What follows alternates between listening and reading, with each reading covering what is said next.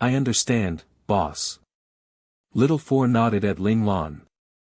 Then, he pulled Little Blossom and jumped into the hole. They entered the core world to find the passcode.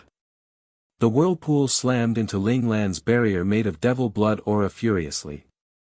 Each slam was fiercer than the one before. Ling Lan's face went pale.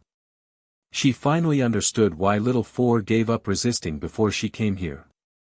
After each resistance, the whirlpool would come back more powerful than before. Little Four must have fought for a long time and gave up when he really had no energy left. However, in order to make sure that this whirlpool of numbers wouldn't interfere with Little Four's mission, Ling Lan would stop it no matter how much effort it would take. Little Four and Little Blossom came to the core world and started looking for the place where the formatting protocol came from. Little Brother Four, it's over there. I can feel a sense of danger. Little Blossom was extremely sensitive towards such dangerous and negative auras. I also find the aura over there irritating. Little Four wasn't as sensitive as Little Blossom, but this was his core world after all. He could feel all the presence within this world. The aura that was coming from the place where Little Blossom pointed at was making him unhappy too.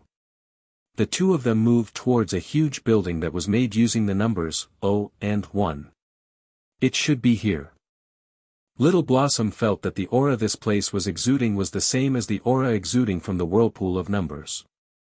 Little Four pressed his right hand on the building. The moment he touched it, his hand disappeared. Little Blossom pulled Little Four's hand back instantly. He said angrily, "Little Brother Four, what are you doing?" Little Four smiled gently. "I'll only feel at ease after I ascertain it. I'm fine." His hand appeared again after he finished speaking. "Little Brother Four, don't take any risks. This thing is not comparable to the one outside. This building is the source of that whirlpool. If we are not careful enough, we might get sucked in and disappear for real," Little Blossom said seriously. He could feel the data within this building. It was powerful enough to wipe him and Little Four away without much difficulty. "We have found the place. How should we destroy it?" Little Four looked at the building in frustration. He didn't know where to start. Little Blossom looked at the building seriously. Then, his eyes lit up as he remembered how his boss used his devil blood aura to suppress the whirlpool of numbers just now. He raised his right hand and a powerful and negative energy that was filled with destructive power engulfed his hand. He slowly moved towards the building. "Little Blossom, what are you doing?" Little Four grabbed Little Blossom's right shoulder. He could feel his hands were being scalded by the negative energy in Little Blossom's hand. "Let's go, Little Brother Four." Little Blossom forced Little Four's hands away. He explained, "Little Brother Four, your data is too positive. It will be restricted by the negative data in the building. My body is made of negative data, so it might not be able to harm me too much." Little Four looked at Little Blossom sternly. Little Blossom nodded seriously to show that he didn't make this decision rashly. Little Four nodded in return and he took a step back to allow Little Blossom to take the risk of being in the front. Little Blossom's right hand slowly touched the structure and a chunk of the building instantly crumbled apart. However, his finger was not like Little Four's where they were deleted by the formatting data, it was still intact. "This may be our lucky break to survive this ordeal." The two of them looked at each other and they both could not say a word that could describe their happiness. Little Blossom's arm slowly phased through the building. Although there were a lot of dangerous data in the building, Little Blossom's viral and destructive data was not that easily destroyed. Instead, the reformatting data was infected, destroyed and devoured by Little Blossom. Even then, the reformatting data just kept coming. Just like that, it continued to see who would last longer. Little Blossom took out his arm. The reformatting data he had taken out was instantly devoured by Little Blossom after leaving its source and became a part of Little Blossom's data energy. "Little Brother Four, I have an idea," Little Blossom said with a serious look on his face. "Are you planning on protecting me as I go in?" Little Four immediately understood what Little Blossom was going to say. "Yes, My data can protect you from being formatted by the data inside the building. We can only find the way to stop the whirlpool if we go inside. Understood. Little Four looked deeply into Little Blossom's eyes. Little Blossom making this decision was basically handing his own life to Little Four. If they entered into the building and he couldn't find the way to stop the whirlpool in time, Little Blossom would be reformatted alongside with him. Is this what Boss meant by the relationship between comrades? Taking a fall for each other and dying together? Little Four felt his computer chip was going to burn up. The feeling he got before was fear. The fear that his computer chip would be destroyed and that he would disappear. However now, Little Four felt his whole body full of energy. His boss, who tried her best to stop the reformatting data in order to let the two of them find a way to resolve the problem, and Little Blossom, who was willing to put his life in Little Four's hands, Little Four felt that he needed to do something to not disappoint them. Little Blossom, protect me and let's go in. Little Four grabbed onto Little Blossom. Little Four was definitely not going to let them down since he had made this decision. Little Blossom used his data to protect Little Four. He also had to control his data so that it didn't harm Little Four. For him, this wasn't something that was easy to do. Soon, Little Blossom and Little Four went head first into the building created with countless of OS and ones. Once they entered into it, they saw the vast number of OS and is trying to devour them.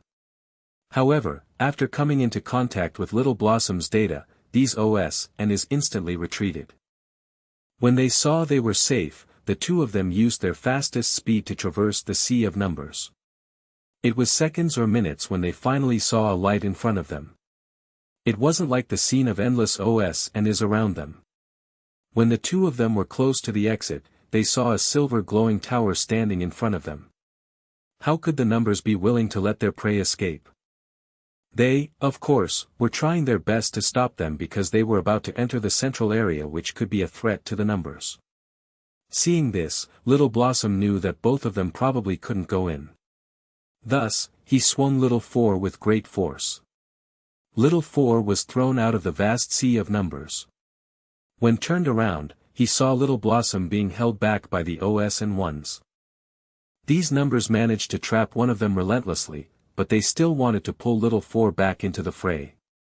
Thus, countless black OS and is formed a tentacle and shot out from the sea of numbers to grab Little Four. At that moment, gray data waves suddenly formed in the middle of the sea of numbers. They quickly wrapped around those tentacles, stopping them in their tracks. Little Brother Four, I'll hold them here. Go do what you need to do. Little Blossom's voice rang from under the sea. Little Four bit his lip, turned around and flew towards the pagoda tower. It was just like Little Blossom had said, Little Four wouldn't be of any help if he stayed behind. Instead, he should be doing what he needed to do. The faster he can stop the reformatting protocol, the faster Little Blossom could be saved. Little Four walked inside the pagoda tower that was dawned with silver light. Suddenly, a strong suction force dragged him deeper into the tower. Little Four instantly arrived in an atrium. The atrium didn't have anything except a large crystal core that was slowly turning and radiating brightly. Is this the core of the reformatting protocol? Little Four moved closer carefully and slowly used his hand to touch the crystal core. Right as he touched it, Little Four shuddered. He quickly took back his hand. The reformatting data of the crystal core had burned his palm. Little Four looked at the burns on his palm with a determination to put everything on the line on his face. If I can't even endure such little pain, then I don't deserve to have the boss and Little Blossom's kindness. Little Four slowly touched the crystal core. The information within the core along with the burning pain all went into Little Four's mind at the same time. Bam! Little Four, whose whole body was burned black, was sent flying. Little Four slowly crawled up and said to himself, I see. Using his energy, Little Four's outer appearance returned to his previous white complexion. They wanted me to become something that they need, but I am not going to do that. Little Four was only going to be his boss's subordinate. His boss liked him, so even if he was to change into something that those people didn't like, why would it matter? Little Four went onward to get what he wanted with that one thought in mind, even if he would completely disappear. As expected, it was as number 5 had previously mentioned that this reformatting protocol from the chip had a chance to be erased. It was because Little Four didn't know what to do before that he was almost devoured by the whirlpool. However now, he knew what to do against it now.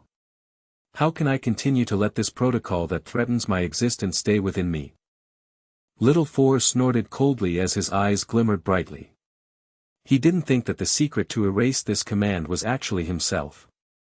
Little Four's right hand began to glow brightly. Then, he ruthlessly stuck it inside his own head. The immense pain made him grimace and his little body began to tremble. However, none of these things stopped his hand from going deeper into his head. He was slowly looking for a key that was hidden deep inside his head. Finally, Little Four felt there was a portion of his mind that had a hidden feeling of disgust towards him. He immediately grabbed onto it. Then, as if he was pulling apart his soul, he tore off a part of himself. When Little Four took out the little ball that was covered by glowing white shell, Little Four's body began to become translucent. It was as though he couldn't keep his body as the shape it was. If I didn't reach this place, how would I have known that this reformatting protocol was actually a part of myself? It turns out, when Little Four had first awakened, this reformatting protocol was already a part of him. If he failed this time and was reformatted, he would lose all the memories he has gained, but this little ball would continue to stay inside his head. It would stay with him and wait for him to awaken again to become a part of him. If he evolved into something that those people didn't need once again, the reformatting protocol would start again. The cycle would continue until Little Four evolved into what they wanted him to be. When he becomes the perfect mainframe in their eyes, the protocol would stop completely. The black sea of numbers seemed to have sensed danger, so they started attacking Little Blossom frantically. Finally, Little Blossom couldn't withstand the overwhelming pressure anymore and was submerged in the black sea of numbers. The black number sea successfully got rid of Little Blossom, who was stopping them, so next, it rushed towards the bottom of the pagoda, as it wanted to get rid of Little Four too. Little Four felt the powerful resistance from the sea and a malicious intent appeared in his eyes. He scoffed and squeezed the small ball in his hand until it popped. Little Four opened his hand. He looked coldly at the sparkling little ball as it turned into white goo before dissipating in the air. Since he had already found where the formatting protocol came from, he wouldn't leave it and let it continue harming him. The moment the sparkling white ball popped in Little Four's hand, the powerful black sea of numbers disintegrated. Little Blossom, who was submerged the black sea, dropped from the air the moment the black number sea disappeared. Little Four quickly flew out from the tower and caught Little Blossom midair. Little Blossom was stunned. Little Brother Four, has everything been settled? Yes. Everything is settled. Little Four smiled happily. He could stay alive now. It was all because of the help of Little Blossom and his boss. Little Four couldn't control his longing for his boss the moment he thought about her. He only left her for a short while but it felt like an eternity to Little Four. He wanted to see his boss and tell her proudly that Little Four was back. Little Four went to find boss with Little Blossom excitedly. Both of them were in a hurry so they didn't notice the change in Little Four. The round and young-looking face seemed to have grown more mature. Ling Lan, who was guarding the entrance of the core world, finally took a step back from the vicious attack of the whirlpool of numbers. She stopped multiple attacks by the whirlpool of numbers, but as the number of times she stopped it increased, the force behind the whirlpool of numbers increased too. Finally, the force behind the whirlpool exceeded Ling Lan's tolerance. Her conscience had become scattered from the impact of the collision with the whirlpool of numbers.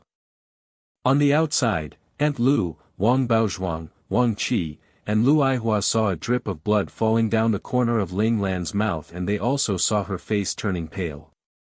Aunt Lu and Lu Aihua were shocked. They didn't know what they should do. Wang Qi shouted, "Grandfather, what's wrong with Brother Hui?" As an old and experienced soldier, Wang Baozhuang reprimanded him, "Don't interrupt Jiang Hui. He is fighting with someone." This was a silent battle between the spiritual power of powerful masters. It was not something normal people like them could imagine. What they could do now was to not disturb Jiang Hui so that he could focus on fighting with his opponent. Wang Qi looked at Ling Lan with respect. He didn't know how such a silent battle could happen, but he knew that this should be the legendary battle between powerful people. If an old man was having this fight, Wang Qi might just be in awe. However, Jiang Hui was only a few years older than him. Wang Qi got excited, as he started wondering if he was able to become as powerful as Jiang Hui. The dream of becoming a powerful person formed in his heart. Similarly, Lu Aihua had this dream too. If she was so powerful, no one would be able to bully her mother, her brother, and her anymore. Poor Lu Furong.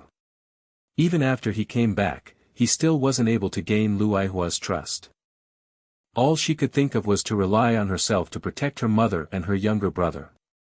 Just as Ling Lan was preparing herself for the next powerful attack, the whirlpool of numbers suddenly dissolved in the air. It was gone in an instant. Ling Lan suspected if she was under an illusion. However, she realized that this must be because Little Four had succeeded. Her expression relaxed. As expected, her Little Four didn't disappoint her. Boss. Speak of the devil. Ling Lan heard someone shouting for her loudly. You're back. Ling Lan spread out her arms and Little Four quickly dove into her arms. Ling Lan was at ease when she felt Little Four's body. Ling Lan saw Little Blossom looking at Little Four and her with a pale face. She beckoned with her hand. Little Blossom, come over. Little Blossom's eyes lit up, but he looked at Ling Lan with uncertainty. Ling Lan smiled and beckoned at him again. Little Blossom finally smiled brightly. His smile was warm and bright. It could melt the snow and revitalize everything. Even Ling Lan's heart trembled a little when she saw that. She told herself that Little Blossom was a demon too. Little Blossom ran into Ling Lan's arms happily and hugged her tightly. Ling Lan hugged Little Blossom and whispered, "Thank you for your hard work." She knew from Little Blossom's haggard appearance that he had a hard time too. "Master, I'm all right. Little Brother Four is the one who had it hard." Little Blossom was just a naive child, so he didn't know how to whine. He just stated the facts honestly. "Yes, both of you worked hard." Ling Lan hugged the two tightly. Fortunately, both of them came back safely. However, the situation outside didn't allow Ling Lan to spend more time with the two little children. Lu Furong was able to resist Elder Ying's attacks and understand more about his domain in the process. He might even be able to realize his first domain technique in the process. However, Lu Furong just managed to advance to the domain stage while Elder Ying was someone who was close to becoming a titled domain realm formidable warrior. He got frustrated at the start when he wasn't able to defeat Lu Furong, but with the vast difference in strength, it allowed him to be in control of the situation, so he was still able to be at an advantage. Lu Furong had almost exhausted all his domain energy, so he was in a dire state now. Our young Master Lan is very busy. After helping her younger brothers, she had to save her subordinates. This may be the fate of a transmigrator. Ling Lan complained to herself. In an instant, she disappeared from Aunt Lu and the other three people's vision. Elder Ying finally saw that his opponent was unable to stand up again, and he gave a sinister smile. He activated his domain and a sharp spike made from soil congregated in the air. It stabbed towards Lu Furong viciously. In the face of death, Lu Furong's expression didn't change. He looked at the spike without blinking. He wasn't frightened at all. He believed that his regiment commander wouldn't allow him to get injured. He trusted Ling Lan more than he trusted Regiment Commander Wang. This might be because of Ling Lan's spectacular performance during the battle on planet Haijiao. When he risked his life to operate the God-class mecha to protect Base 013, Lu Furong's heart was won over entirely by her. Boom! Just as the spike was about to pierce into Lu Furong's body, an ice wall blocked it. The two domain energy collided and exploded. Who is it? Elder Ying's expression changed and he instantly shouted to the air. A young man with a mask covering the top half of his face appeared beside Lu Furong. He had a smile on him as he was looking at him. Regiment Commander, I'm sorry. Lu Furong vomited blood. In the end, his regiment commander still needed to clean up for him. Lu Furong felt embarrassed. Elder Ying focused when he heard this greeting. He knew that his real opponent had finally appeared. The person that saved that child must be him, not the man that was defeated. Ling Lan took the blame for her pet. However, she was guilty of it too. Little White had swallowed all the precious jewelry. It patted its round stomach in satisfaction. When it sensed Ling Lan's ice element, it jumped up excitedly. Roar! Master! Master has finally come to save us. Little White stretched out two tentacles and caught the chest Little Aijuan was lying in as he played a stacking game with the jewelry. In the next second, he dragged the chest out and rushed to the spot where he detected Ling Lan's element. Lu Aijuan thought that Little White was playing with him, so he sat in the chest and clapped his hands excitedly. Lu Aijuan was immersed in the flying game, so he didn't notice that Little White took a deep breath before they left the treasury. It had sucked all the other things that were left inside. Little White was furious that it got kidnapped for no reason. When it got unhappy, it needed to eat some things to compensate for the psychological damage they had caused it.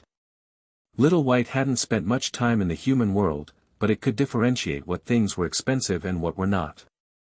This was because its caretaker, Li Lanfeng, taught it to recognize all the precious things in the human world. He even shamelessly told it that it could eat everything precious if it belonged to someone that was its master's enemy, as long as no one noticed it. Li Lanfeng had noticed Little White's amazing eating ability and its strange stomach earlier than Ling Lan. Just like that, while Little White was escaping, it didn't forget to eat all the things it thought was expensive along the way. Although it didn't clear everything, there wasn't many items left too. Almost nothing expensive was left behind. It's okay. You managed to last for a long time and even learned one of the techniques for your domain. I'm quite satisfied with your performance. Actually, the experience Lu Furong had gained through this battle exceeded Ling Lan's expectations. However, she understood the rationale behind it very quickly. Lu Furong had been stuck at the optimal peak of Qi Jin for more than 10 years. It was already time for him to rise. Even if Ling Lan didn't force him to advance, he would be able to break through to the domain stage naturally after some time. However, this natural way of breaking through required an opportunity too. It might take him less than a month or even a few years to gain that opportunity. Because of his huge amount of experience, Lu Furong was able to quickly stabilize his domain even though he was forced to advance. He even managed to leave pseudo-domain stage and become a real domain realm masters after a single fight. At first, Ling Lan thought that forcing someone into the domain stage would cause them to have a hard time understanding their domain techniques. But, this might not be the case. Young people at the optimal peak of Qi Jin had little experience, so they would face this problem. However, to those who had been at the optimal peak of Qi Jin for more than 10 years, they just needed an opportunity to advance. Once they succeeded in their breakthrough, their speed of stabilizing their domain was much faster than those inexperienced people. Maybe I can use this method to force the other experienced mecha operators to break through. Ling Lan thought to herself. Far away on planet Southcrest, some experienced soldiers who were at the optimal peak of Qi Jin suddenly felt a chill down their spine. Yang Mingji felt a chill too. He touched his nose and wondered, did the temperature drop today? Should I wear more clothes? The members of Team 01 looked up at the bright and shiny sky. They ignored the words of their team leader. Yang Mingji felt something strange was going on with the world. HR hurriedly used his Qi Jin to remove the chill in his body.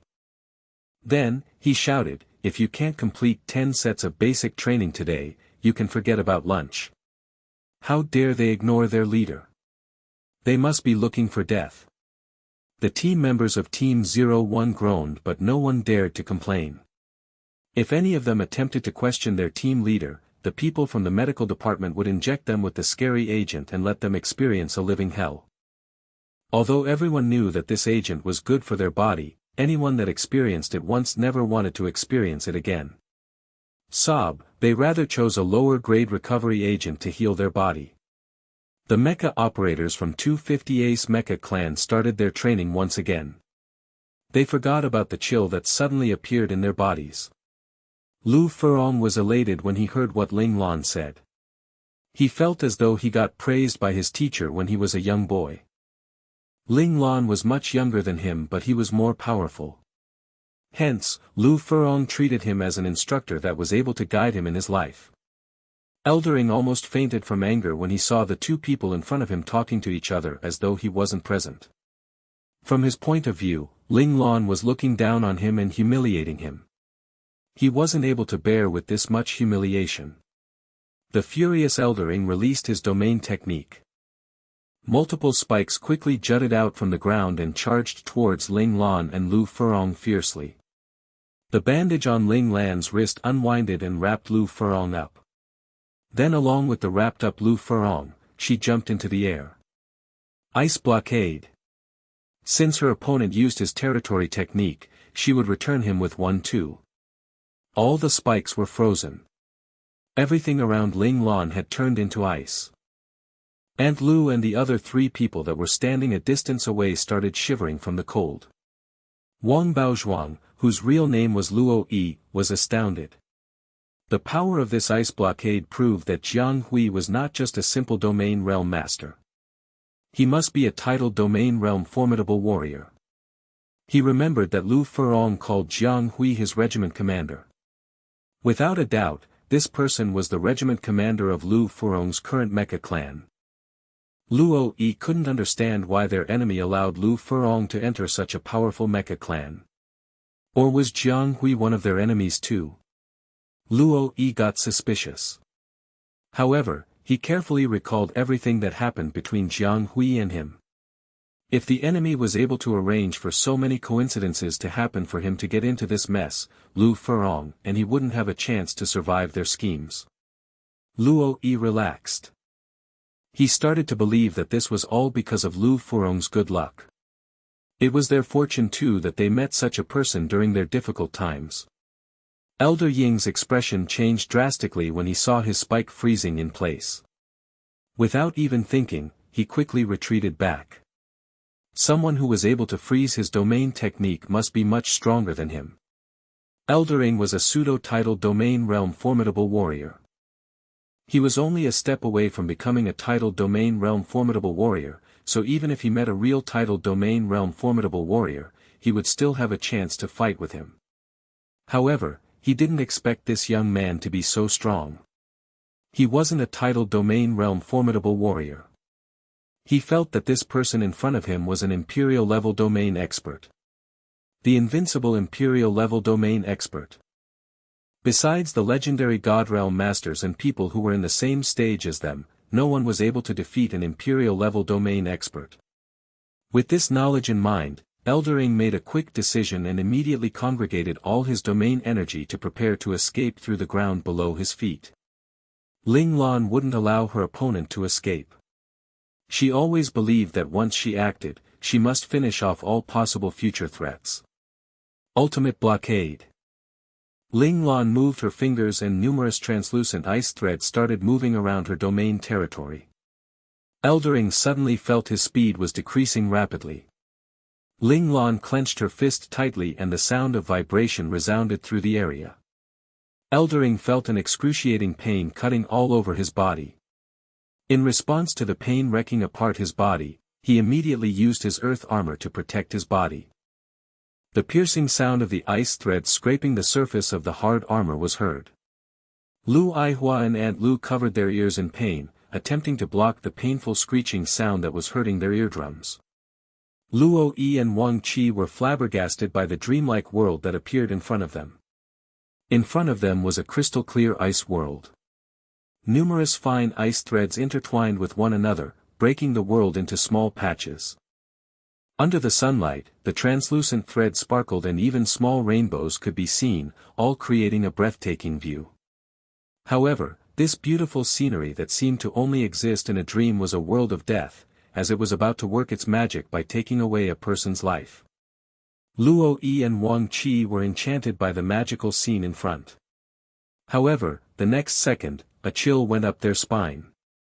Eldering tried to block the ice threads with his most powerful defensive technique, but he still failed. The piercing and slashing power of the threads were too much for him. His body was cut into perfectly square sections of meat and his blood stained the ground below him. Luo Yi and Wang Qi jumped back in shock. They had the illusion that their skin was groaning in pain and some of the invisible threads were actually cutting into their skin, attempting to turn them into a pile of meat. But, they soon realized that what they were feeling was fake because they were outside the boundary of the ice world. However, they couldn't control their wandering minds. It would probably take some time for them to forget about this scene and this feeling. Fortunately, Lu Aihua and Aunt Lu, who closed their eyes in pain because of the piercing sound, didn't see what had happened in front of them. They were luckily able to escape from having this nightmare for the next few months. Lu Furong had seen Ling Lan using her ice blockade before, but he had never seen such a beautiful and frightening killing technique before. Lu Furong had killed many people before, but he still shivered when he saw Eldering turning into a pile of meat in front of him. Regiment commander is brutal. Lu Furong decided that he must remind his team members to not offend their regiment commander after he goes back to the clan. Even if you really die, you wouldn't want to die in the hands of their regiment commander. This technique was actually brought over from the gaseous state technique. Ling Lan was now able to change the state of the threads easily. This technique consisted of blue water threads, crystal clear ice threads, and gray mist threads. Out of these three states, the ice threads were the most powerful. The water threads were the most tenacious while the mist threads were a combination of the two. After Ling Lan killed Eldering, she felt a familiar presence coming her way. She snapped her fingers and the ice threads around her disappeared instantly. The beautiful ice world faded slowly too. A white object suddenly dove into Ling Lan's arms. It was Little White. Behind it, a huge chest that was skidding towards them with the help of the ice on the ground. Lu Aijuan clapped his hands excitedly. He shouted, "Little White, this is fun. It's so fun. Can we play that again?" Until now, Lu Aijuan still thought that everything was a game. He didn't show any signs of fear which a hostage should be showing. Little White didn't want to bother any more about this idiot. It was his honor that I decided to play with him for so long. Since I'm back with my master, I won't play with you anymore. Humph. Ling Lan patted Little White's head and said calmly, "Good job. Ah, my master is complimenting me." Little White smiled brightly until its eyes formed a single line. It rubbed its head against Ling Lan's hand. The anger it had when its master abandoned it was gone. Little White was really easy to console. "Little White." Lu Furong shouted when he saw the familiar round ball. Little White froze and it turned its head slowly. Then, it saw Lu Furong smiling at it happily, the dreaded Lu Furong. Rawr! Ah! I got found out again. Master will definitely murder me. Little White still remembered that its master had changed his name so that he wouldn't be discovered. However, it accidentally exposed its master's identity. Ah! What should I do? I don't want to die yet. Little White held its head with two tentacles as it started thinking furiously of a way out. Should I silence Lu Furong or should I pretend that I am not Little White? Don't worry, it has nothing to do with you. Ling Lan knew what Little White was worried about when she saw its expression. Ling Lan patted its head while she held back her laughter. At first, she kept Little White as her pet because she wanted to use it as her trump card, but she really didn't expect Little White to be so funny. Little White turned energetic again when it heard what Ling Lan said. It nodded at Lu Furong arrogantly as if it was proudly stating, "Yes, I am your regiment commander's pet, Little White." Lu Furong secretly laughed at its expression. After so many days of playing with Little White, Lu Aijuan treated Little White as his friend. When he saw his friend ignoring him, he got agitated and hurriedly climbed out of the treasure chest. He was wearing many pieces of jewelry on him, so he used some effort to run towards Ling Lan. He asked curiously, "Brother Jiang Hui, why is Little White ignoring me?" Instead of answering him, Ling Lan pointed Lu Furong and asked, "Ijuan, who is this person?" Lu Ijuan looked at the bloody and haggard man curiously. He started thinking carefully. Suddenly, his eyes lit up. He looked at Ling Lan with anticipation. "He is, Daddy." Lu Furong trembled when he heard the word, Daddy. He didn't expect this little boy who just suddenly appeared to be his son. "Yes, he is your father," Ling Lan smiled as she replied. Lu Ijuan looked at Lu Furong again. He slowly walked over and asked with uncertainty, Are you really my daddy?" Lu Furong quickly knelt down on one knee and looked at the anticipation in the little boy's eyes, but he could also see that the little boy was a little frightened that his hopes would be dashed too. Lu Furong suddenly felt a wave of regret washing over his heart. He could always proudly held his head up high to everyone, but his wife and children he just could not put up the courage to even look them in the eyes. "Yes, I'm your father." Lu Furong had tears in his eyes as he nodded. "Daddy." Lu Ijuan rushed over and hugged Lu Furong's neck. He started crying loudly. He was no longer a child without a father. Ling Lan had brought Aunt Lu and the other 3 people over. She pushed Lu Aihua, who had turned stiff, and whispered, "Little Aihua, hurry up and go to your father." Lu Aihua moved step by step towards the 2 people that were hugging each other. Lu Furong looked up when he felt someone standing beside him. It was his daughter whom he always thought about for the past 10 years. She was looking at him hopeful eyes too. "Aihua, my good daughter." Lu Furong hugged Lu Aihua instantly. He hugged his 2 children tightly. He felt fortunate that he was able to see them again. Lu Furong controlled his excitement. He consoled his children and then stood up. He looked at Aunt Lu, whose eyes were red.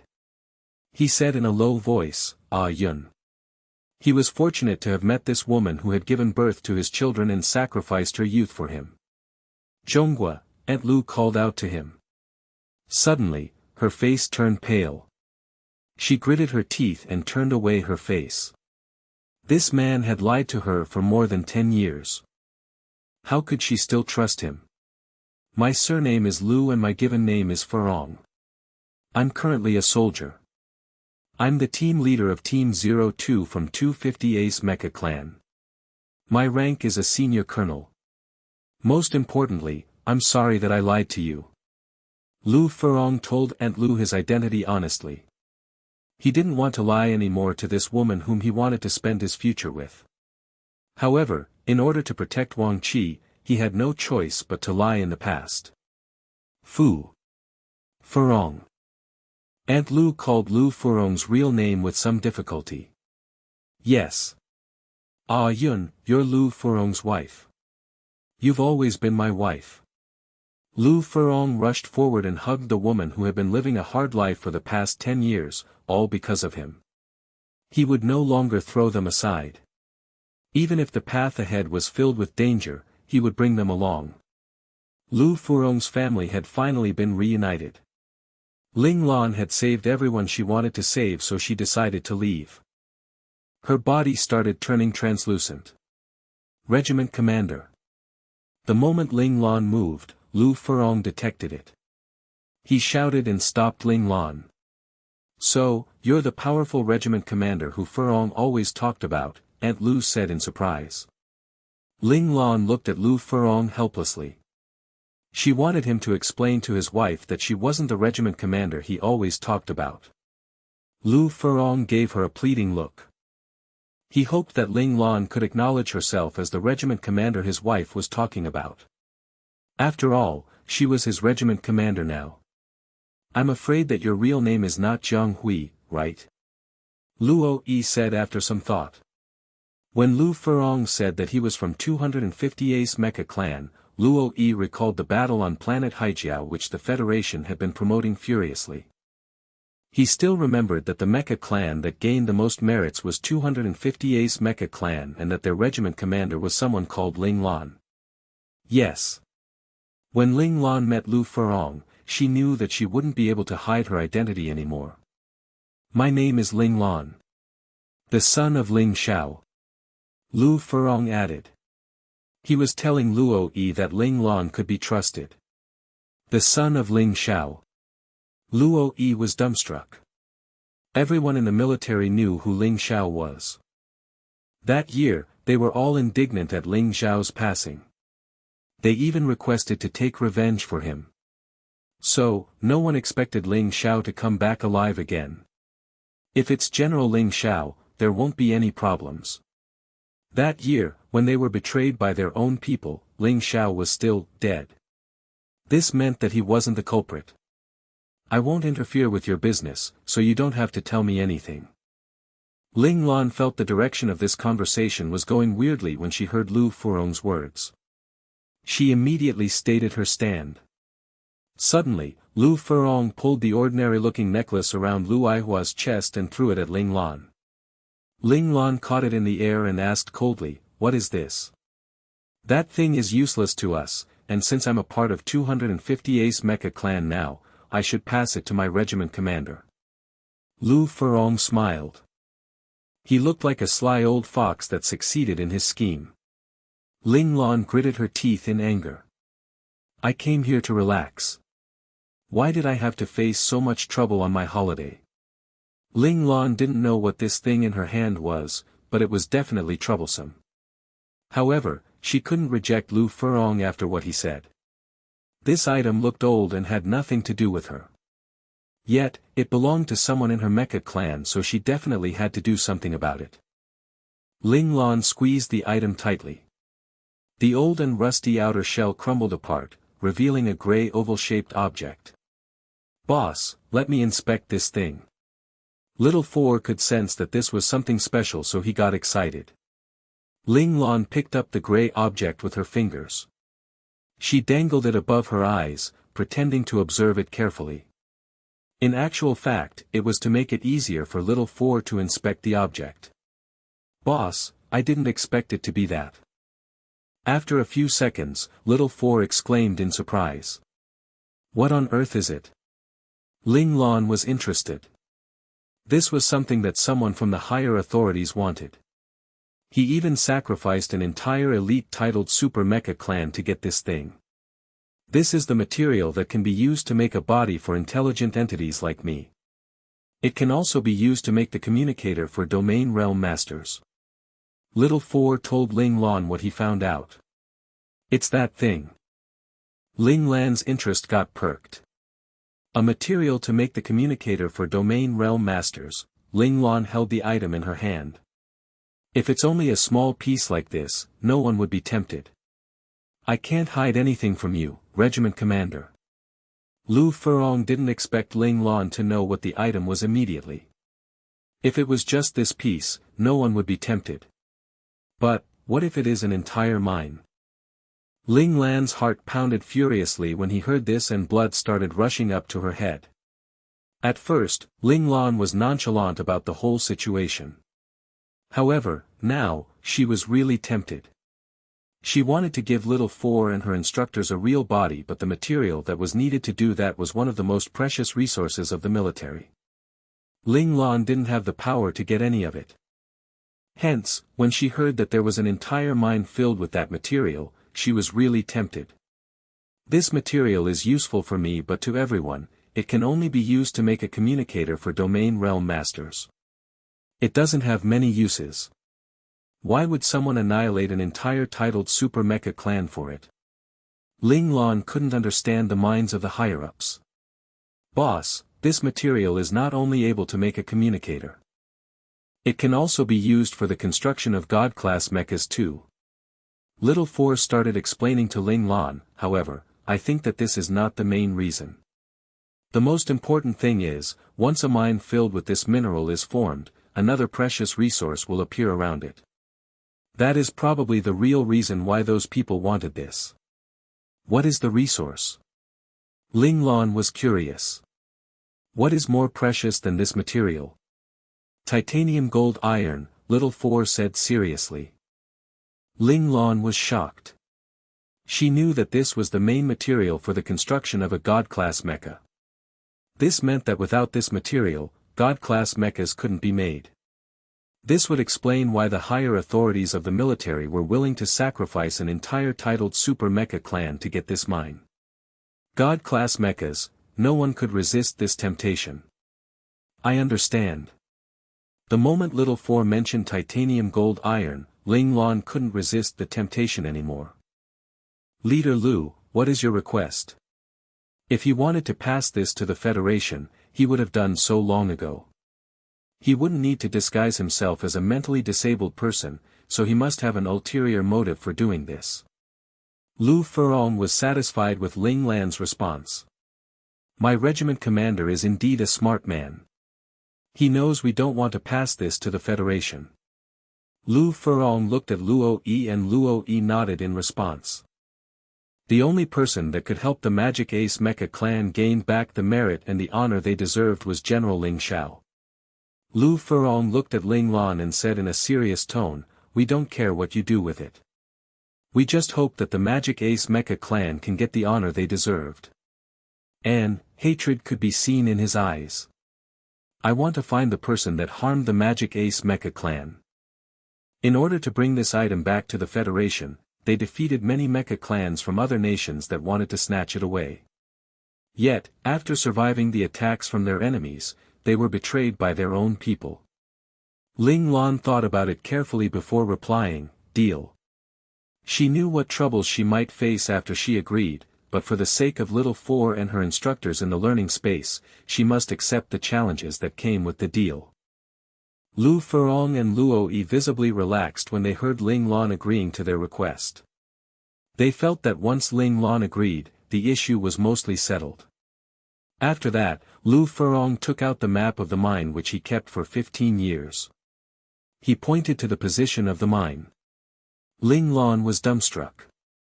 She felt that she was fooled by Lu Furong. This is the correct location? Ling Lan asked again. Ling Lan thought that such a precious mine must be located at some primitive planet or some forest or desert where no one would go. However, contrary to her expectations, it was located at a famous place that had millions of tourists visiting every day. How was she able to dig the minerals without alerting anyone? Wait, you are not the only ones who knew about this mine. Ling Lan suddenly understood everything. Of course. We are not professional mine inspectors. We only snatched their findings. Lu Furong smiled. However, only we have the detailed location of the mine. Those people were afraid that the location of the mine would be leaked, so they killed all the inspectors that knew about it. Lu Furong's words proved that a bloody battle had happened because of this mine in the past. Many people had died because of it. How did you find out about it then? Ling Lan was curious. Since the other party killed everyone who knew about the mine, how did the Magic Ace Mecha clan find out about it? Lu Furong gave a bitter smile. He sighed and answered, I don't know if we're lucky or unlucky. That time, we received a 3-star team mission to disguise ourselves and find the evidence for the crime of a person. Accidentally, we noticed that someone was killing a bunch of normal citizens. We thought that this was a piece of evidence for the person we were following, so we stopped them. Because of this, they got an opportunity to gain more merits for their mecha clan. However, it caused the annihilation of their mecha clan too. Ling Lan could guess what happened at the end. The Magic Ace Mecha clan knew that this was a big secret, so they retreated quickly. However, because of their hasty retreat, they left traces behind. The members of the Magic Ace Mecha clan started to have other thoughts too when faced with great wealth and benefits. There was a fine line between heaven and hell. Mo Port allowed private starships and cruise ships to anchor at the berth and have a break. It was located on a man-made planet. Besides the private starships and high-class cruise ships from wealthy elite families, many mercenary spacecraft landed on this port too. Most of Mo Port space was filled with mercenaries. Mercenaries must have the certification from various countries to prove that they were mercenaries of their respective countries. If not, they wouldn't be able to join this industry. This certification was hard to get. They needed to reach the 5th level and above for the manifestation stage in order to get this certificate. They also needed to pass 2 out of the 3 assessments. The 3 assessments were speed, strength, and combat skills. This was to ensure the safety of the mercenaries too, as exploring the galaxy was a dangerous job. If the mercenaries didn't have the ability to protect themselves, taking on missions would just be suicide. Of course, not all the mercenaries belonged to a country. Some came from chaotic lands that had no government. The Mercenary Association was in charge of assessing the mercenaries from these areas.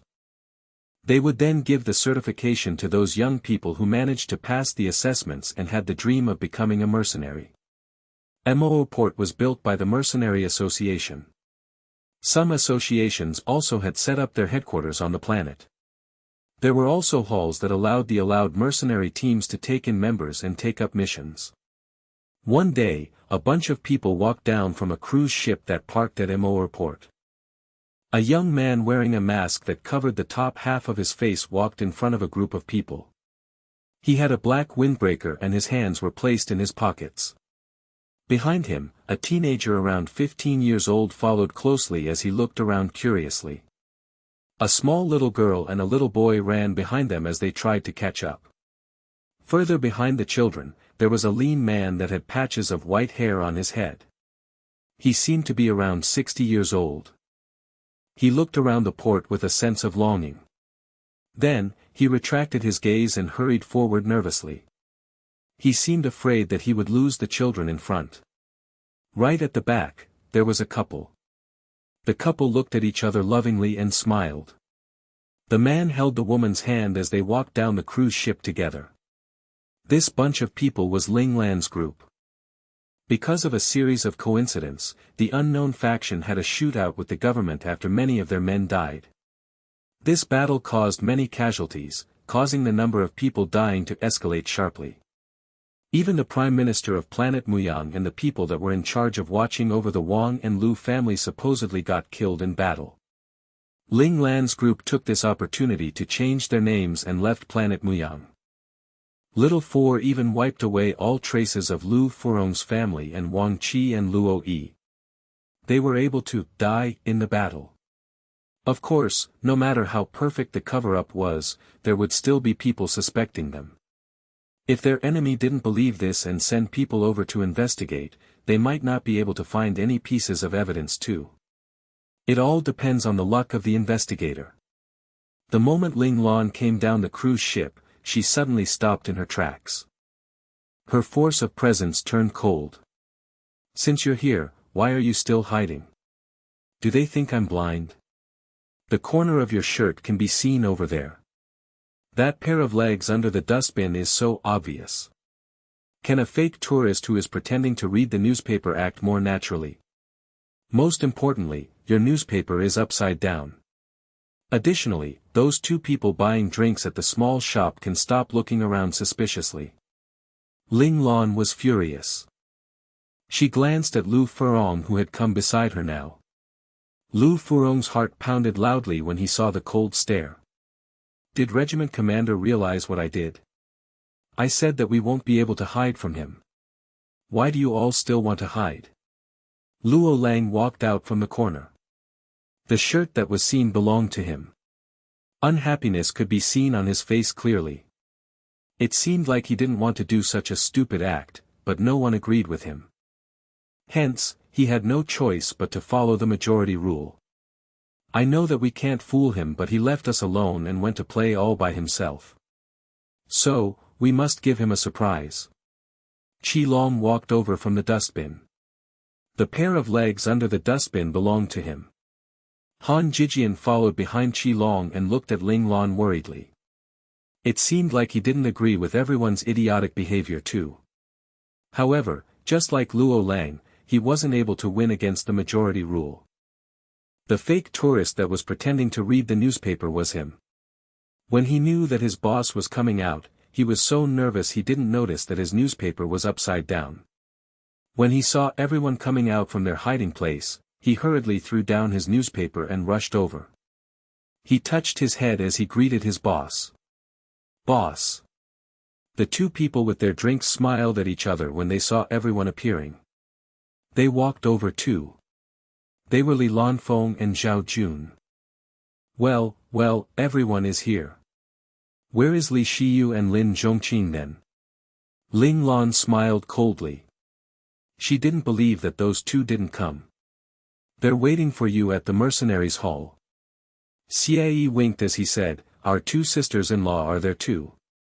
Ling Lan felt speechless. She forgot that she had these two debts to clear. "Why are you here? Are you not going to take care of 250 Ace Mecha clan?" Ling Lan pushed down her guilt and asked them. "Leader Yang and Leader Gu are still at our base." "Oh, Li Yingjie is there too." "It'll be fine," Qi Long answered irresponsibly. He didn't feel guilty that 7 out of the 10 team leaders left the base. Li Yingjie, who was at 250 Ace Mecha clan, saw the messages everyone left for him and shouted in anger, "How can these bunch of people run away without me? Damn it! I want to have a holiday too." Fortunately, Li Yingjie didn't know that they went to look for Ling Lan. If not, he would have broken ties with all these ungrateful and heartless bastards. 250 Ace Mecha clan is a piece of fat meat now. Everyone wants to have a bite of it. The military is having a war over the position of our regiment commander. Han Jijian finally told Ling Lan why they had left. "We don't want to be called by the military for questioning all the time. They kept asking us if we want to leave 250 Ace Mecha clan. We don't want to beat around the bush with them, so we took leave. We'll go back once everything has settled down." Han Jijian seemed worried. He was afraid that the position of their regiment commander would be taken away by someone else. If that was the case, he would leave 250 Ace Mecha clan. He remembered what his father told him a few days ago. He shook his head slightly and pushed the thought away. As long as the regiment commander of 250 Ace Mecha clan was their boss, he would stay here. It's not so easy to take advantage of 250 Ace Mecha clan. Li Lanfeng's calm voice floated over. Huge sacrifices have to be made in order to get the position of the regiment commander of 250 Ace Mecha clan. It all depended on General Ling Xiao now. If he wanted to let Ling Lan remain as the regiment commander of 250 Ace Mecha clan, he would have his ways. There's no rush. It'll take a few months before everything will be settled. Let's just wait and see, Ling Lan replied indifferently. She didn't care about the position of a regiment commander. She just wanted her father and her to retreat from this crisis safely. "Why aren't you surprised to see us?" Zhao Jun sighed. He thought that his boss would have a different expression when he saw them. Yet, he remained as calm as always. "Don't forget that I'm a hacker." Ling Lan gave Lu Furong a knowing smile.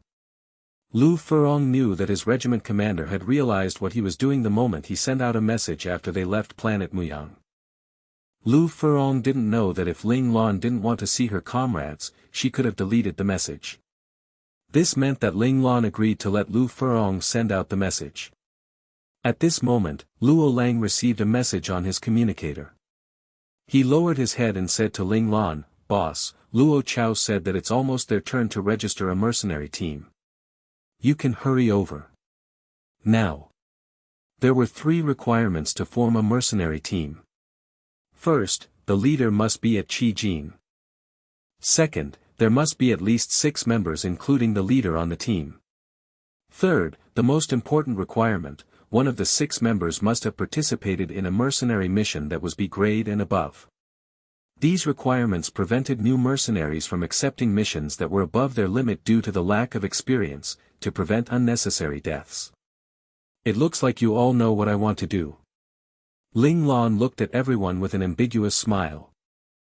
After everyone had their little session of snickering, she led them into the hall. They saw Li Shiyu, Lin Zhongqing, and Chang Xinyuan sitting together when they entered the hall. They were discussing something among themselves while Luo Chao and Han Shuya sat on one side, waiting eagerly for them. "Boss." Han Shuya saw them first. Ling Lan was wearing a mask but she still recognized her. She waved at them happily. Luo Chao smiled as she looked at Ling Lan silently. Ling Lan was touched by the warmth and support in her gaze. Ling Lan nodded at them before walking over. "Boss, how is your body?" Although Li Shiyu said that their boss's injuries were under control and wouldn't get worse, Han Shuya and Luo Chao were unable to feel at ease unless they asked Ling Lan personally. "I'm fine." Ling Lan didn't tell them the difficulty she was facing. She didn't say that her body's immune system was almost destroyed. She was able to stabilize her condition only with the help of the second-generation Nuwa agent, but if she wanted to heal completely, she needed more Nuwa agents. That was why she was covered in bandages. Her hideous wounds were hidden under the bandages, as normal people might feel disgusted if they see it. Han Shuya and Luo Chao were easy to comfort. Once Ling Lan said that she was fine, they relaxed and started smiling. Well, you couldn't blame them. In their hearts, Ling Lan was someone who always meant what she said and never lied. Thus, if Ling Lan said that she was fine, she was fine. Li Shiyu stood up too when he saw Ling Lan. He came over and held Ling Lan's wrist to check her pulse. Not bad. Her pulse rate was better than a month ago. Li Shiyu felt at ease too. He was afraid that Ling Lan's brittle body would get worse when she came out to travel alone. 021. 021. One of the staff members was shouting a number. Han Shuya raised her hand in a hurry. Coming. It was their turn. Ling Lan walked towards the staff member. The staff member looked at her curiously. Most of the leaders were old, so Ling Lan seemed a little too young for the position. The staff member suspected her ability. Come, scan your communicator over here. The information on the communicator would determine whether this young man was eligible or not. The staff member held his opinion back and continued with the registration process. Beep. Ling Lan scanned her communicator. Her information was displayed on the staff member's screen. Jiang Hui, 27 years old. B-level mercenary, freelance. Physical skills, late stage of Qi Jin. Competed mission, SSS 0. SS 0. S 0. A 1B 3C 21D 37E 23. This was the data of the real Jiang Hui. Ling Lan didn't make any changes. The staff member dismissed his suspicion after seeing Ling Lan's completed missions. He was young, but he had already completed so many missions. He even completed an A-level mission. A-level missions were dangerous and risky. Normal mercenaries wouldn't dare to accept an A-level mission. Since the leader of the team met the requirements, the staff member continued, "Where are the other 5 members?" A team needed to have at least 5 members excluding one leader. Me. Me. Me. People started shouting in front of the staff member. He saw a line of young men and women rushing to become the second person to register. The staff member, who was used to handling disgruntled people, was stunned by the enthusiasm of these young people. He actually didn't know what to do. Cough. Ling Lan made a coughing sound. The people that were shoving and pushing each other froze. Thank you. Li Lanfeng slid out of the crowd and moved to the front. He scanned his communicator successfully. Beep. Li Lanfeng, 25 years old. A level mercenary, freelance. Physical skills, optimal peak of Qi Jin. Competed mission, SSS 0. SS 0. S 1A 13B 29C 21D 23. E 2. The staff member gasped when he saw Li Lanfeng's information. He thought that the leader would be the most powerful person among the team, but the first member was stronger than him. He even completed an S-level mission. S-level missions were extremely dangerous. Anyone below the domain stage would have a hard time completing it. Qi Long and the others glared at Li Lanfeng. They wanted to beat this sly fox up. Zhao Jun took this chance to scan his communicator and became the third member to register. Beep. Zhao Jun, 25 years old. A level mercenary, freelance. Physical skills, optimal peak of Qi Jin. Competed mission, SSS 0. SS 0. S, 1A, 22B, 31C, 37D, 23E, 2. Most of the time, Zhao Jun acted with Li Lanfeng, so the number of missions they had completed was around the same. However, Li Lanfeng wasn't interested in some mission while Zhao Jun liked to take missions to pass his time. Hence, he completed a few more missions than Li Lanfeng. The staff member saw Li Lanfeng's results, but he didn't appear as shocked as when he saw Zhao Jun's data. However, deep down inside, he was dumbfounded. Qi Long immediately scanned his communicator when he saw that the first two positions as a member were taken. His frightening force of presence stopped everyone from snatching the third position from him. Beep. Qi Long, 22 years old. A level mercenary, freelance. Physical skills, optimal peak of Qi Jin. Competed mission, SSS 0. SS 0. S 0. A 4B 21C 29D 39E 9. Once you have completed a certain level of mission 3 times, your mercenary level would follow that mission's level. Qi Long had completed a level missions 4 times, so he was an A-level mercenary. His level was the same as Zhao Jun and Li Lanfeng. After him, Luo Lang, Xie Yi, Han Jijian, and Lin Zhongqing scanned their communicator and registered. Most of them acted along with Qi Long, so their data was similar to him. The staff member was flabbergasted when he saw multiple A-level mercenary registering. Hence, when he saw that Chang Xinyuan was an E-level mercenary and didn't complete much mission, he finally felt that things were going back to normal. This was the data a new mercenary team should have. Those level a mercenary before him must be hired with a high salary. However, this thought was broken after he saw Lu Furong's data. Beep. Lu Furong, 43 years old. S-level mercenary, freelance. Physical skills, optimal peak of Qi Jin. Competed mission, SSS 0. SS 0. S 5A, 43B, 129C, 134D, 63E, 42. SE. S-level mercenary. Oh my god, where did this new team come from? Where did all these high-level mercenaries come from? Luo Yi's mercenary level was not low too. He was an A-level mercenary. Soon, everyone finished registering. The staff member asked in a daze, "What is the name of the mercenary team?" Ling Tian. In Ling Lan's mindscape, Little Four raised his hands and shouted happily.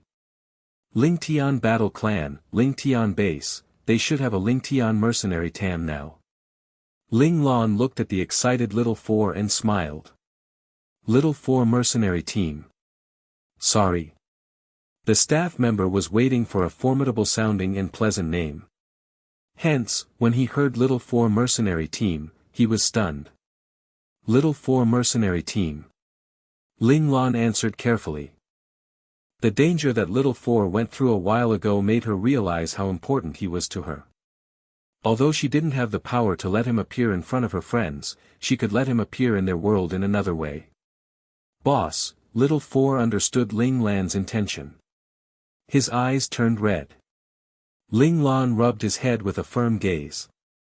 One day, she would let Little Four appear in front of everyone personally so that he could become one of them. Everyone was surprised by the name of their mercenary team, but no one had any objections. Even if their name was the Cat Mercenary Team or the Dog Mercenary Team, as long as their boss chose it, they would accept it. Hence, the name of the mercenary team that would become widely famous in the future was given with a single sentence from Ling Lan. Before they left, Ling Lan reached out and tapped the staff member's forehead with her finger. She smiled, "Thank you. You're welcome. The staff member felt a warm presence in front of him. However, his forehead felt cold. The staff member was in a stupor as he watched as Ling Lan's team leave the hall. After a while, he slapped his forehead and muttered to himself, "Why am I in a daze?" He lowered his head and shouted, 022. Oh right, the little 4 mercenary team seemed to have quite a few people. The staff recalled the mercenary team that had just registered. Then, he realized that he couldn't remember any of the details of the team members anymore. But, this was normal for him, as he had to handle a few hundred mercenary teams every day. Unless the mercenary team was very special or powerful, it wouldn't give him any lasting impression. After the people with the number 022 came up to him, the staff member forgot about little 4 mercenary team entirely. He didn't know that the little 4 mercenary team's details were now locked by little 4. That meant that people could only see the level of little 4 mercenary team. They were unable to see the details of the members of this team anymore. Ling Lan had to nod her head before anyone could see the members' details. This feels good. We can finally go on a mission with boss.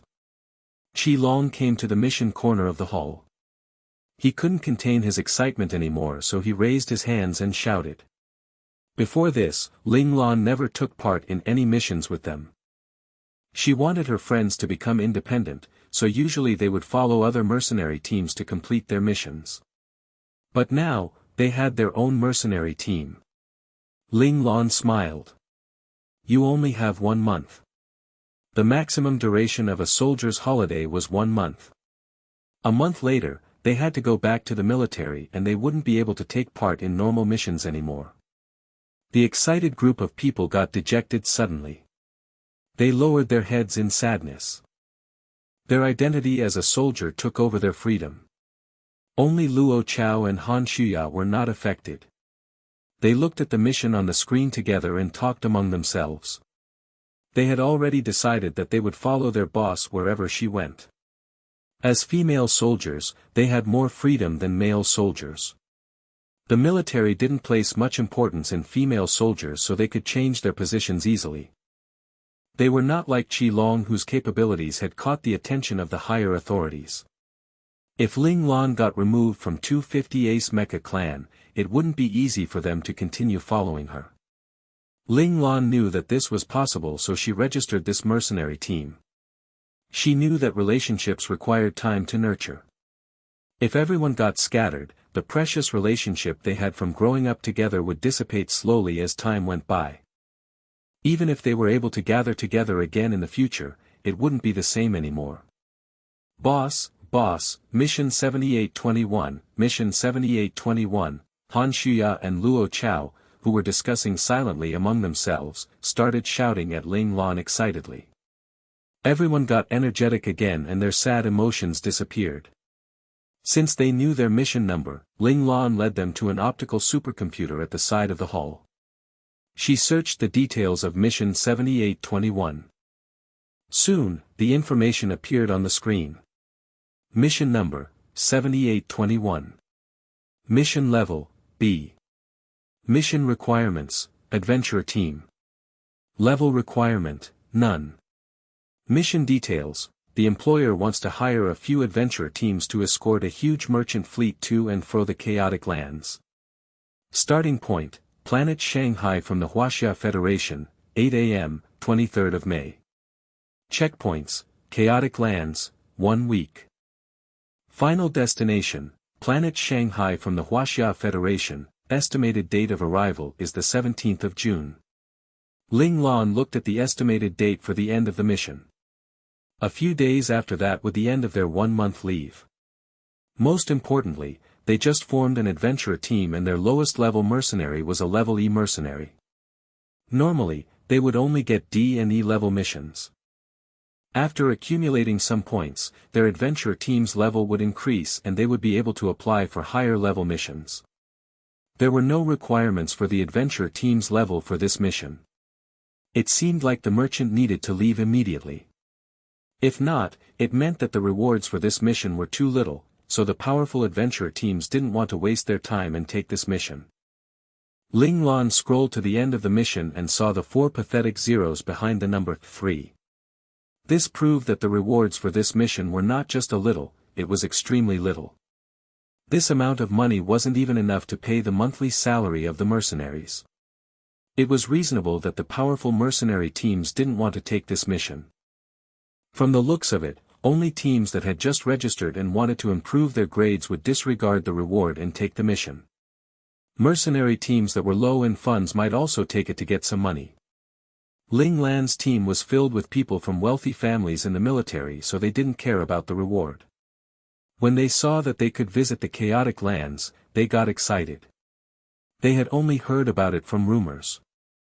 They rubbed their hands in excitement and prepared themselves to gain new experiences there. Of course, there were still people who cared about the money. Wang Qi and Lu Aihua's eyes lit up when they saw the 30,000 Federation credits. OMG, this is close to 600,000 Muyang credits. It is enough for us to spend for the rest of our life. The difference in response was due to each individual's outlook and experience. It had nothing to do with the character of a person. It was midnight at the port of planet Shanghai. A merchant group was about to leave the port, so they were busy loading their goods. In one of the warehouses on the ships, a small mercenary team consisting of 7 people gathered in a corner and chatted among themselves. The equipment on them was old, and the badly bruised old mecha models beside them proved that their journey here wasn't easy. The leader of this team was a skinny middle-aged man around 50 years old. His face showed many signs of old age. He drank the low-grade alcohol that the merchants gave them and looked at the team members around him. He sighed sadly. "I'm sorry, everyone. I'm too incapable. For the past 10 years, our situation kept getting worse. Now, we even need to take missions that require so much time and effort, but don't have good rewards so we can fill up our stomachs. Grandpa Leader, what are you talking about? If it wasn't for you, I would have died from hunger when I was 6 years old." One of the young men who looked around 14 years old smiled. He didn't mind the harsh times they were facing. "Little Tao, it's a waste of your talent if you remain in Shadow Cat." The leader looked at Little Tao and shook his head in pity. He was someone who didn't have much ability, and the Shadow Cat mercenary team would probably remain in this bad state. There was no future for them.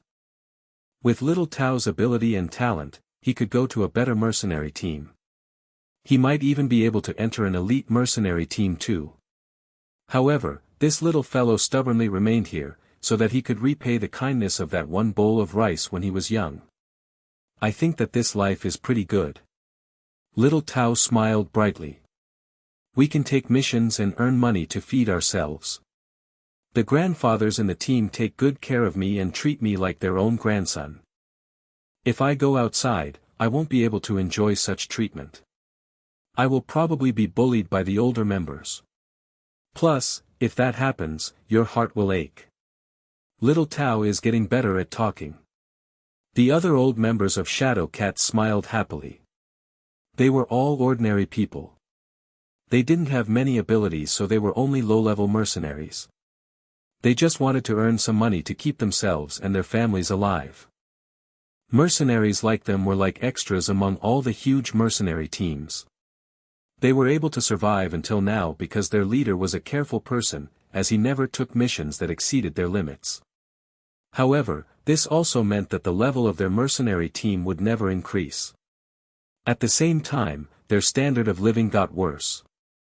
A low standard of living wouldn't attract powerful mercenaries. A mercenary team that wasn't powerful enough wouldn't be able to accept the harder missions which had more rewards.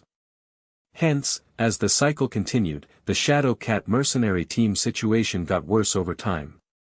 They couldn't even feed themselves properly now. This was why the leader of Shadow Cat decided to take this mission.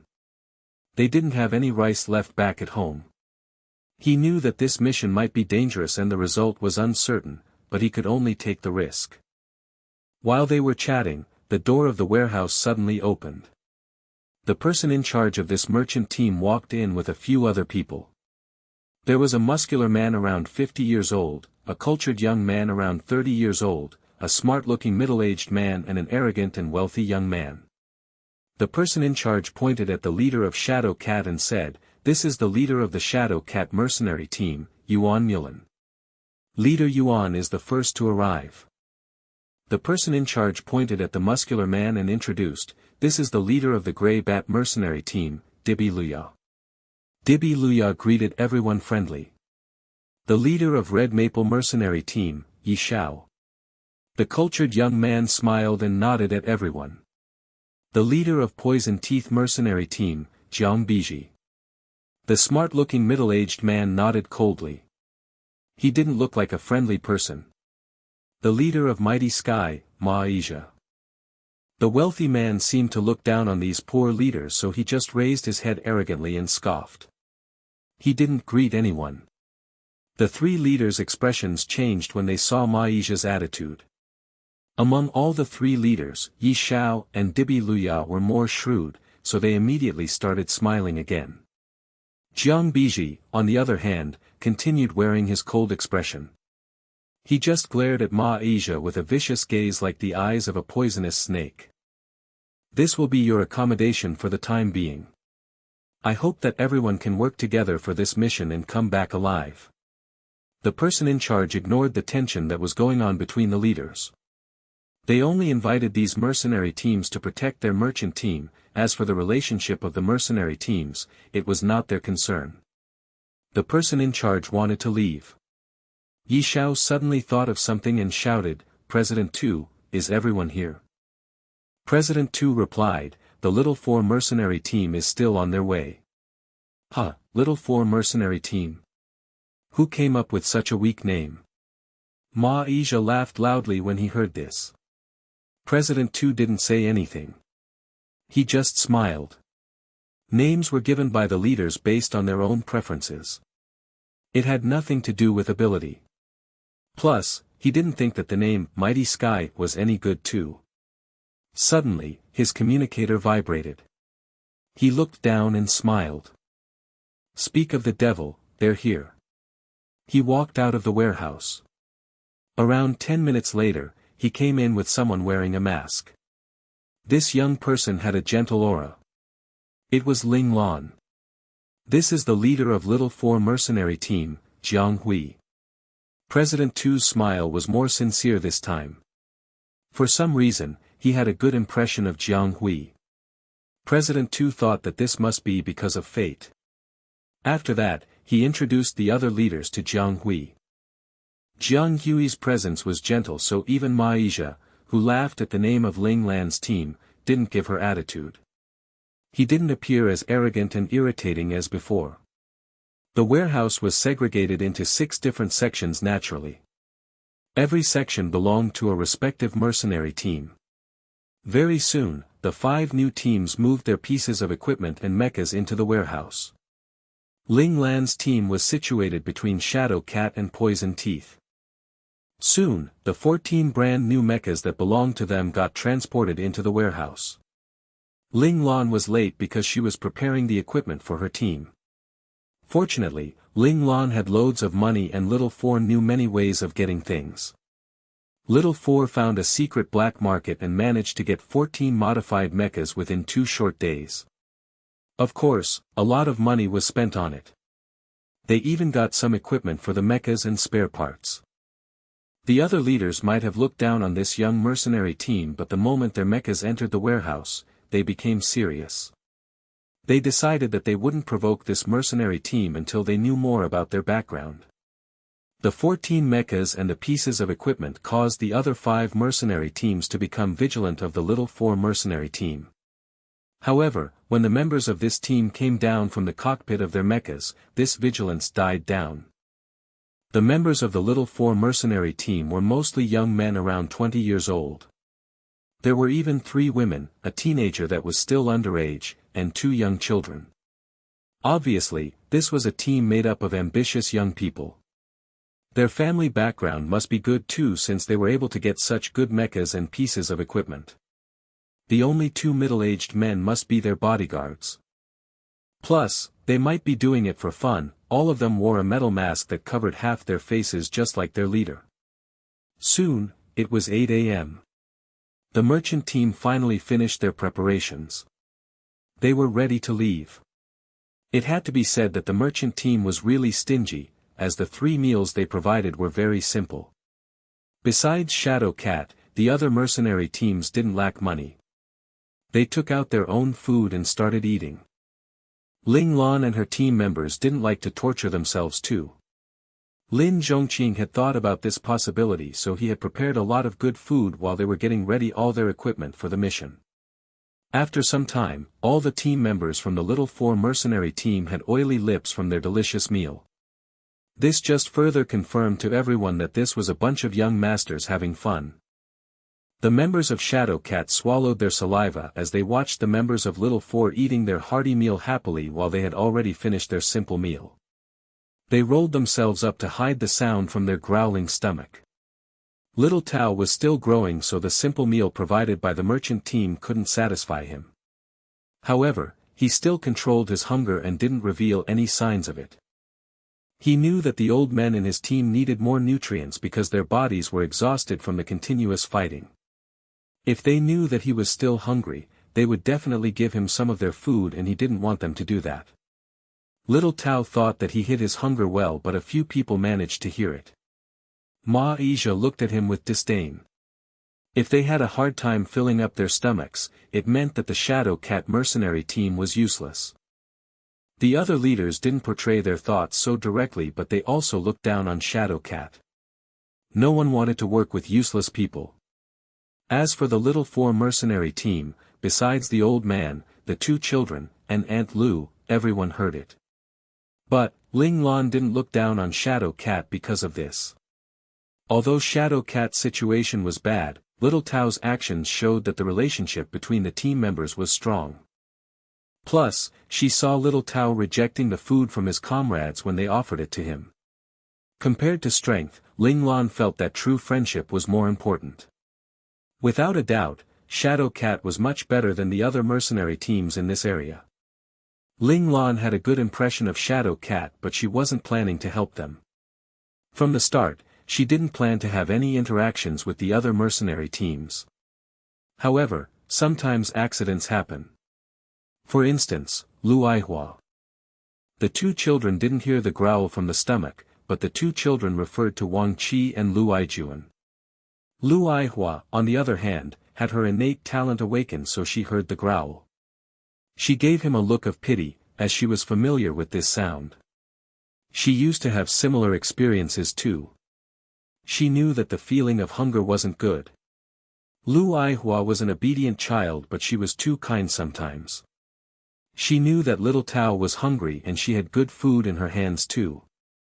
Hence, she ran over without much thinking and passed the drumstick in her hand to Little Tao. "Big brother, this is for you." Little Tao was stunned. He didn't expect a little girl who was a stranger to him to give him her drumstick. He was touched, but he shook his head. "Thank you, little sister. I'm not hungry." He was very hungry, but he didn't wish to owe people favors. Plus, she was just a small little girl, she needed the food more than him. Ma Asia laughed when he heard Little Tao's reply. "Little brat, stop pretending. Since someone is offering you food, eat it. If not, your stomach will continue growling. It's not good if you disturb our rest." The leader of Shadow Cat and the other members instantly understood what was happening. At first, they were puzzled at Little Aihua's actions. "Little Tao, since you're still hungry, why didn't you tell us? Old people like us can't finish all those food anyway." It looks like he was really old. He should have noticed that Little Tao was still hungry. Even old men like them weren't full after the meal. How could Little Tao be full? Speaking of which, your team is really terrible. You can't even feed your team members properly. I wonder how a useless mercenary team like yours managed to survive till now. TSK, Ma Asia shook his head and sighed. He appeared to be pitying them, but his words were sarcastic. Yuan Mulan was furious and his face turned red in anger. A lot of people had laughed at them before, but they all did it behind their backs. This was the first time someone mocked them directly. Yet, he had to bear with it. Among the 6 mercenary teams, they had the fewest number of people and most of his team members were old and weak. If they really had a conflict with another mercenary team, they would be at a disadvantage. Yuan Mulan was able to control his emotions but little Tao couldn't, as he was young and hot-blooded. He replied coldly, "What does that have to do with you? Why are you being such a busybody?" A muscular man sitting beside Ma Isha suddenly jumped up and rushed towards little Tao. Little Tao's words had angered him. Lu Aihua was in his way so he reached out and wanted to throw Lu Aihua aside. Aunt Lu and Wang Qi shouted in astonishment when they saw this. The gazes of the members of the Little Four mercenary team turned cold. Lu Furong was prepared to get up but little Tao acted before him. He hugged Lu Aihua and rolled to the side, managing to evade the attack. Everyone from Little Four mercenary team relaxed a little. Lu Furong calmed down and sat down. He decided to observe the situation first. Little Tao pulled Lu Aihua up. He was furious. "What are you trying to do?" 1. The muscular man didn't reply to him. He just smiled and continued attacking little Tao furiously. Luckily, little Tao was agile. Although he had Lu Aihua beside him, he still managed to dodge all the attacks. The muscular man's eyes turned vicious when he couldn't hit little Tao. He suddenly changed his target and started attacking Lu Aihua. Little Tao was afraid that Lu Aihua would be hurt so he couldn't dodge as freely as before, making his movement seem restricted. As for Lu Aihua, she didn't panic at all, she just stared at the man's fist intently. This wasn't the normal reaction for a 10-year-old who was in danger. Ma Isha furrowed his brows as he watched at the side. Then, he turned to look at the Little Four mercenary team. They seemed oblivious to the fact that one of their team members was in danger. Ma Isha was arrogant and he looked down on everyone, but he didn't want to cause too much unnecessary trouble. However, the reaction of the members of the Little Four mercenary team stunned him greatly. Besides the teenager and the lady who seemed to be the little girl's mother, everyone else was calmly eating their food. Only the 2 of them looked at the fight with a frightened expression. Some of them even laughed and chatted among themselves. The 2 beautiful young ladies didn't look worried too. The lady who seemed more extrovert was pointing at the fight and seemed to be explaining something to the other lady. What is happening? Are they not worried about the little girl? Or are they confident that she wouldn't get hurt? 1. If it was the first possibility, it wasn't much of a problem. If it was the second, Ma Isha turned serious. No matter what the reason was, their calmness proved that they were not easy to deal with. Ma Isha wanted to let his subordinate teach little Tao a lesson but now, he shouted, "Zhang Yamo, come back." Zhang Yamo, who was the muscular man, instantly came back to Ma Isha's side. Ma Isha turned to look at Ling Lan and gave an ambiguous smile. "Leader Jiang, please watch over your members if you want to prevent unnecessary troubles." Ma Isha decided to be careful. He asked Ling Lan to bring Lu Aihua away so that he wouldn't offend the Little Four mercenary team too much. All the members of Little Four mercenary team looked at Ling Lan as they waited for her reply. As for little Tao, he took this opportunity to push Lu Aihua away. He was the one who offended them. He shouldn't implicate this little girl who kindly came to give him some food. Ling Lan raised her head and glanced at Ma Isha. She calmly twirled the knife in her hand and cut off a small piece of steak in front of her. She placed it inside her mouth and chewed it slowly.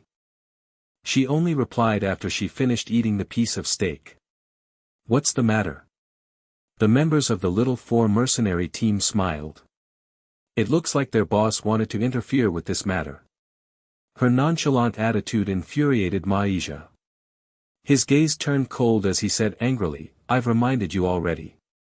Since you don't mind, don't blame us if anything bad happens."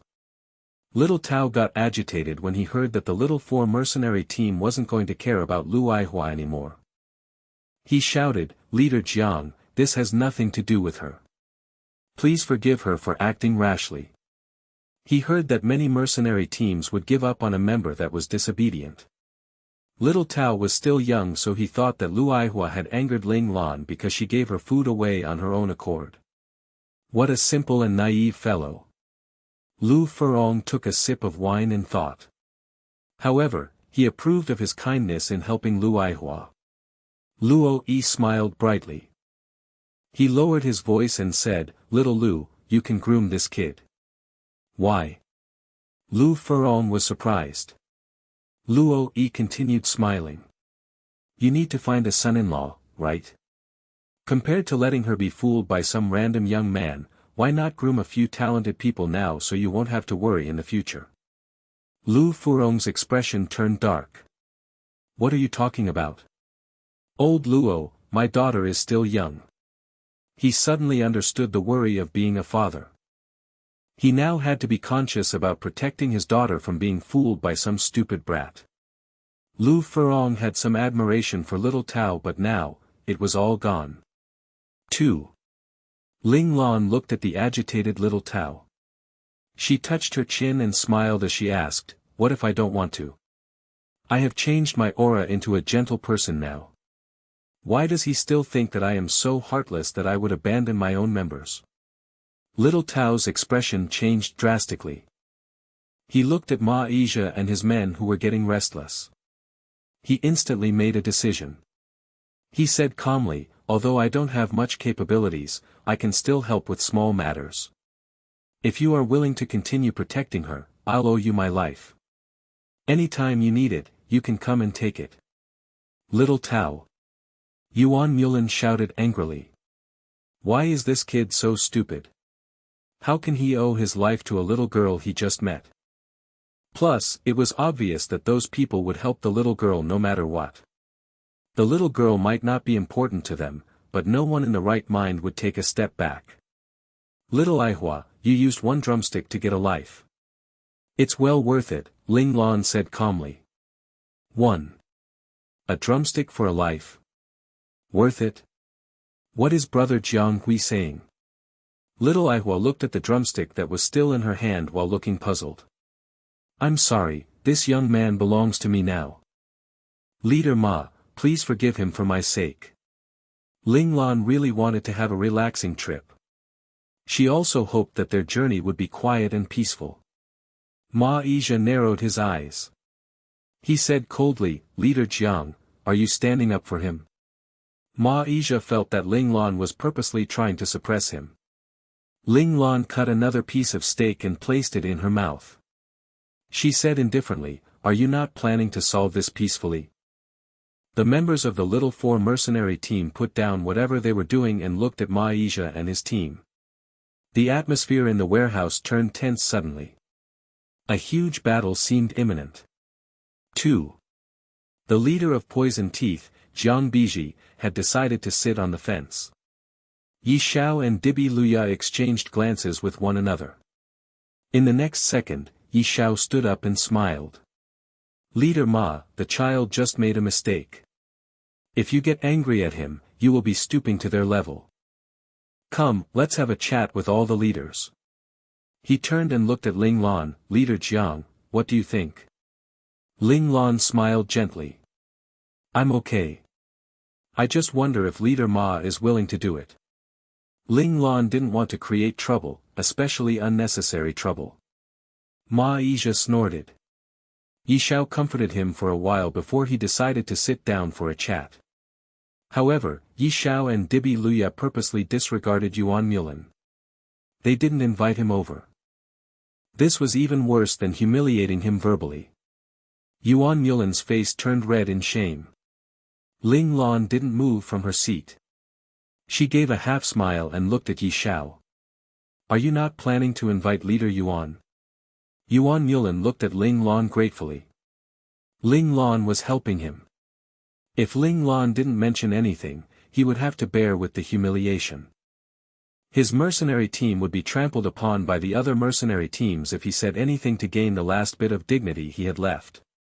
Yuan Mulan was not the only one that was grateful to Ling Lan. The members of Shadow Cat were grateful that she helped them keep their pride.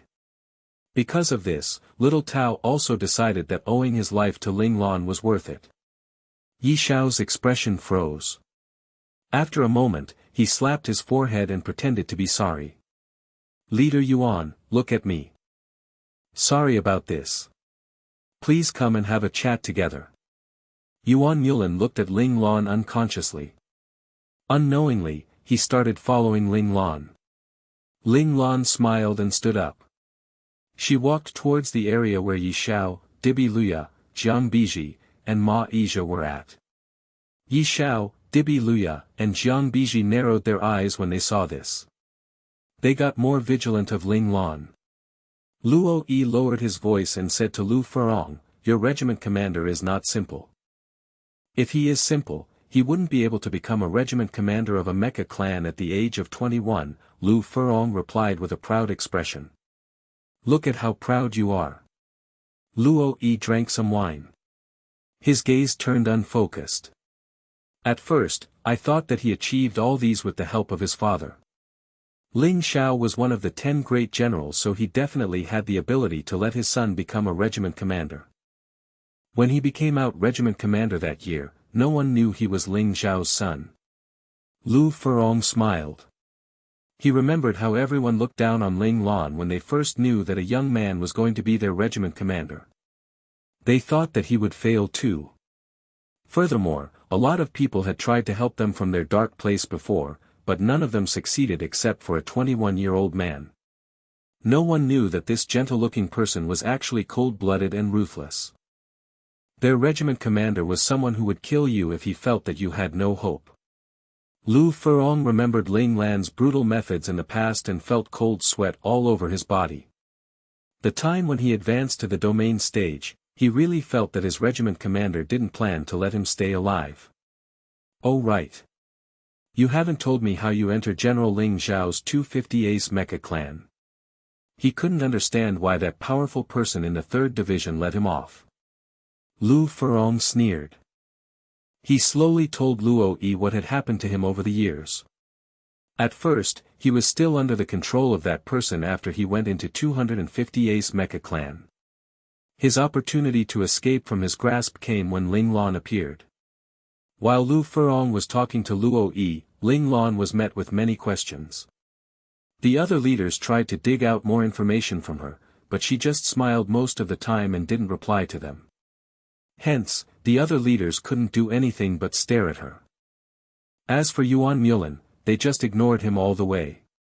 Yuan Mulan didn't make his presence known too. He just remained quiet until the end. Ling Lan returned to her mercenary team and sat with her team members. Han Jijian whispered, Boss, what are the backgrounds of all those mercenary teams? Grey Bat and Red Maple are strong teams. Their leaders are strong too. Ma Yizha seemed rash, but every step he took is precise. Jiang Biji has a tight mouth too. Besides Shadow Cat, the other mercenary teams have their own motive for accepting this mission. Ling Lan said calmly, there must be something going on. Isn't Ma Yizha's mercenary team a new mercenary team? Luo Lang was surprised. Ma Yizha gave him the impression that he was rash and wealthy. He thought that Ma Yizha created his mercenary team because he was bored and wanted to have some excitement in his life. Of course not. Xie Yi explained hurriedly, his team members knew what to do the moment Ma Yizha looked at them. How could this be a team that just got created? Well, unless they knew each other since they were young just like us. Luo Lang remembered how fast the members of Mighty Sky reacted when they almost had a fight just now.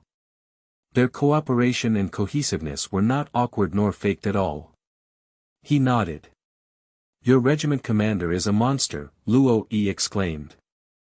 Ling Lan just had a short chat with the leaders, but he managed to understand each mercenary team well. He felt that if more time was given to Ling Lan, he would be able to surpass Regiment Commander Wang. He might even become the second Ling Xiao. They always say that a Ling Xiao only appears every 1,000 years. If that is the case, our regiment commander is someone who appears every 10,000 years. Lu Furong felt that Ling Lan would become even stronger than Ling Xiao, as he was even more brutal and vicious than Ling Xiao. Mighty Sky, Shadow Cat, and Little 4 mercenary team had some conflict on the first day, but the entire trip was relatively peaceful. Everyone lived harmoniously. They all lived in the same warehouse, so they saw each other every day. After some time, they got familiar with each other too. As for Little Tao, whose full name was Tao Ying, he would come to the Little 4 mercenary team whenever he was free. He was 13 years old, so he became good friends with Wang Qi, who was 16 years old, and Lu Aihua, who was 10 years old. The little burden, Lu Aijuan, would always follow behind the three of them. The four youths always stayed beside Chang Xinyuan and Luo Yi. They would observe them as they did maintenance for the mechas. Because of Tao Ying, the Little 4 mercenary team and the Shadow Cat mercenary team had a good relationship with each other. Lin Zhongqing took pity on the old mercenaries, so he would occasionally give them some leftover parts. The old mercenaries from Shadow Cat were thankful. The team members from Red Maple and Grey Bat always had meals and played games together. Soon, they became brother teams and formed an alliance among themselves. The people from Mighty Sky and Poison Teeth would sometimes join them for their meals and games. All in all, the 6 mercenary teams had a harmonious time, at least on the surface. Finally, the merchant fleet arrived at the chaotic lands. The people from Shadow Cat heaved a sigh of relief. They were afraid that the fully loaded merchant ships would meet intergalactic pirates along the way. If that was the case, they might not be able to go back home alive. On the other hand, the other mercenary teams were more nervous when they landed. Yi Xiao and Dibi Luya, who always had smiles on their faces, turned serious too. President Tu appeared at the entrance of the warehouse. He cupped his hands and bowed at them. "We'll have to trouble you for the coming week." As expected, the merchant team didn't hire them to protect the ships during the journey to and fro the chaotic lands. They hired them to protect them when they were in chaotic lands. The members of Little 4 mercenary team took a tour around the biggest city in chaotic lands and came back with various information about this place. Just like its name suggests, chaotic lands was a place where reasoning was useless. The fist was the most important thing here. There was no government, so the order of the place was messy. Acts of violence could happen anytime. Yet, this place was the most prosperous and free market in the entire Federation. Many merchants and wealthy people filled the roads of the city. Thus, as long as you have money, you could buy anything here. Crimes happened in the chaotic lands all the time. If people who didn't have the ability to protect themselves came to this place accidentally, they would be killed almost instantly. The chaotic lands and the lawless lands were the two places where evil congregated. However, they were very different, even though their principles seemed similar. The lawless lands was really messy. It was filled with criminals from various nations, merciless killers, and brutal murderers. Every day, innumerable people died. Huge fights occurred all the time. Compared to the lawless lands, the chaotic lands was much more orderly. Besides the fact that average people were not suitable to live here, everything else was fine. The reason no one dared to create a huge mess here was because the chaotic lands was actually controlled by 3 underground kings. They were Frost Monarch, Hades, and Ninja. It was rumored that all 3 of them were Imperial-level domain experts. However, that was just a rumor. There was no evidence to prove it. Out of the 3 uncrowned kings, Ling Lan was most interested in Frost Monarch. From his name, she could tell that he was an Ice Element domain realm masters. Fighting with a formidable warrior who had the same element as her would be of great help. Ling Lan was a half step into the Imperial level. She had tried her best to extend the various techniques in her domain and practiced using them with the various states, but she still couldn't manage to find her breakthrough opportunity. She was stuck at the entrance of Imperial level. Of course, this was just Ling Lan's thoughts. She wouldn't offend Frost Monarch purposely so that she could have a battle with him. If she came here alone, she might do it. But, her comrades were with her. Ling Lan wouldn't put her comrades at risk, especially when they were in someone else's territory. The 6 mercenary teams split into 2 groups. One group would stay with the fleet and protect the ships while the other was in charge of protecting the person in charge of the merchant team when he went to discuss business deals with other merchants. 3 days later, the two teams would swap. To ensure that the results were fair, the leader of Grey Bat, Dibi Luya, suggested that they draw lots. Yuan Mulan agreed with the suggestion. Jiang Biji and Ma Asia thought for a while and decided to go with it. Since the majority agreed, Ling Lan and Yuan Mulan's opinion didn't matter. This drawing lots were not the low-level kind where everyone would close their eyes and choose a piece of paper. First, they would appoint someone to throw the balls of paper in the air. Everyone would use their ability to get the order they wanted. Ling Lan didn't really care at the start, but when she saw Dibi Luya and Yi Xiao choosing to stay with the fleet first, she had a change of mind. She snatched the last piece of paper with the same sequence as Dibi Luya and Yi Xiao before Jiang Biji caught it. In the end, Little Four, Grey Bat, and Red Maple were in one team. They would stay with the fleet first and then go out. Jiang Biji and Ma Asia sighed when they realized the results of the lots. It seemed like they wanted to be the second batch that would leave the fleet too. Why do they want to stay on the fleet first? Ling Lan was puzzled. It was a coincidence that she chose to come to the chaotic lands, so she was unfamiliar with this area. Little Four tried to find more information, but there was not a single mainframe in this place. Even the communicators here were deactivated, so Little Four's progress of obtaining information was slow.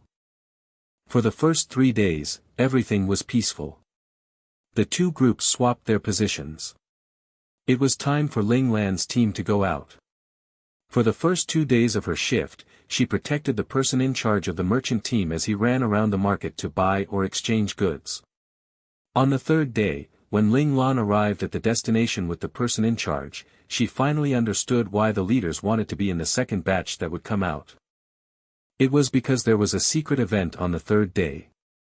It was known as the Black Market. The chaotic lands was already a place where people could trade freely, but a black market still existed, so there must be some interesting things inside.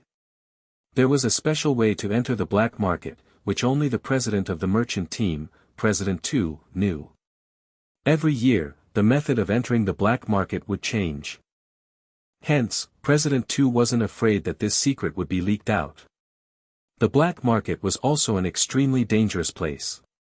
Some people didn't mind to kill to gain whatever they want, so President 2 brought the 3 mercenary teams with him to boost his confidence and security.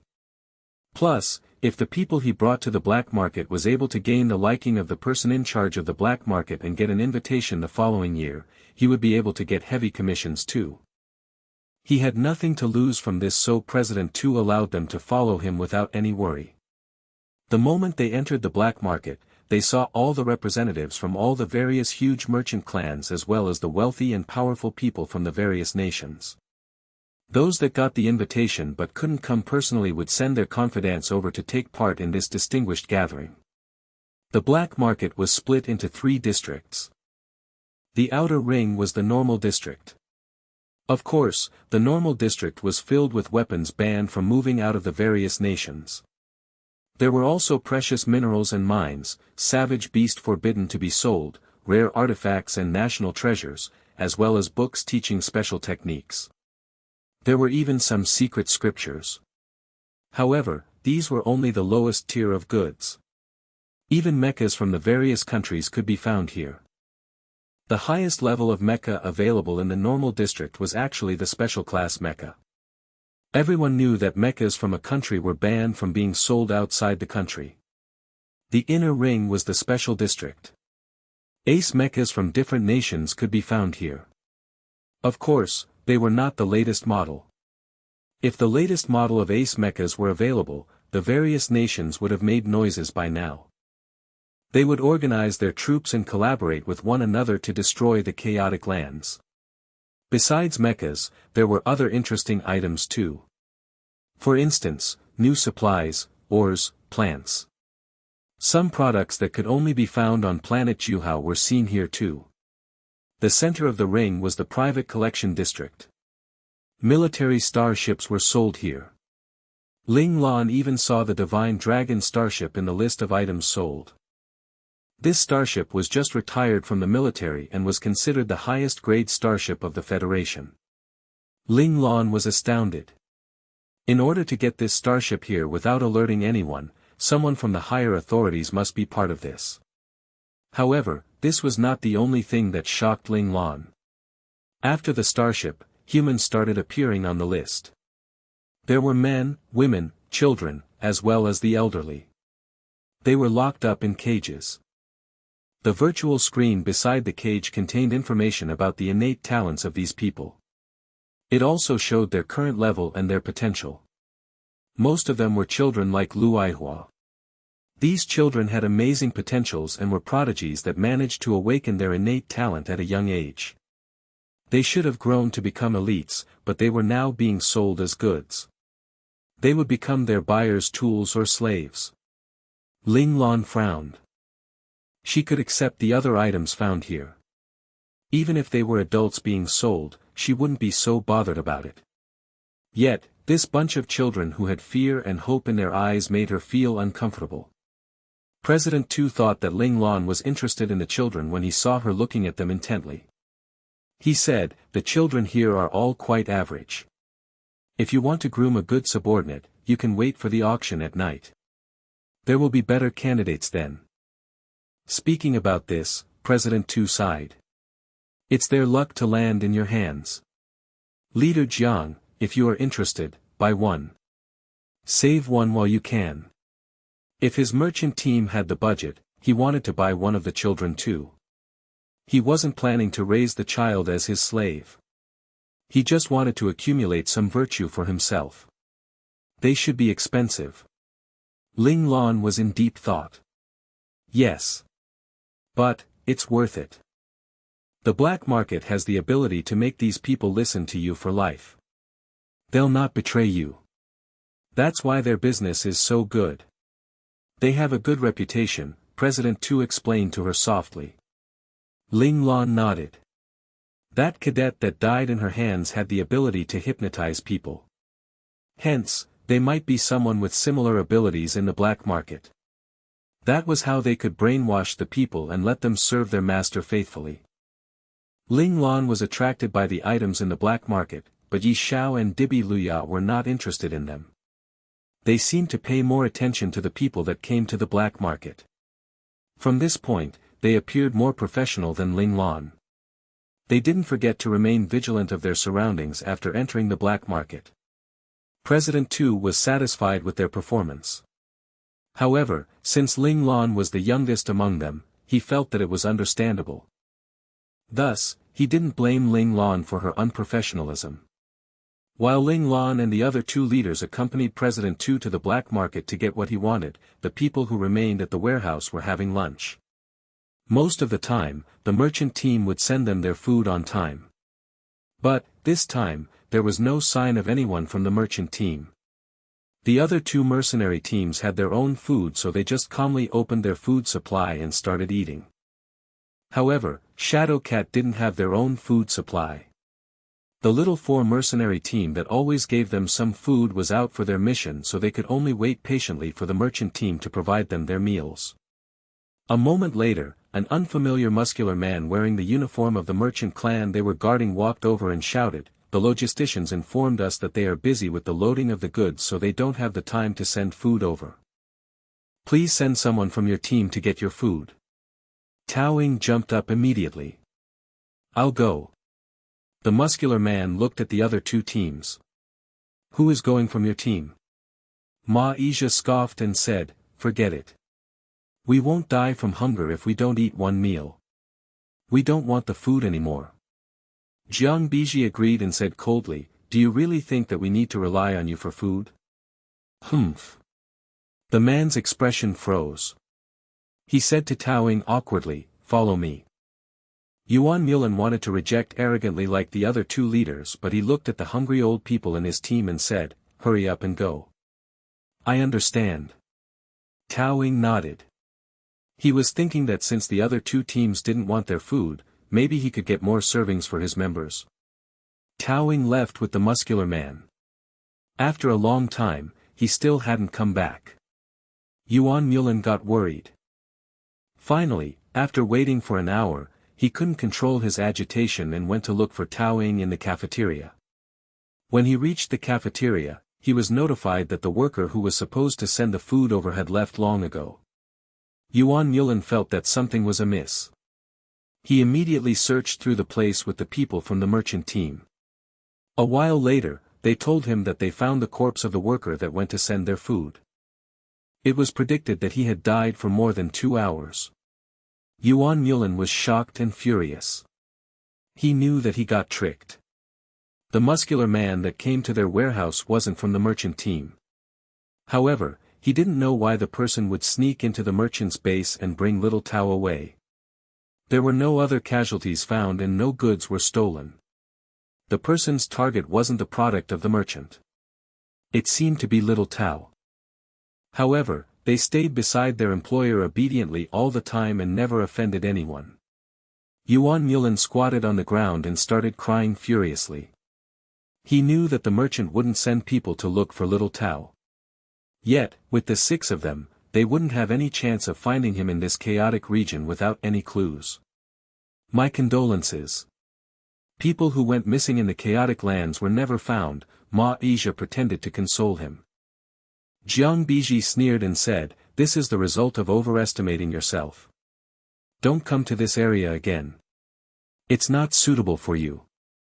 Leader, we can't leave without little Tao. We watch him grow up," the old mercenary from Shadow Cat said in agony. If it wasn't for them, little Tao could have joined a better mercenary team. He wouldn't have to come to this place and everything wouldn't have happened. I will.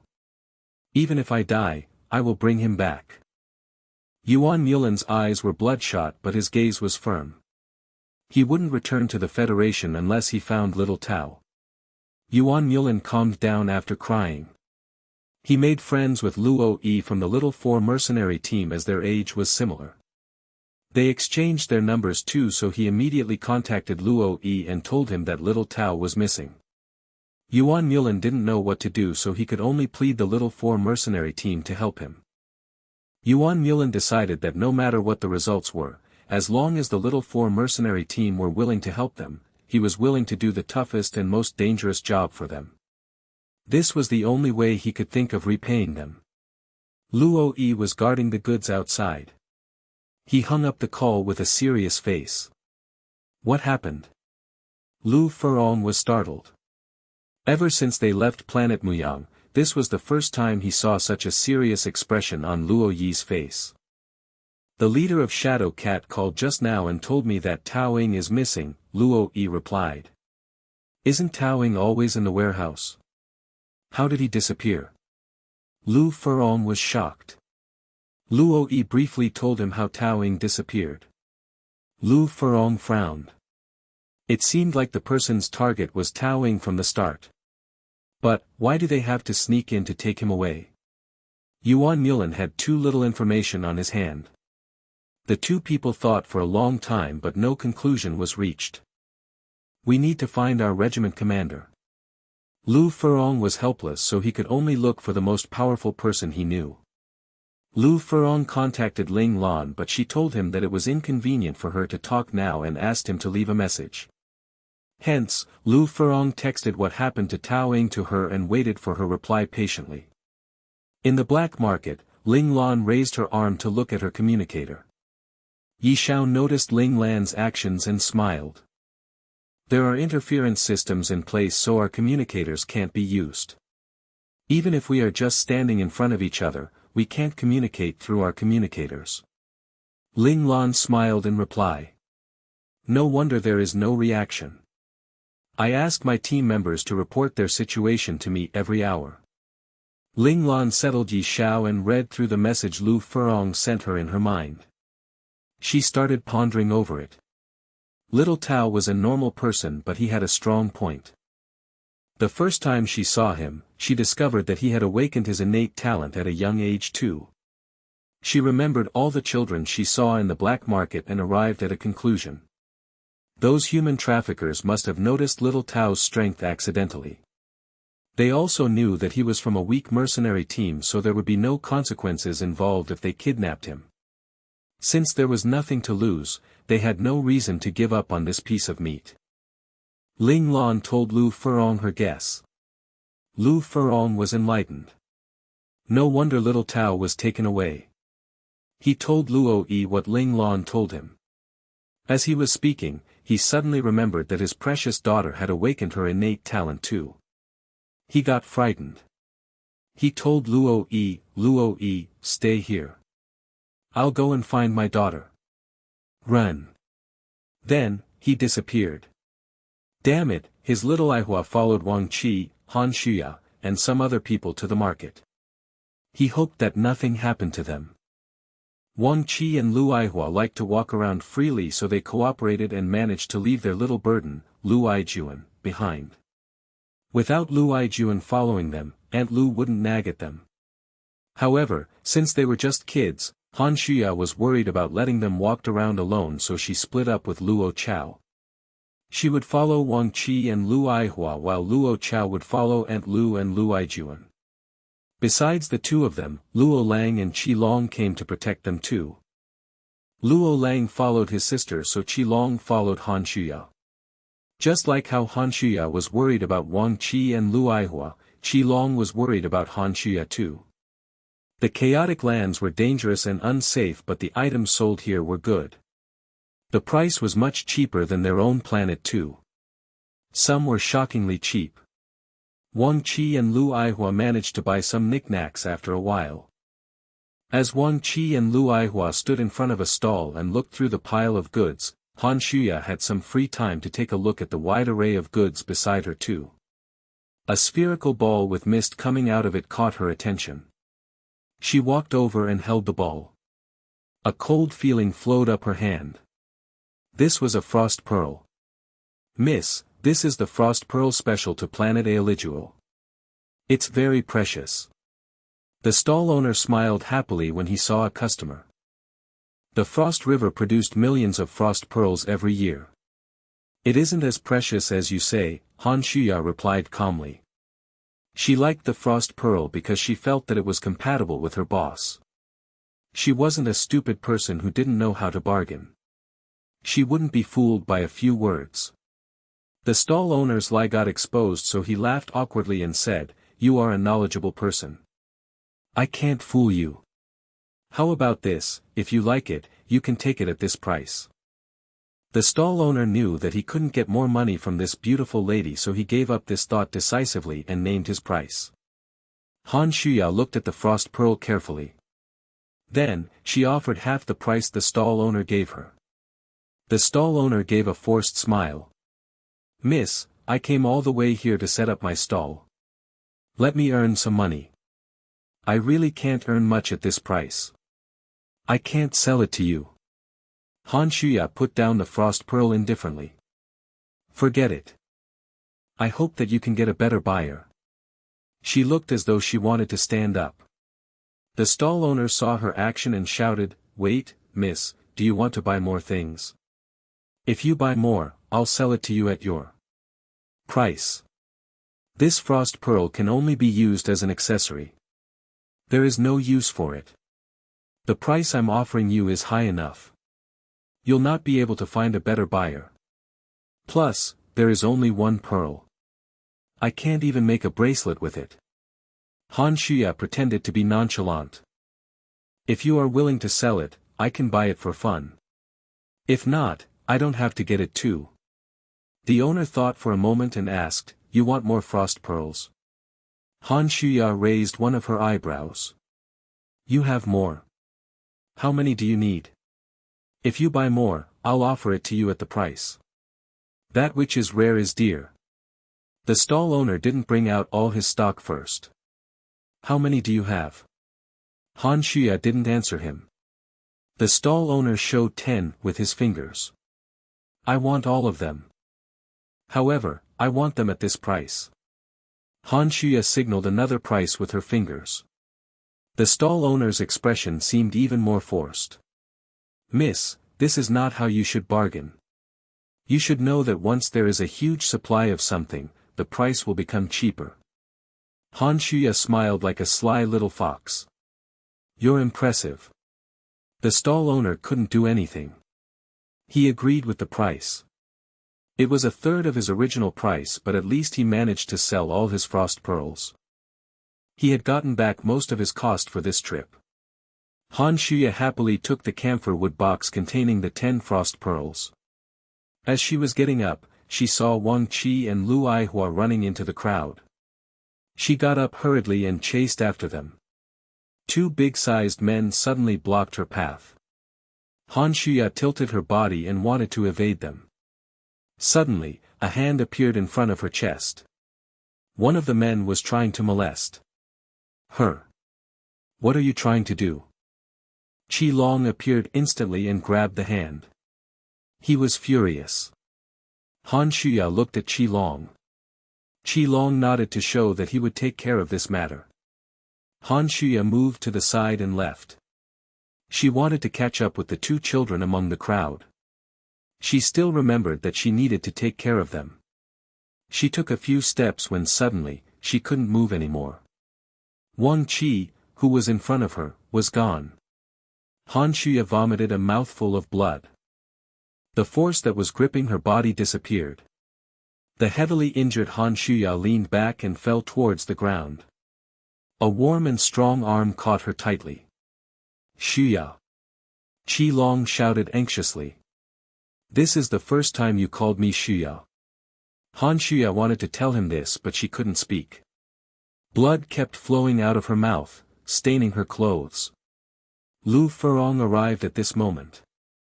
He quickly felt an unfamiliar domain energy taking little Aihua away at a very fast speed. He hurried over, but he stopped halfway. Damn it, I'm a step too late. Lu Furong couldn't find any traces of the domain realm master. He was worried about Han Shuya, so he went back. Luo Chao was already giving Han Shuya some emergency agents. However, this agent was only able to keep her alive. Han Shuya got injured by a domain realm master. If Qi Long didn't save her in time, she might have died on the spot. Lu Furong immediately reported their situation to Ling Lan. At first, Ling Lan didn't like the selling of humans in the black market, but she didn't want to interfere in anything troublesome. But now, the actions of these people had infuriated her. How dare they touch her comrades? They must go to hell. Killing intent appeared in Ling Lan's eyes. She ordered Little Four to find the base of these human traffickers no matter what it takes. At this moment, the domain realm master who caught little Aihua had arrived at his secret base. He threw the unconscious little Aihua into a cage that was prepared beforehand. His face was filled with anger. Damn it! Why didn't you all tell me that there are domain realm masters protecting this little girl? If he didn't run away fast enough, he would have been caught by the domain realm master chasing him. He wasn't afraid, but in order to have domain realm masters protecting her, this little girl's identity must be special. He didn't want to create any huge trouble for his organization. The business they did was illegal, but they wouldn't choose people with a background. Yet, the little girl he just caught was obviously from a powerful background. Based on what our scouts told us, the other party was rich, but they aren't powerful. His subordinate heard him and hurriedly replied. Not powerful. Where did the domain realm master come from then? There is not one, but 2 domain realm masters. The person who broke through his domain must be a domain realm master too. When his force of presence was broken, he felt something amiss, so he ran away immediately with his prey. This allowed him to escape that domain realm master who was chasing him just in time. Maybe they made a mistake. His subordinate wiped the cold sweat off his forehead as he explained. Then, he pointed at little Aihua and asked, what do we do with her? What do we do? Since we took her, we can't make a loss, right? The domain realm master frowned. We must act quickly. Make arrangements to have this troublesome girl sold at the auction tonight. Also, tell the people below to hide for this period of time. Don't go out and source for prey. If they get caught, the organization will not save them. 2 domain realm masters couldn't create a fuss in the chaotic lands, and the organization behind them would be able to subdue them easily if they really found their base. However, their organization was afraid of trouble. If there was a background behind the two domain realm masters, a background like a powerful elite family, their organization would quickly abandon them. But that would mean that we don't have the time to assess her.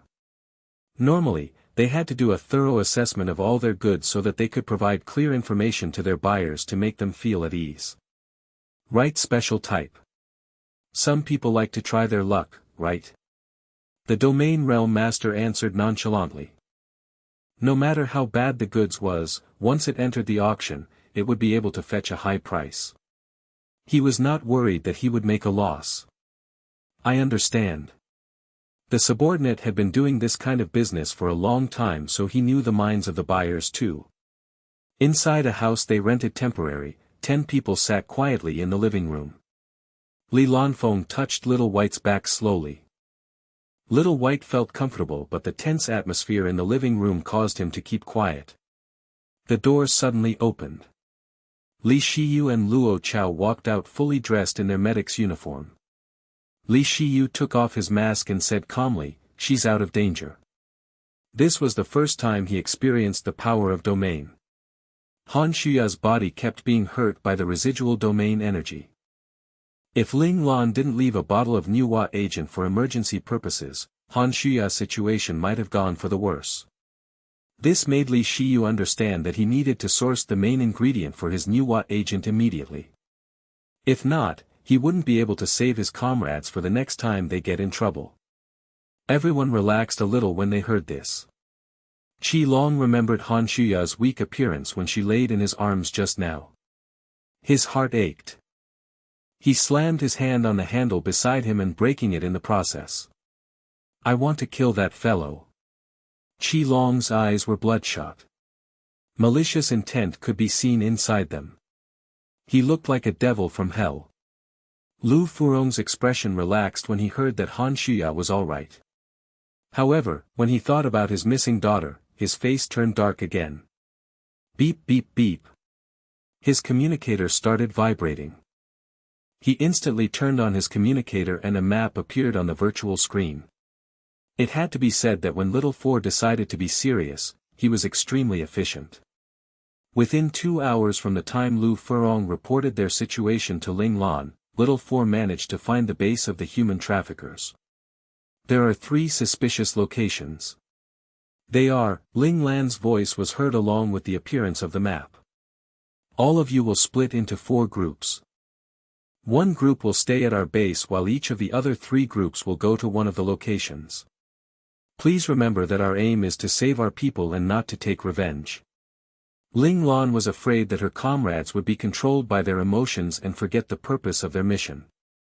Before little Aihua was saved, she didn't want anyone to discover her comrades. She was afraid that the other party would kill little Aihua to cover up their traces. I understand. Lu Furong felt touched.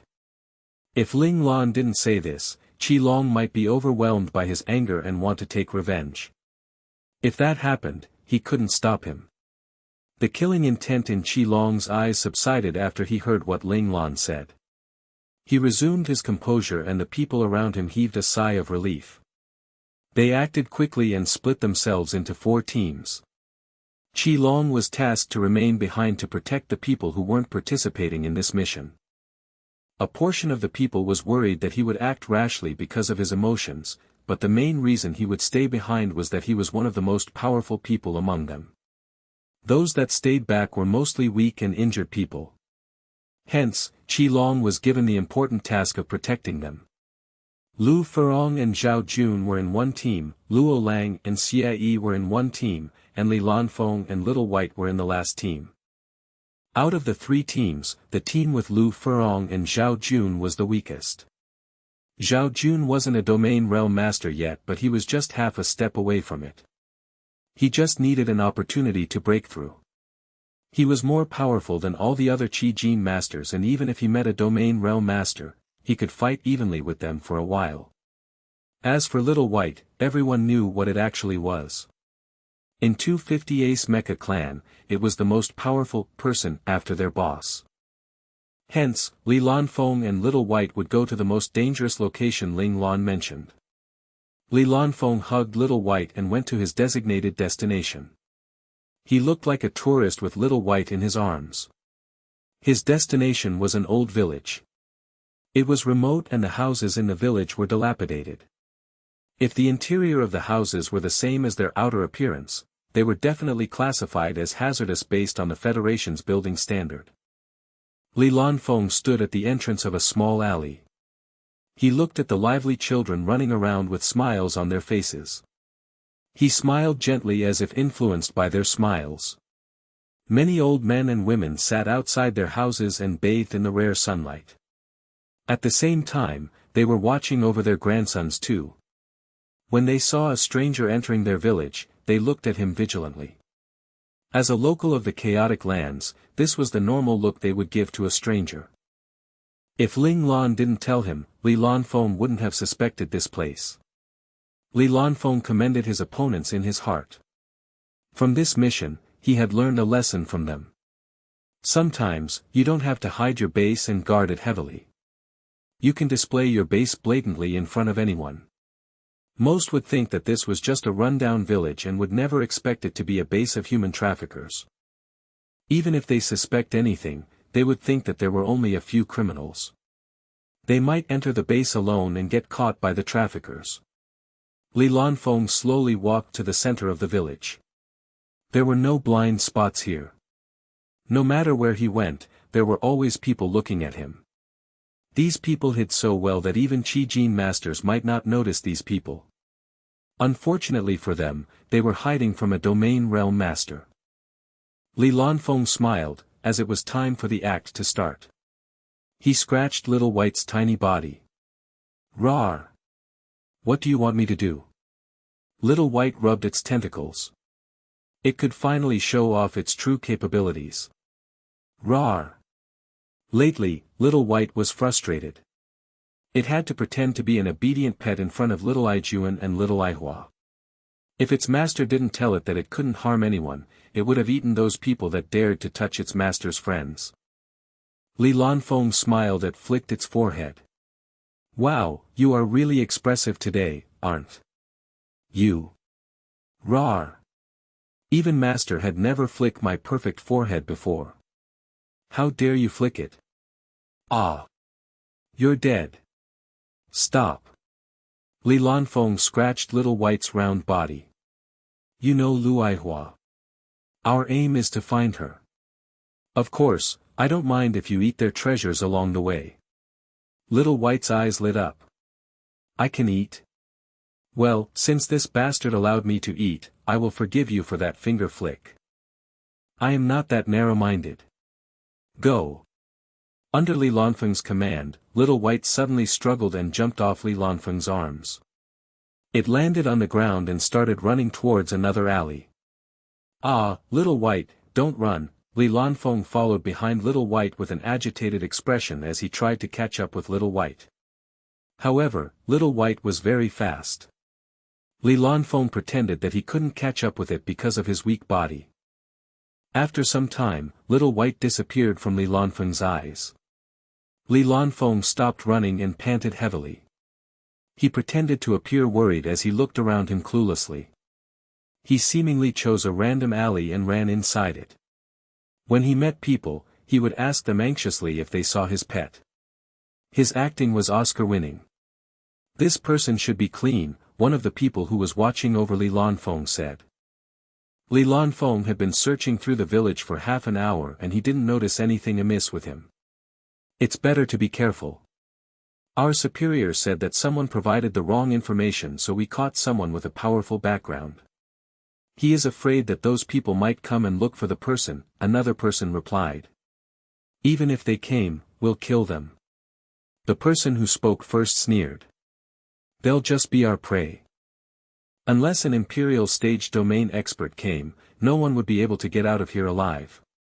"That's true. Actually, we used this method to catch many good products before." The other person started smiling confidently. Li Lanfeng couldn't find Little White after more than an hour of searching and asking around, so he left the village dejectedly. After Li Lanfeng left, the people watching over him looked away. Li Lanfeng walked for some distance. When he noticed that the people watching him were gone, a sinister smile appeared on his face. I wish you all good luck. Rabbit is not someone you should offend. His body started sparkling. After a while, he turned into tiny particles and dissipated into the air. Li Lanfeng had walked around the entire village and found a few suspicious locations.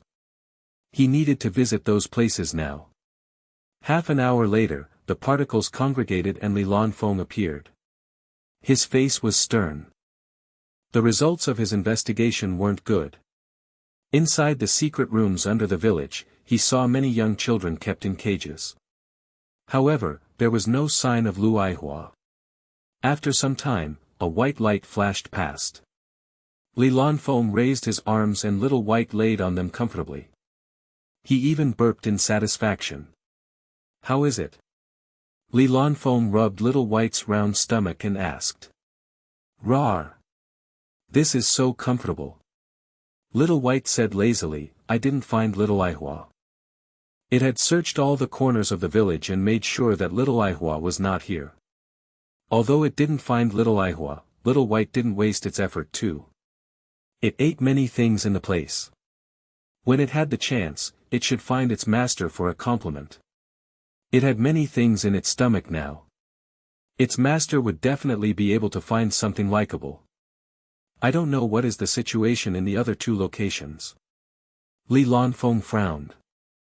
He could only hope that the other two teams had some good news.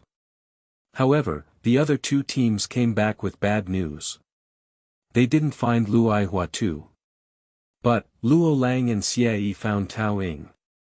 It was an unexpected finding. Just like what their boss thought, he was caught by the human traffickers.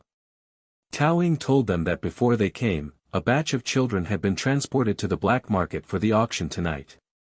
Ling Lan's gaze turned cold when she received this piece of news. Obviously, the organization was afraid of causing trouble, so they decided to move Little Aihua away quickly. The peace during this period of time caused all of them to let down their guards. They felt that with their capabilities, they would be able to protect the weak people around them.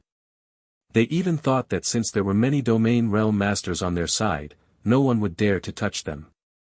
This arrogant and overconfident attitude caused them to make mistakes and give those traffickers a chance to kidnap not just one but two of them. I am to be blamed too. Ling Lan took a deep breath and stopped feeling relaxed. Her gaze turned cold and deep, just like how they were when she was in the military. She couldn't deny that she had started to become more relaxed after she knew that she might have to leave the military soon. Her vigilance and sense of crisis also had decreased after she knew that fact.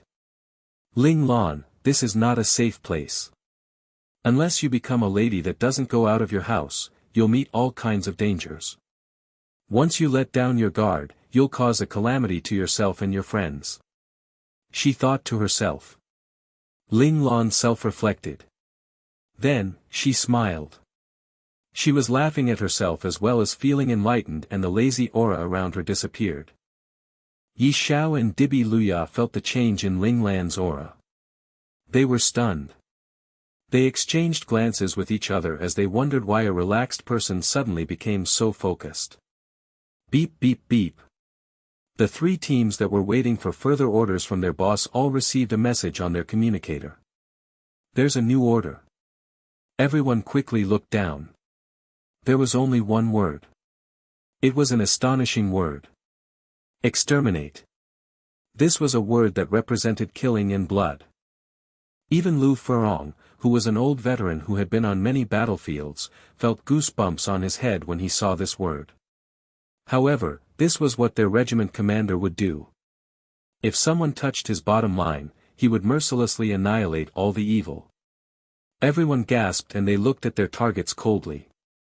This time, they would become the god of death and clean these evils up. Little White, it's time for you to eat again, Li Lanfeng told Little White. Little White clapped and waved its tentacles in the air. Then, it disappeared in front of Li Lanfeng again. Li Lanfeng walked towards the old village slowly. An old man near the entrance of the village saw Li Lanfeng returning and became vigilant. He wanted to touch the hidden button under his seat to remind the people inside, but he realized that he couldn't move. What is happening? The old man was in shock. Suddenly, he heard a clear voice beside his ears. Although you will still die, I don't want this massacre to be too bloody or else, Rabbit will be angry. Li Lanfeng, who was supposed to be 50 meters away from the old man, suddenly appeared beside him. He had a smile on his face as though he was asking the old man for his favorite food. The old man was not a powerful person, but he could feel how dangerous this young man was. He was definitely not a normal person. He thought about the young man's performance before this, and felt that he had an ulterior motive. The old man tried to struggle free, but Li Lanfeng just snapped his fingers and a black ray of light shot towards the old man. The black ray of light entered the old man's body and the old man started shining. In the next second, the old man exploded into small particles and disappeared without a trace. You're lucky. You're the first person to enjoy my technique. Li Lanfeng's smile got brighter when he saw this. Li Lanfeng didn't need to use most of his domain energy when he wanted to format someone. Ling Lan had been asking him to practice controlling his domain energy. The results were good. Li Lanfeng was able to gain a deeper understanding of his domain technique and controlled it better. He was even able to use his technique without wasting his domain energy.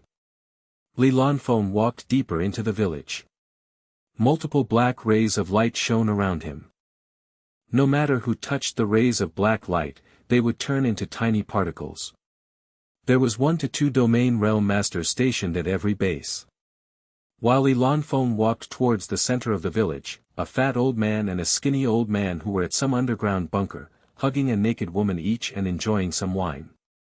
Just as they were about to have S*X with their woman, they felt a strong killing intent as well as a faint and unfamiliar domain energy in the vicinity. Their expressions changed. They pushed their woman away and stood up immediately. There is an enemy. Li Lanfeng's blatant killing intent had alerted them. They exchanged glances with each other and grabbed their gowns. Then, they disappeared instantly. Li Lanfeng detected something. He looked up at the roof on his left and said calmly, "You are finally here." It was difficult for him to find them. It was their base after all. It was easier for them to find him than it was for him to find them. Hence, he didn't restrain his force of presence and allowed it to spread all over the village. He wanted them to discover him. You know that we're here, but you still dare to come here. Are you not afraid of death, youngster? The fat old man scoffed when he saw that their enemy was just a young man. Li Lanfeng smiled and didn't say anything. Instead, he flicked his fingers continuously and 2 rays of black light shot towards the 2 old men. The 2 old men waved their hands to block the rays. However, the black rays passed through their sleeves and pierced into their skin. The 2 old men were stunned. They quickly used their hands as knives and sliced the part of their skin which got infected by the black light. 2 pieces of meat got sliced off their arms. The moment the piece of meat left their body, it turned into particles and disappeared. The 2 old men looked at Li Lanfeng with frightened expressions. They finally felt fear in their hearts. What kind of domain was that? If they didn't react in time, they might have disappeared from this world just like their pieces of meat. Who are you? Why are you at the Hades Palace? The skinny cupped his hands hurriedly. He no longer underestimated this young man, so his tone was full of respect now. That single attack was enough to prove that this young man was not someone easy to deal with. The Hades Palace was able to make a name for itself in the chaotic lands and did business smoothly because they never provoked powerful people. Of course, they had powerful people backing them up too. Who am I? You don't have to know that. As for why I'm here, Li Lanfeng's smile got brighter. I came to kill. Bastard. The fat man was furious. They didn't want to provoke powerful people, but that didn't mean that they would bear with them if they offended them. There was only one outcome if someone wanted to become the enemy of the Hades Palace. Death. The 2 stomped their feet and charged at Li Lanfeng. Around 10 kilometers away, Luo Lang and Xia Yi were on top of a hill looking down on the Grand Manor below them. It'll be a tough fight. Be careful later. Luo Lang turned to look at Xia Yi. He was very worried about Xia Yi, as his lightning domain was not very stable yet. He was afraid that he would stumble during important moments. Xia Yi smiled brightly. Don't worry, I won't drag you down. He looked at the calm and quiet manor. There seemed to be no one inside, but in actual fact, there were many guards hidden inside it. Furthermore, there were also 2 domain realm masters. If they wanted to complete the mission boss gave them, they must take care of a domain realm master each. That's good. Let's go. The moment Luo Lang finished speaking, they disappeared. Around 5 kilometers away from the luxury street of the chaotic lands, Lu Furong and Zhao Jun squatted on the roof of an office building. They were analyzing the positions of the people below them. Zhao Jun, our biggest hurdle is the 2 domain realm masters inside the building. I'm the only domain realm masters among us. If they stop us, we're dead, Lu Furong said seriously. Zhao Jun nodded. From the moment they received the order, he knew that they would have to face this difficulty. They could ask for Qilong's help, but they were worried that without him, the people in the base might meet some trouble. Zhao Jun and Lu Furong were paranoid now, so much so that they didn't dare to move Qilong away from the base. How about this? I'll lure one domain realm master out so that you can defeat the other one alone. Then, you can come and help me. Zhao Jun thought for a moment and came up with this plan. However, he would be putting himself at risk. If he made a mistake, he might even die. Lu Furong said sternly, Zhao Jun, it's too dangerous. If we don't do this, we won't have a chance against them unless we ask for Qilong's help. Zhao Jun said firmly, everyone was able to break through to the domain stage in times of crisis. I can do it too. Zhao Jun always wanted to find an opportunity to enter the domain stage, and he felt that this might be his chance to find it. Zhao Jun. Lu Furong was a little angry. He said, advancing in times of crisis is not as simple as you think. It's like taking a walk on the brink of death. Don't act rashly. He managed to advance this way too, but his opponent was their regiment commander. He stopped pressuring him when he was advancing. However, their enemies wouldn't do that. They would strike when you're at your weakest. This was why almost no one managed to enter the domain stage this way. No one was stupid enough to wait for their opponent to enter the domain stage before killing him. I know. Uncle Lu, I won't act rashly. Zhao Jun knew that Lu Furong was worried about him, so he said after much thought, but we should still follow my plan. I'll definitely wait for you. Lu Furong looked at Zhao Jun's resolved gaze. He knew he couldn't reject his plan anymore. He lowered his head and thought for a moment. Then, he said, fine. We'll follow your plan. However, we must kill all those small fries first so that you don't have to worry about them when you lure the domain realm master out. These people were of no threat to him and Zhao Jun. However, they would be a burden if they attacked Zhao Jun when he was fighting with the domain realm master. They might even kill Zhao Jun when he was distracted with the domain realm master, and Lu Furong wouldn't allow such things to happen. We'll kill these people first. If the 2 domain realm masters appear, don't care about them unless we've killed all the other people. I'll block them and wait for you to kill all the small fries. Then, we'll carry on with the plan. I understand. Zhao Jun nodded. The 2 of them finished their discussion. They entered the building through the safety passage. A bloody battle commenced. Bang! The sound of something slamming on the wall was heard. A blue water dragon and a sharp knife attacked Li Lanfeng from his sides. Li Lanfeng reacted quickly. He raised his arms and blocked the 2 attacks. The collision of the 3 huge forces destroyed all the dilapidated houses around them. Li Lanfeng looked as if he was using his arms to block the attack, but the fat man and the skinny man could see an energy shield that was shining with a black light on his arms. The black energy started creeping towards them through the water dragon and the knife. The two elders remembered the frightening black light ray just now, so they immediately stopped their attack and dropped their control over their weapons. The water dragon and the sharp knife, which had already left their hands, turned into particles. Damn it! We can't touch him. If not, we'll disappear, the fat man shouted angrily. Does this mean that we have to be on the passive side? On the other hand, Li Lanfeng secretly heaved a sigh of relief. The first sneak attack he made caused his opponents to be scared of him, so they didn't dare to take any risk.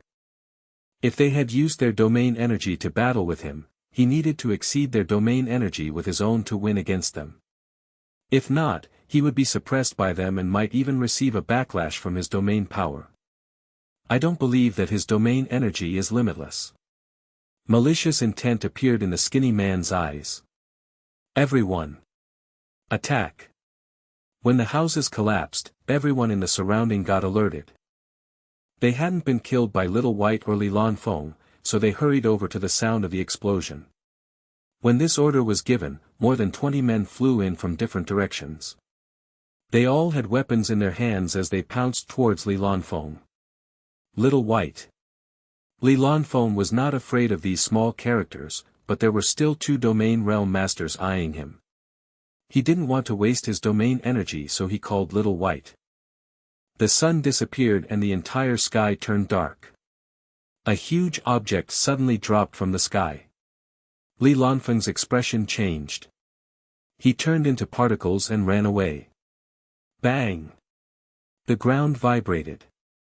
The entire village was flattened by the huge meteor-like thing, and everyone in the village was also squashed into minced meat. Cough! Little White, are you trying to kill me? Li Lanfeng congregated his body beside Little White. While doing so, he accidentally inhaled some dust and started coughing. Rawr! Aren't you the one who called for me? Little White was furious. If Li Lanfeng didn't call it, it wouldn't have changed into its real form. Originally, it was a little far from the village, so it even changed back to its true form for it to move to the village at the highest possible speed to help him. Yet, this ungrateful bastard complained about it. Humph. Little White is angry. I want to break ties with this person. Do you want to expose your master's identity? Your true form is already registered in the military's data. Hurry up and change back. Li Lanfeng patted Little White's butt agitatedly as he reminded it to change back before the dust subsided. Rawr! Little White hugged its head and groaned. I forgot about it. Oh no! I am going to be killed by Master again. Little White started shivering in fear. A loud poof was heard and it had changed back to its mini size. It quickly jumped into Li Lanfeng's arms and started trembling in fear. It's good to be alive. I don't want to die. Master, please forgive me. It's all right. I'll help you. Li Lanfeng patted Little White's round head and smiled. Little White looked up with its watery big eyes. It looked at Li Lanfeng pleadingly. It had forgotten about breaking ties with him now. However, you owe me a favor. Li Lanfeng gave a cunning smile. Poor Little White. It didn't know Li Lanfeng's true intention and thought that he was really trying to help it as it nodded fervently to Li Lanfeng's condition. The dust in the air subsided and two human figures suddenly appeared in front of Li Lanfeng. They were the fat and skinny old men who had managed to escape Little White's attack too. They looked around and saw the ruins of their former base. Besides some lucky people who managed to survive, most were dead. They felt their heart aching in pain. They took many years to build up this village. Now, everything was destroyed. All their efforts had all gone down the drain. The fat man looked up with bloodshot eyes. His eyes were burning with hatred. Bastard, I must kill you. If they didn't kill this person, they would be strangled by Hades when they go back. Hades didn't need people who would leave problems for his organization. They knew what their fate was if they leave, so they instantly rushed towards Li Lanfeng without any hesitation while putting aside all their fears. If he didn't die, they would die. They had no paths of retreat, so they were going all in on this one gamble. Li Lanfeng picked up Little White and threw it at the fat man. The fat old man was a water element domain realm master.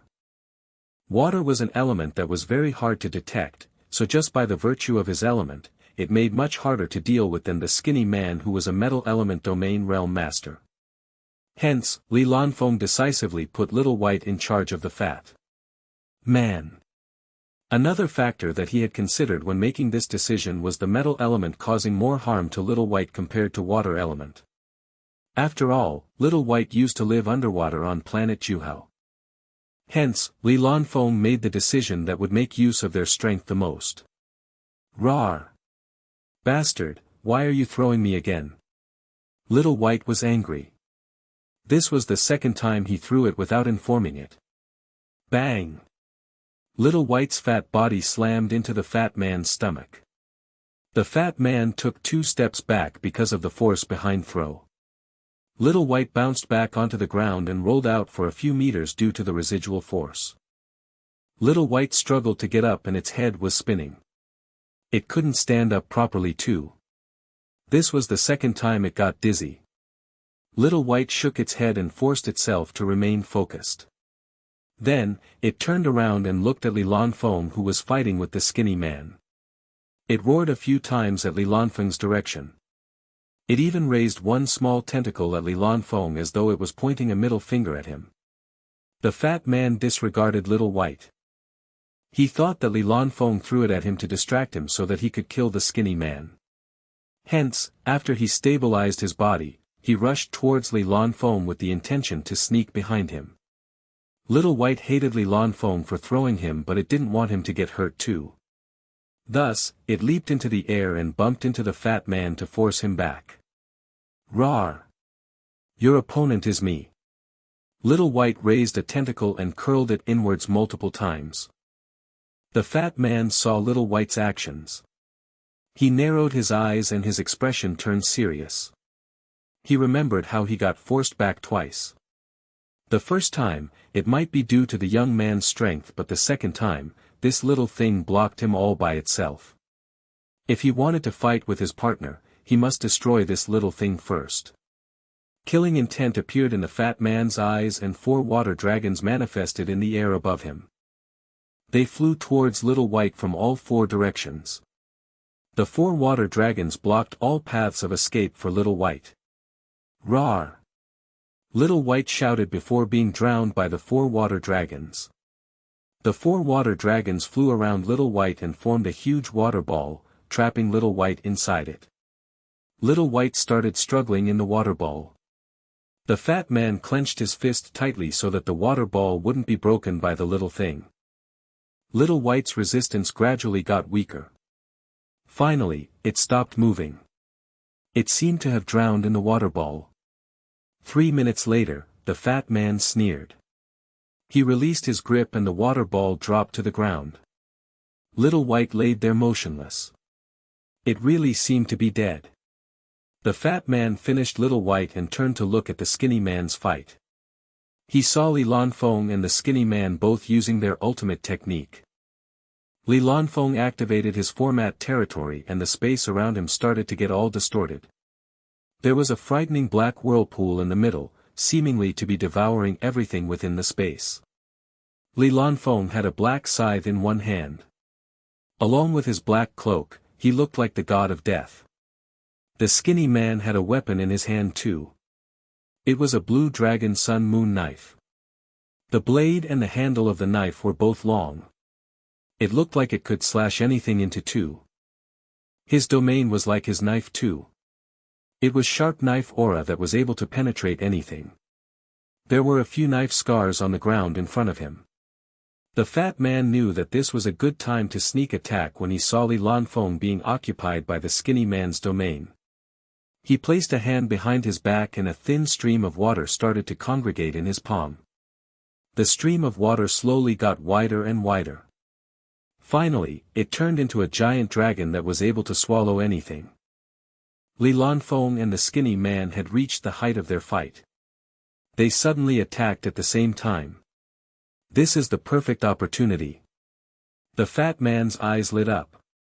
Li Lanfeng wouldn't have the energy to handle another person's attack now. The fat man raised his hand, but he suddenly felt a pain in his chest. He looked down at his chest with a flabbergasted expression. He saw a huge tentacle coming out from his chest with blood gushing out in masses. The fat man slowly turned his head. He saw the little white ball which he thought was dead, smiling brightly and laughing at him. That tentacle belonged to it. Its tentacles were emerging from its body in a strange manner. What kind of savage beast is this? The fat man was extremely puzzled. To break the defensive barrier around his body easily, it was definitely not a normal pet. Rawr!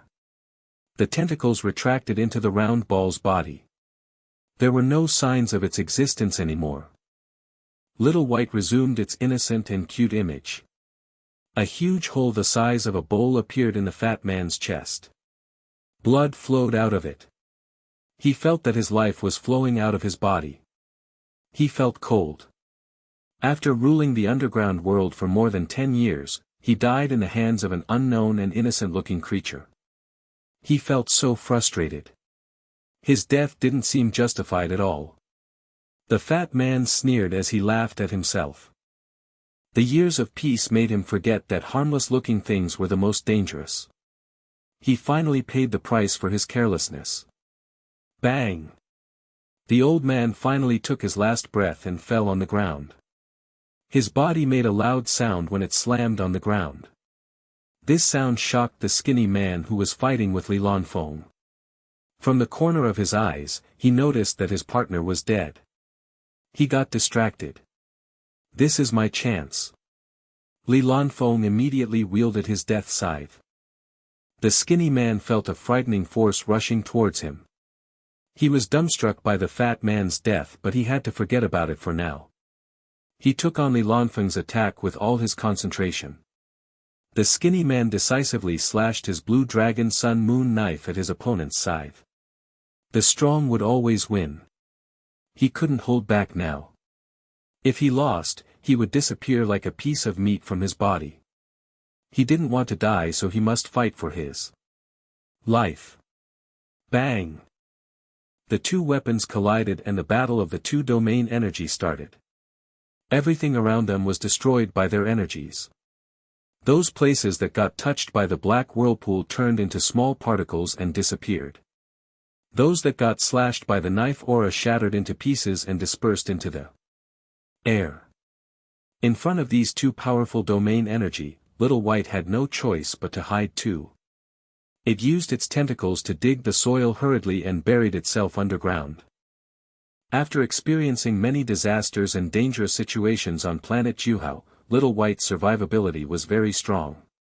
Even underground, it was able to move around freely without any difficulty. The result of this battle was a tie.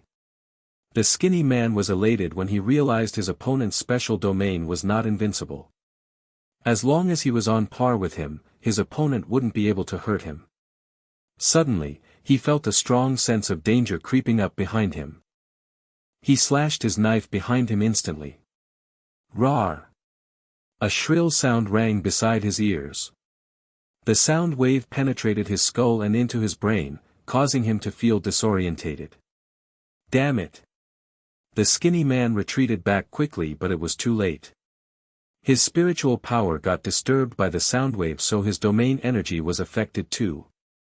While he was disoriented, the blue dragon sun moon knife got invaded with Li Lanfeng's format domain.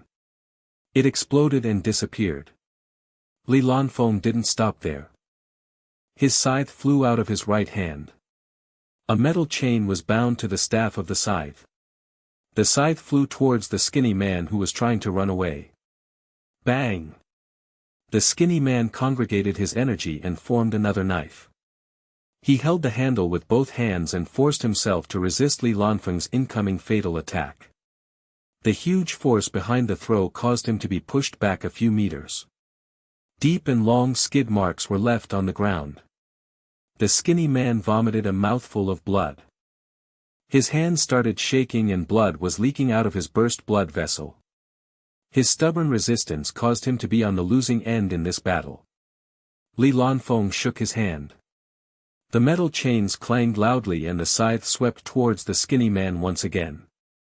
But this time, it was more powerful. Die! The injured skinny man was furious and his viciousness got ignited. He shouted loudly and slashed his long knife at the scythe.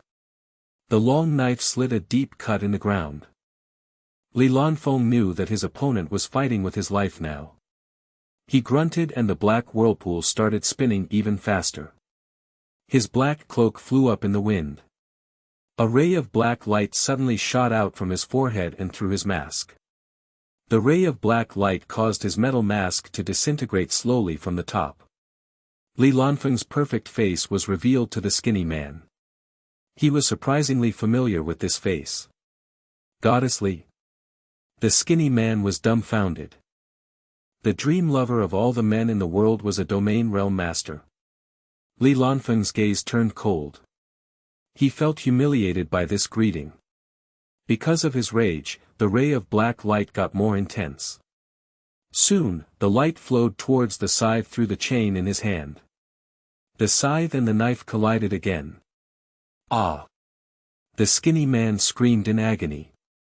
He saw his knife disintegrating in his hand. Slowly, his body started disappearing too. The domain energy came too quickly and fiercely. His body was engulfed by it in an instant. The skinny man didn't even finish his scream before he disappeared totally. Rawr! Goddess Li, ah! Ha! Little White had climbed out of the ground. It covered its mouth with its tentacles and sniggered. Little White, do you want your master to know that you've exposed his identity? Li Lanfeng raised his pretty eyes as he warned Little White calmly. Little White got frightened. It hurriedly covered its mouth with more tentacles and shook its head fervently. Sob, why did I forget that this ladyboy knew my weakness? Li Lanfeng waved at Little White when it stopped laughing at him. Little White jumped into Li Lanfeng's arms immediately. It saw Li Lanfeng's beautiful face accidentally. Well, it feels good to be hugged by a beauty. Little White laid comfortably in Li Lanfeng's arms lazily.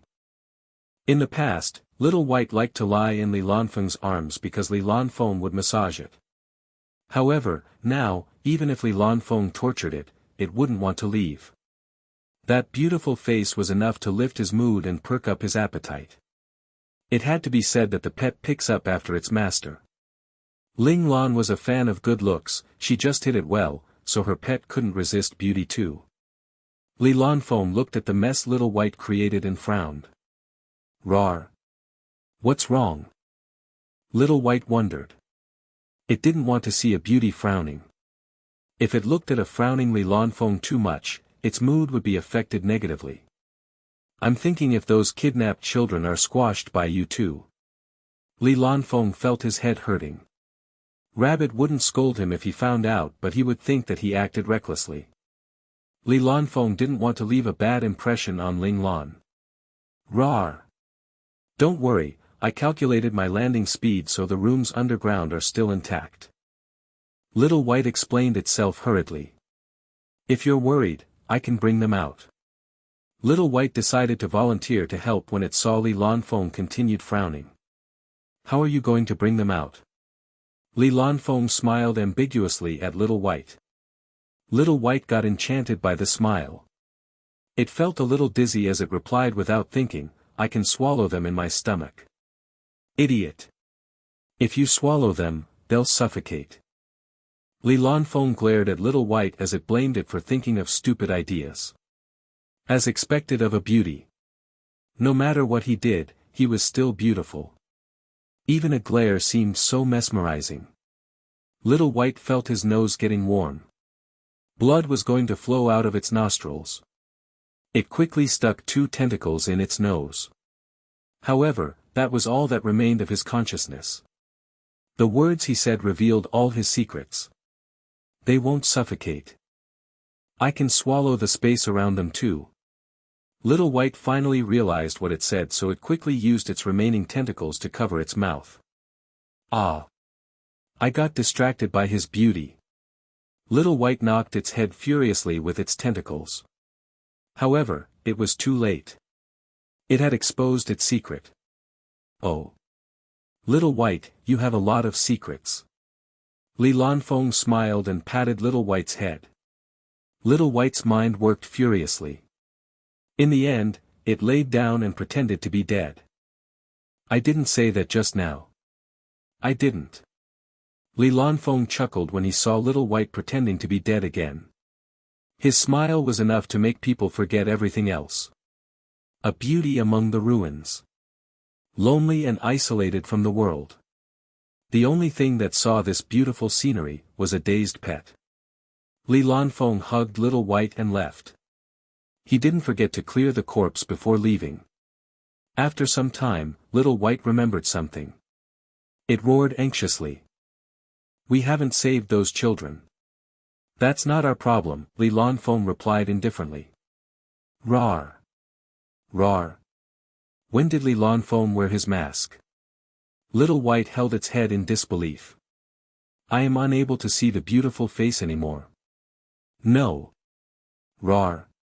Where did you hide your mask? Little White searched through Li Lanfeng's clothes furiously.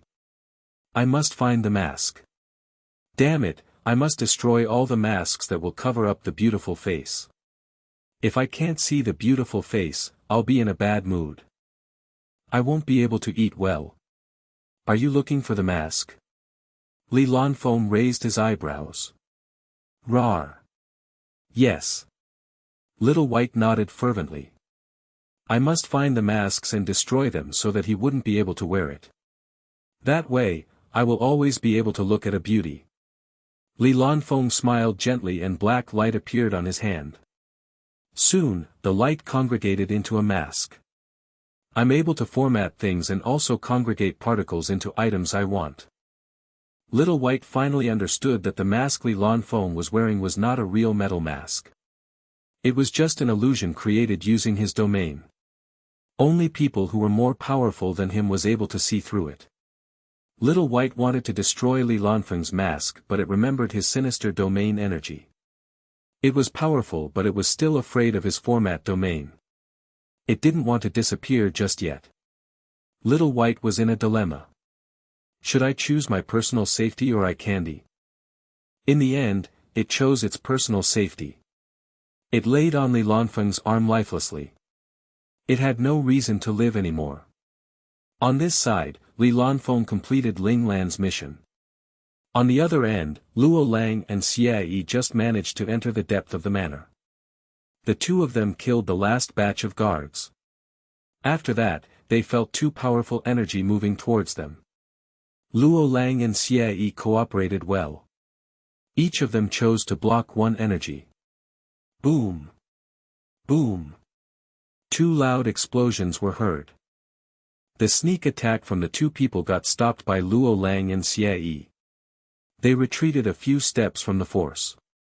Two sage-like old men appeared in front of them. One was in a green gown while the other was in a grey gown. Both of them had white hair. They were more than 100 years old. They looked at the ground filled with corpses and frowned. The elder in green gown glared at them and coldly said, "You two youngsters are quite vicious." Xie smiled. "Not as vicious as you. How dare you refute when you killed so many people?" The elder in the grey gown scoffed. "We killed people who deserve to die. Hence, we're not vicious. However, you all snatched other people's children, destroying the lives of these children as well as their families. You are the evilest people in the world. You deserve to die," Luo Lang said with a cold face. Everyone in the family would be heartbroken when their child was kidnapped. Some parents would blame themselves for this and might even commit suicide. Deserve to die. Ha ha ha, the two elders laughed loudly. The elder in the green gown stopped laughing and said coldly, "How arrogant of you. Two kids are telling me who deserves to die and who doesn't. You can test to see if we're arrogant." Xie smiled. In the next second, he rushed in front of the talking elder and aimed his fist at the man's forehead. The elder in green gown raised his hand to block the attack. When he touched Xiaoyi's fist, he frowned and glided back, distancing himself from Xiaoyi. What's wrong? The man in the grey gown was puzzled. This brat's innate talent is lightning. The elder in green gown swung his arm, which was numb from the electricity. He turned serious. The lightning element was the strongest offensive element among all the elements. Even if he had been in the domain stage for almost 50 years, he needed to stay alert in case he made a mistake. The green-gowned elder's expression changed. He looked at Xiaoyi with vigilance. Who do you want? Xiaoyi turned his head and asked Luo Lang. The one in grey. Luo Lang pointed at the grey-gowned elder. The two elders were burning with anger when they saw the two young men picking and choosing them like they were buying fish in a fish market. This was an utter humiliation to them. Before they could teach these two young men a lesson, Luo Lang and Xiaoyi started rushing towards them. The green-gowned elder saw Xiaoyi coming towards him with a fist wrapped in a lifelike lightning dragon. The dragon opened its giant maws at him. He had suffered from power behind the lightning attack once already, so he retreated quickly. As for Luo Lang, he suddenly appeared behind the grey-gowned elder with a dagger in his hand. He tried to stab the dagger at the elder's heart. The elder in grey flicked his sleeve, blocking Luo Lang's dagger. Luo Lang quickly rushed to the side and sidestepped in front of the grey-gowned elder. The grey-gowned elder sneered. How dare you use such cheap tricks? This kind of movement was extremely effective against people at the Qijin stage or below, but it was a joke to Domain Realm Masters, as Domain Realm Masters were able to detect all forms of attack through detecting killing intent. At the same time, their domains protected their bodies, so such a simple assassination method wouldn't work against them. As long as I stopped you, it's enough. Luo Lang smiled sweetly and his beautiful face turned even more enchanting. Are you a man or a woman? The grey-gowned elder teased him. This sentence angered Luo Lang and his gaze turned even colder.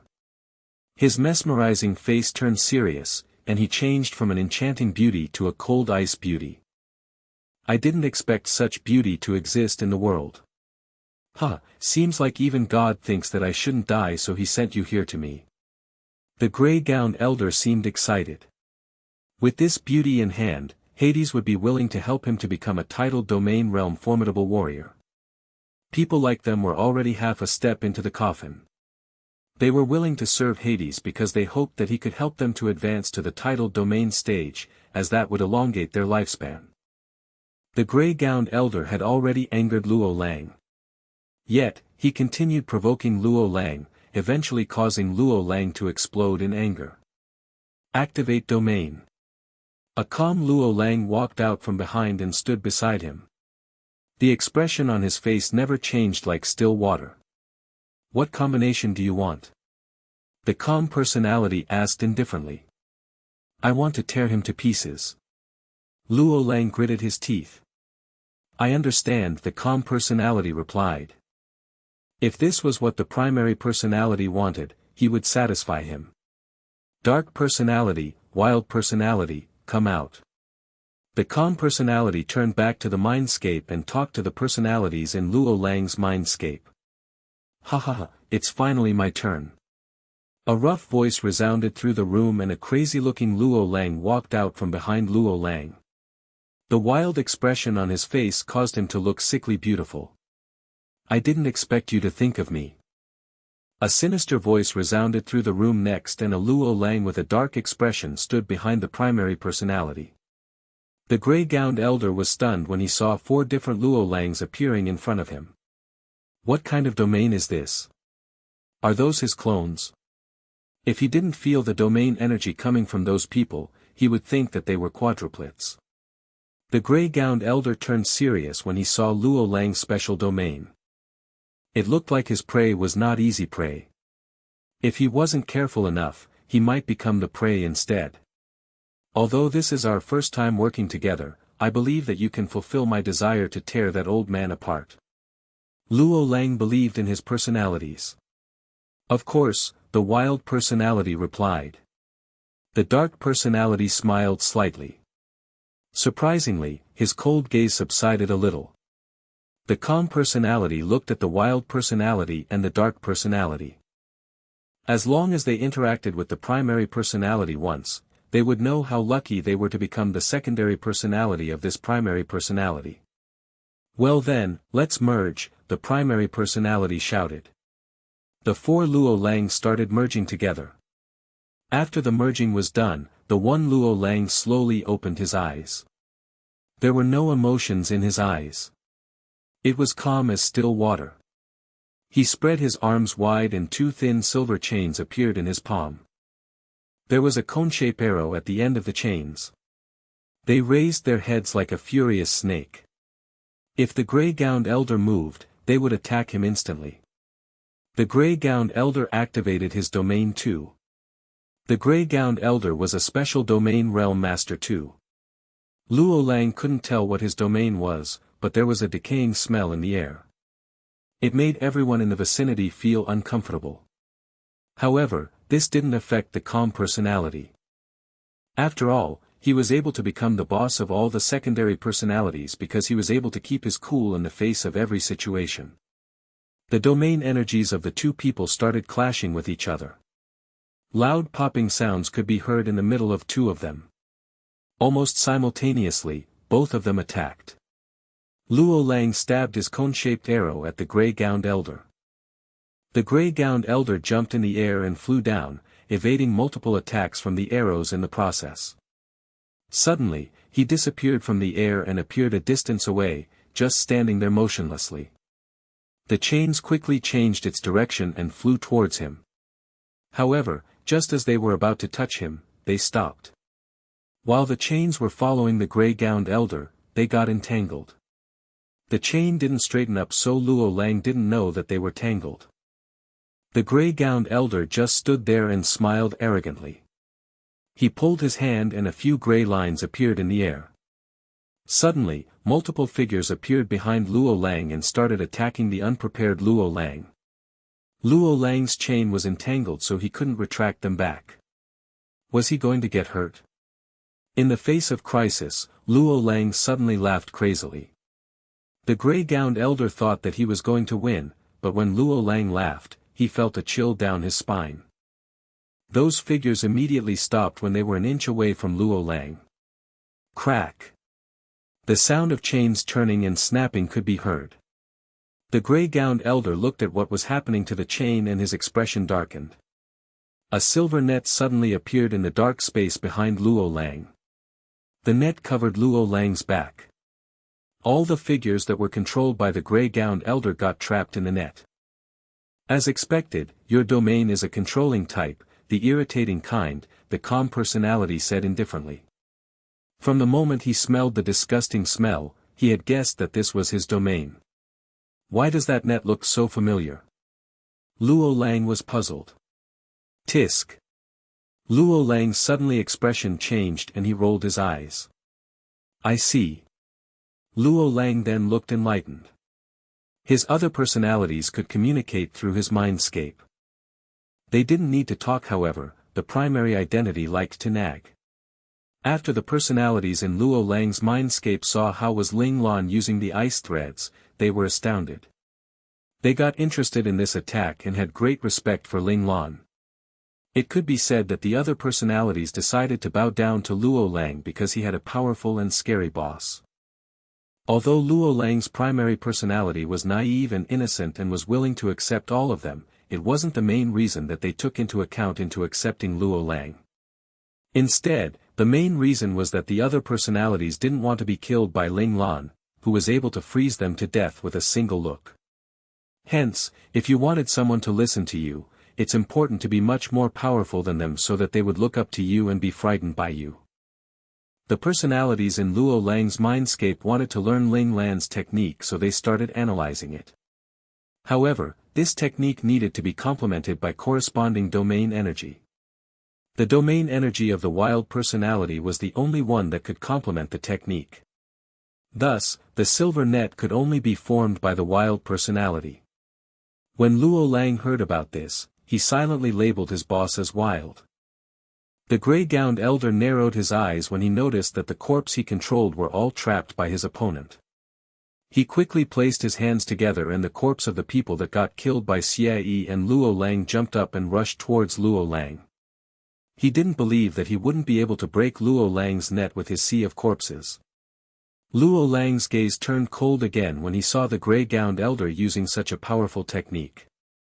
During fights, all the personalities would pass the decision-making to the calm personality. They would act based on the calm personality's order. They were all different personalities but there wouldn't be any mistakes when they were executing techniques during a battle. This was because they were still a single person despite being all different. Suddenly, the tangled chains started spinning.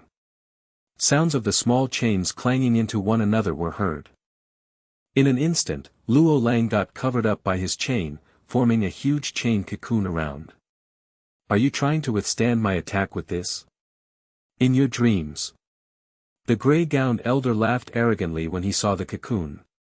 He moved his fingers quickly. The corpses around the vicinity started decaying and a corrosive liquid began to spurt out from the corpses. The moment the liquid touched the chains, a hissing sound was heard from the corroding silver chains. At the same time, the chains gave off a disgusting smell. As the chain cocoon got slowly corroded from the outside, the calm personality still remained calm inside the cocoon. If this was just a normal chain cocoon, why did he call the dark personality out? It was time for him to perform. The calm personality moved his finger quickly and lingering shadows started snaking around his feet. The chain started spinning even faster to prevent a single side of the chain from corroding due to the liquid. Then, he said coldly, "Bloom, chain of flower." Numerous silver metal buds of flowers started appearing on the chain cocoon, covering the entire cocoon. Then, the buds bloomed. When the gray-gowned elder noticed that the blooming silver flowers were made from many tiny silver needles, his expression turned from one of confidence to one of fear and nervousness. Shoot!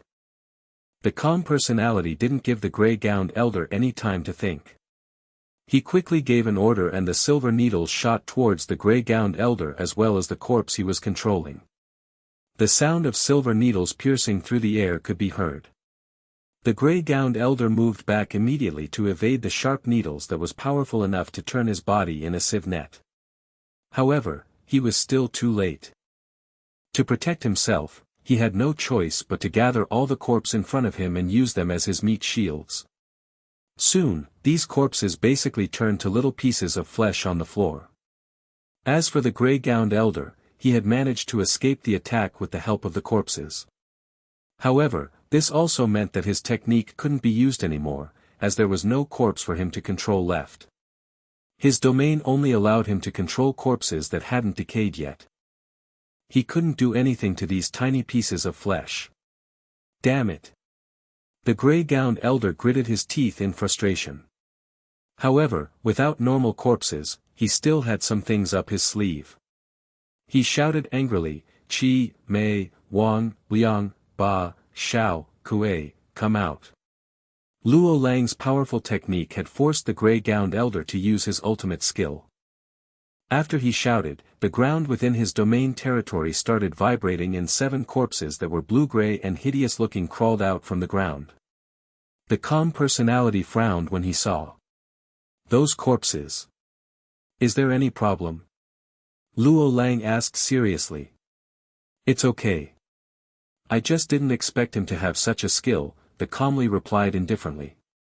These corpses were not ordinary corpses so they couldn't be destroyed by the silver needles. The defenses of their bodies was extremely strong. Those corpses that got nourished with the domain of domain realm masters were said to be as strong as domain realm masters. "I'm not strong enough to fight these evil things," the dark personality said coldly. His power was from the same base as his opponent. They were both using dark energy. Hence, the damage caused by his attack would naturally decrease. "I understand." The calm personality acknowledged what he said. Then, the dark personality walked out of Luo Lang's body and disappeared. At the same time, a figure with a vibrant aura appeared in Luo Lang's domain territory. The 7 corpses started getting agitated when the figure appeared. His aura made them uncomfortable. It was as if he was their natural enemy. The gray-gowned elder knew that something was wrong when he saw his corpses starting to shiver in fear. He controlled the 7 unwilling corpses and forced them to attack Luo Lang's body, which hadn't merged with the bright figure. The bright personality saw this and immediately stepped into Luo Lang's body.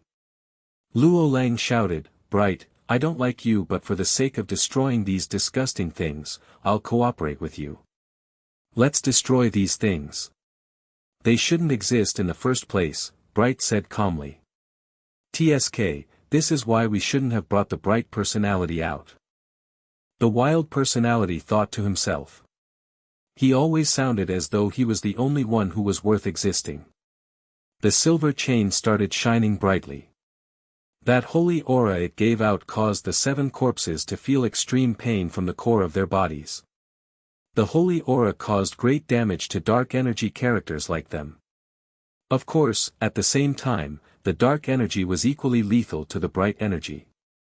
The gray-gowned elder was clear about this, so he forced more energy out of his gray domain. Soon, the entire space was filled with a rotting smell. The dark energy even started corroding Luo Lang's holy aura too. Luo Lang had no expressions on his face, as he was taken over by the calm personality again. Howl! The 7 corpses howled in the air. Then, they jumped up and pounced at the chain cocoon. They opened their dry, thin and sickly-looking hands. Their black nails grew longer, turning into sharp claws. There was also a black cloud with the aura of death around them. They began slashing the shining silver cocoon in front of them. Clang! Clang! Clang! The silver chain started breaking under the sharp black claws like pieces of tofu. The gray-gowned elder smiled proudly at the power exhibited by his 7 corpses. He lifted his right hand and pointed at Bear Luo Lang, who was in the center of the cocoon. Then, the 7 corpses charged at Luo Lang with fervor. Just as Luo Lang was about to be clawed into a pile of meat, Luo Lang suddenly smiled brightly. The broken chains suddenly turned alive again. They bounced up from the air and twirled themselves around the corpses. The 7 corpses tried struggling, but the white aura on the chain caused the suppression power of the chain to be stronger and more powerful. The 7 corpses started giving off a smelly and black smoke. This was because they were getting scalded by the white aura. Luo Lang stood in the middle and curled his fingers slightly. The chains around the corpses became tighter even, causing even more damage to the corpses. The gray-gowned elder turned serious. He didn't expect his opponent to feint weakness in order to lure his corpses into the chain array. This is boss's strongest technique. As his comrade, I can't be too weak. Luo Lang smiled brightly. However, in the next second, his smile disappeared. Go and die. His voice was calm, wild, and indifferent. The white aura exploded, blinding everyone's eyes with a flash of white light. The gray-gowned elder suddenly felt a sense of danger. He quickly elevated his domain to its maximum. After that, he waved his arms and attempted to control the corpses to kill his opponent forcefully. Howl! The 7 corpses shouted fiercely and broke free from the chains around their bodies. However, there was an innumerable amount of chains around them. When one chain broke, another chain would take over its position. All these happened during the time when everyone was blinded by the white light. As the white light disappeared gradually, he saw what was happening in the chain array. He was delighted and felt that the danger was over. Suddenly, he felt his chest was in pain. The gray-gowned elder looked down in surprise. A piece of the chain had come near him when he was looking at the chain array and stabbed him in his heart. He suddenly understood that the white light was not to suppress his corpses. It was to hide this piece of chain. The chain was small and came too suddenly, so he didn't notice it in time, as all his attention was focused on the 7 corpses. Boom! The silver chain exploded and blood stained the face of the gray-gowned elder. The gray-gowned elder said in pain, "Despicable. Do you have no shame? Luo Lang just glanced at him coldly. Then, numerous chains quickly stabbed into the elder's body, turning him into dust. The 7 corpses just turned into 7 piles of black sludge without the support of the domain energy from the gray-gowned elder. After he killed the gray-gowned elder, Luo Lang's domain collapsed. The wild, calm, and bright personalities returned into his mindscape. Luo Lang kneeled on the floor with a pale face. He smiled bitterly. Merging 3 personalities is still too much for me. I can only last for a short period of time. Luckily, the calm personality changed how he was attacking at the very last moment. The other personalities smoothly cooperated with him, and that was how they managed to kill their opponent before Luo Lang's domain collapsed. The 7 corpses were just too powerful. With Luo Lang's current ability, he wouldn't be able to destroy them. Hence, he had to attack the source of their power. No wonder boss always says that we're too weak. Domain is really just the start. Luo Lang finally understood that they had just stepped on the path of becoming a formidable warrior. Their opponents would only get stronger from this point onwards. After Luo Lang killed the gray-gowned elder, Xie Yi, who was engulfed by a world of green, was wrapped up in a crucial moment too. The green-gowned elder was a wood element domain realm master, a natural counter to a lightning element domain realm master.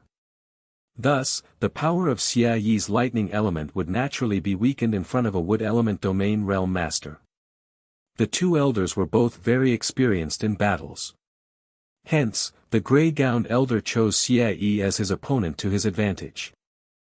It looked as though Xie Yi and Luo Lang chose their opponent, but instead, the elders were the ones who lured them into making this decision. The green-gowned elder appeared to have gained the upper hand now, but in actual fact, he was having a hard time. This was because when Xie Yi noticed that his lightning was unable to hurt his opponent greatly, he decisively split his lightning into 2. Xie Yi's lightning element was different from other lightning element domain realm masters. He had 2 different lightning element, one yin and one yang. If the yang lightning didn't have the yin lightning to neutralize it, it was more explosive and faster than normal lightning, making it really difficult to control, as the yang lightning might be backfire and hurt the user instead. As for the yin lightning, its damage was caused to one's spiritual mind, not the body. The green-gowned elder could block yang lightning, but he couldn't do anything to the yin lightning. The green-gowned elder's plan was to use his domain to exhaust Xie Yi's domain energy. He felt that a young man who had just entered the domain realm must have a lesser amount of domain energy than him. However, after experiencing the damage the lightning caused to his spiritual power, the elder in green gown decided that he couldn't stall out the battle any longer. If not, he would lose this battle. Thus, green seedlings started popping out of the ground around them. Soon, the seedlings turned into huge trees and engulfed them within. When he saw his opponent attempting to use his ultimate technique, Xie Yi was elated. He was bothered by the yin lightning too. The yin lightning was able to hurt his opponent, but he would receive a backlash too. After all, he wasn't the one controlling the yin lightning. Xie Tu, it's time for the life or death battle. Gather your strength. Xie Yi shouted in his mindscape. It's Xie, not Xie Tu.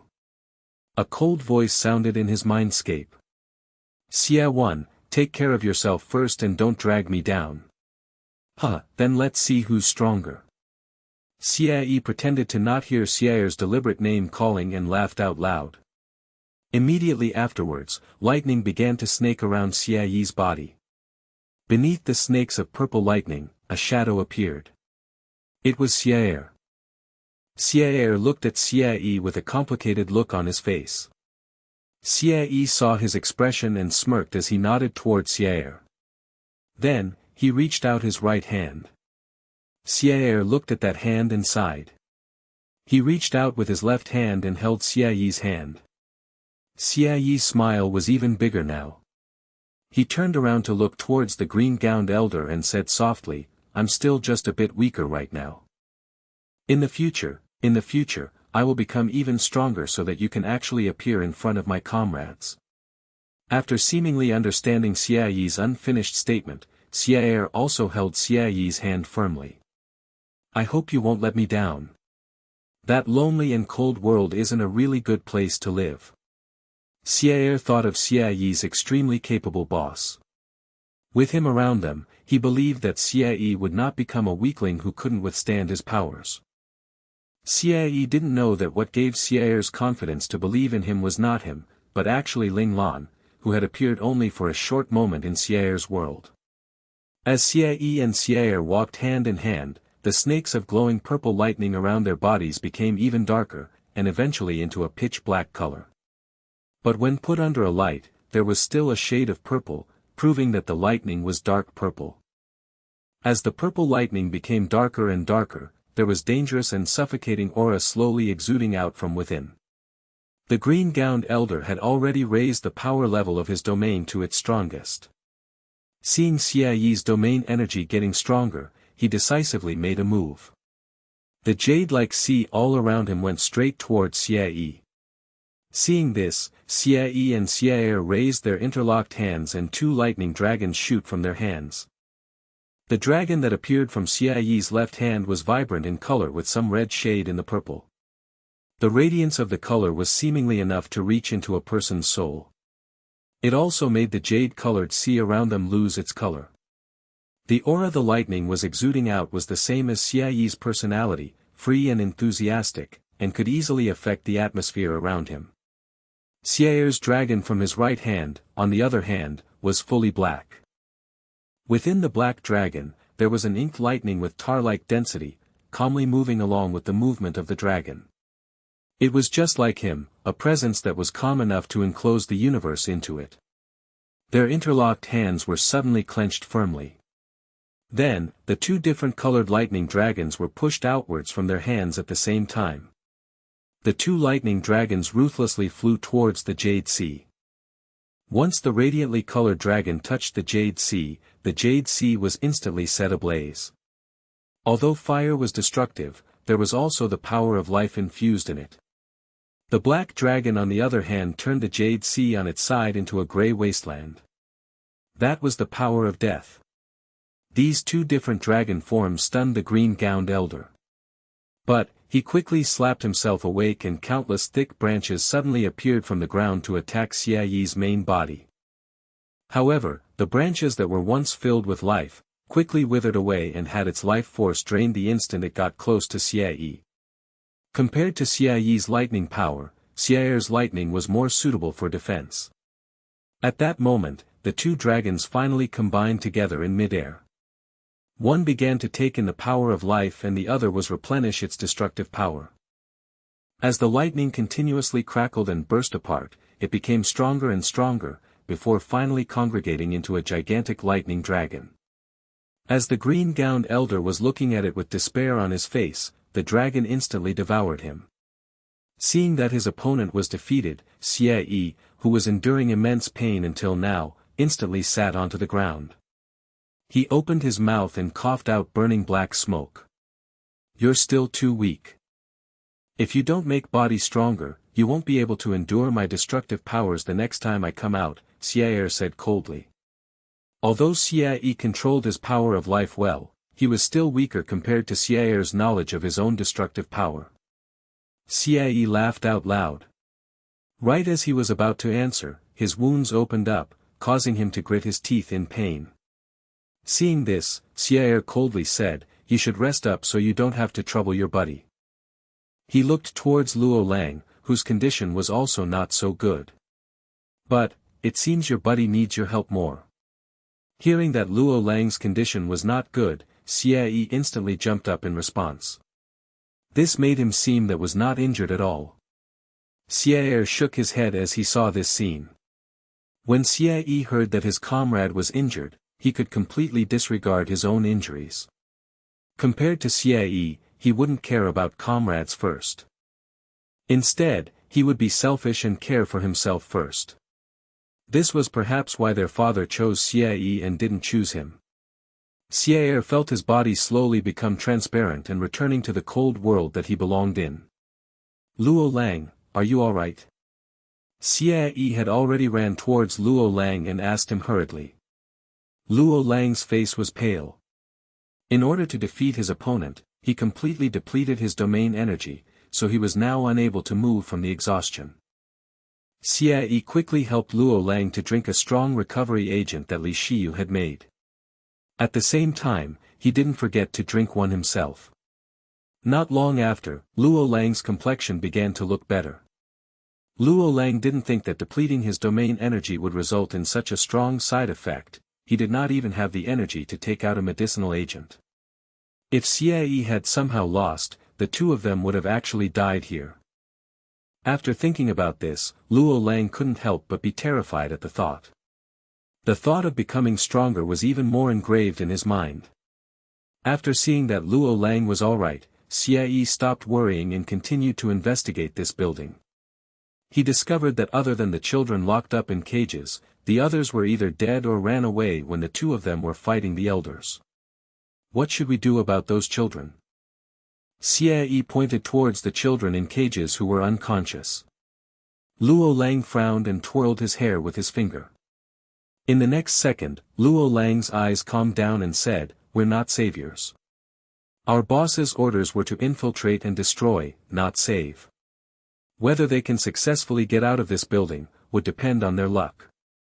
Xie knew this was Luo Lang's extremely calm personality talking. He also knew that his judgment was rarely wrong, so he nodded in agreement without much hesitation. However, the calm personality still had a sliver of humanity left in his body, so he told Xie to open the cages, cut the shackles around their limbs to give them a sliver of hope. After finishing this, Xie carried Luo Lang, who had not fully recovered, on his back and left the building. Not long after they had left, one youngster from the cages woke up from his dream world. He saw his cage was opened and the shackles around his arms and legs were broken. He then saw that the entire area was in ruins, with countless puddles of blood and silence all around him. The youngster immediately realized that this horrifying place was completely destroyed by two masked individuals who had suddenly appeared. The opened cages and broken shackles was the opportunity the two strong individuals had given them to escape this hellhole. The youngster understood that with so many people, the two strong individuals could not save everyone. Plus, they also didn't have any reason to save them. However, just the thought of giving them a chance to escape, was enough to let this youngster be grateful eternally. He knew that this act was essentially the same as giving them all a new start on life. The youngster crawled out of the cage. As he walked a few steps forward, he suddenly bit his lip and walked back into the cage. Then, he began to go and wake the other innocent children who hadn't woken up yet. Soon after, all these children woke up and along with a few adults. They slowly crawled out and escaped from the destroyed building.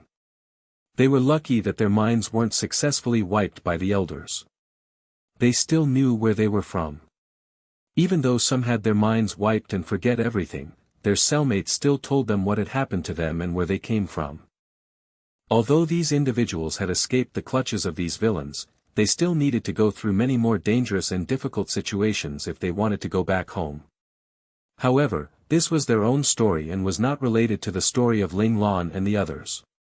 It was just that only after decades, these people would think about the two masked domain realm masters who saved them and guess who they were. At the three locations, Li Lanfeng and Little White had it the easiest. Although Xie and Luo Lang was in somewhat of a difficult situation, they still resolved perfectly in the end. It was only Lu Furong and Zhao Jun who were stuck in a life-or-death crisis. Zhao Jun ran around the hidden corridor as his life was on the line. His face was pale, with sweat dripping down from his body like raindrops. If it wasn't for the fact that there were many hidden corridors, along with the fact that the enemy domain realm master was afraid of going all out and create too much noise, and accidentally causing the base to be exposed by the people above them. If that wasn't the case, he would probably have been killed by the domain realm master who was chasing him. This was the power of domain realm masters. Although he was close to the limit of becoming a domain realm master, it was still the same as a 3-year-old fighting an adult when fighting a real domain realm master.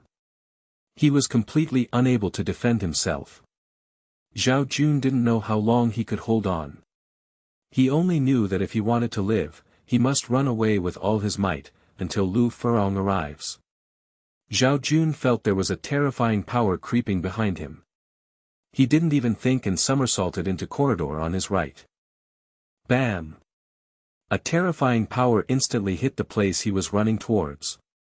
If it wasn't for the fact that he was lucky that a tunnel had appeared beside him, he definitely would have been severely injured from this attack. Although Zhao Jun luckily got away from the attack, he still felt his back was slashed by something, causing him immense and unbearable pain. However, Zhao Jun didn't have the time to examine his own back. He just ignored the immense pain and ran through the corridor hurriedly.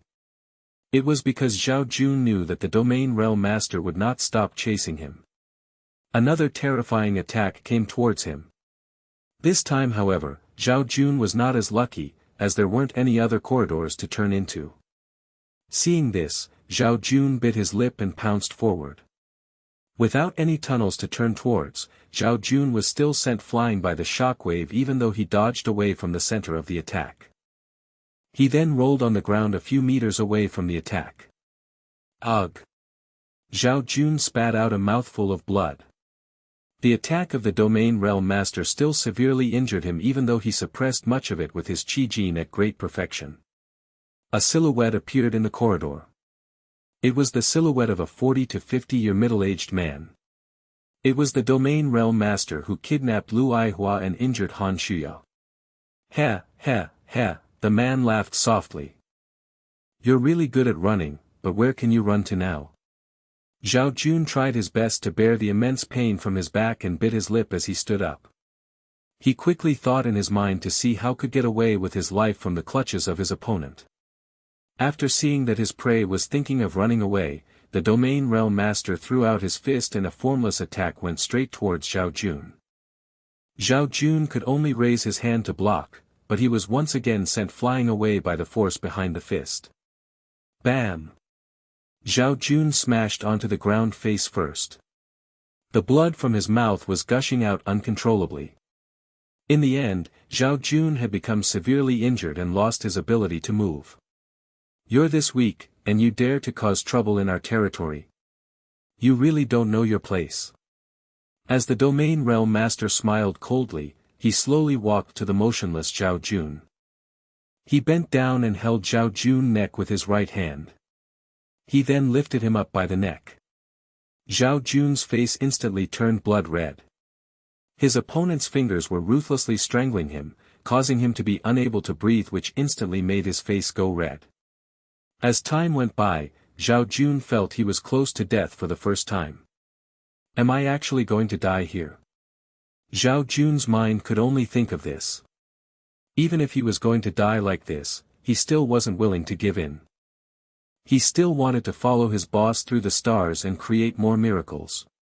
Compared to Qi Long, Luo Lang and Han Jijian, who were of military backgrounds, along with Li Lanfeng, Li Shiyu and Xie Yi who were from elite families, Zhao Jun's background was the most humble from Lingtian battle clan. He was from a common family and did not have any strong connections. It should be said that if Ling Lan had actually left the military, he was probably the only person from Lingtian battle clan who could follow Ling Lan without causing any trouble. Zhao Jun clearly knew about Ling Lan's situation, that his chances of remaining in the military was not high. Just a Ling Xiao was already enough for the entire federation. If there was also a Ling Lan, it would only bring about bad tidings for the Ling family. Zhao Jun had already made his decision to follow his boss despite the fact that he was still going to have a good future in the military if he stayed there. Neither his comrades, seniors, nor General Ling Xiao would treat him differently than Ling Lan's team members who followed her from the beginning even if Ling Lan left. However, the factions within the military was set in stone. This made Zhao Jun feel discouraged. Even a general's son couldn't escape from becoming pressured by others. How could a commoner like him even hold up? Instead, he should just follow Boss Lan and travel through the stars to create their own legends. He would be much happier and free compared to staying in the military and plot against one another. I'm not willing to give in, not willing. Zhao Jun screamed out in his mind. The future was what Zhao Jun wanted. Zhao Jun began to fight for his life. He wanted to continue living. However, with his current strength, he had no chance against a domain realm master. As his neck continued to be strangled for a longer amount of time, Zhao Jun's struggle became more and more intense. The domain realm master looked coldly towards Zhao Jun, who was fruitlessly struggling for his life. He loved seeing his prey struggle before their death, as this would excite him and give him a feeling of accomplishment. As the oxygen in his body was slowly deprived out from his body, Zhao Jun's eyes opened wider and wider. The unwillingness to give in and anger in his eyes made the domain realm master, who was used to seeing people die, uncontrollably shudder in terror. Right as Zhao Jun was about to die from suffocation, a strong force of presence exploded from within his body.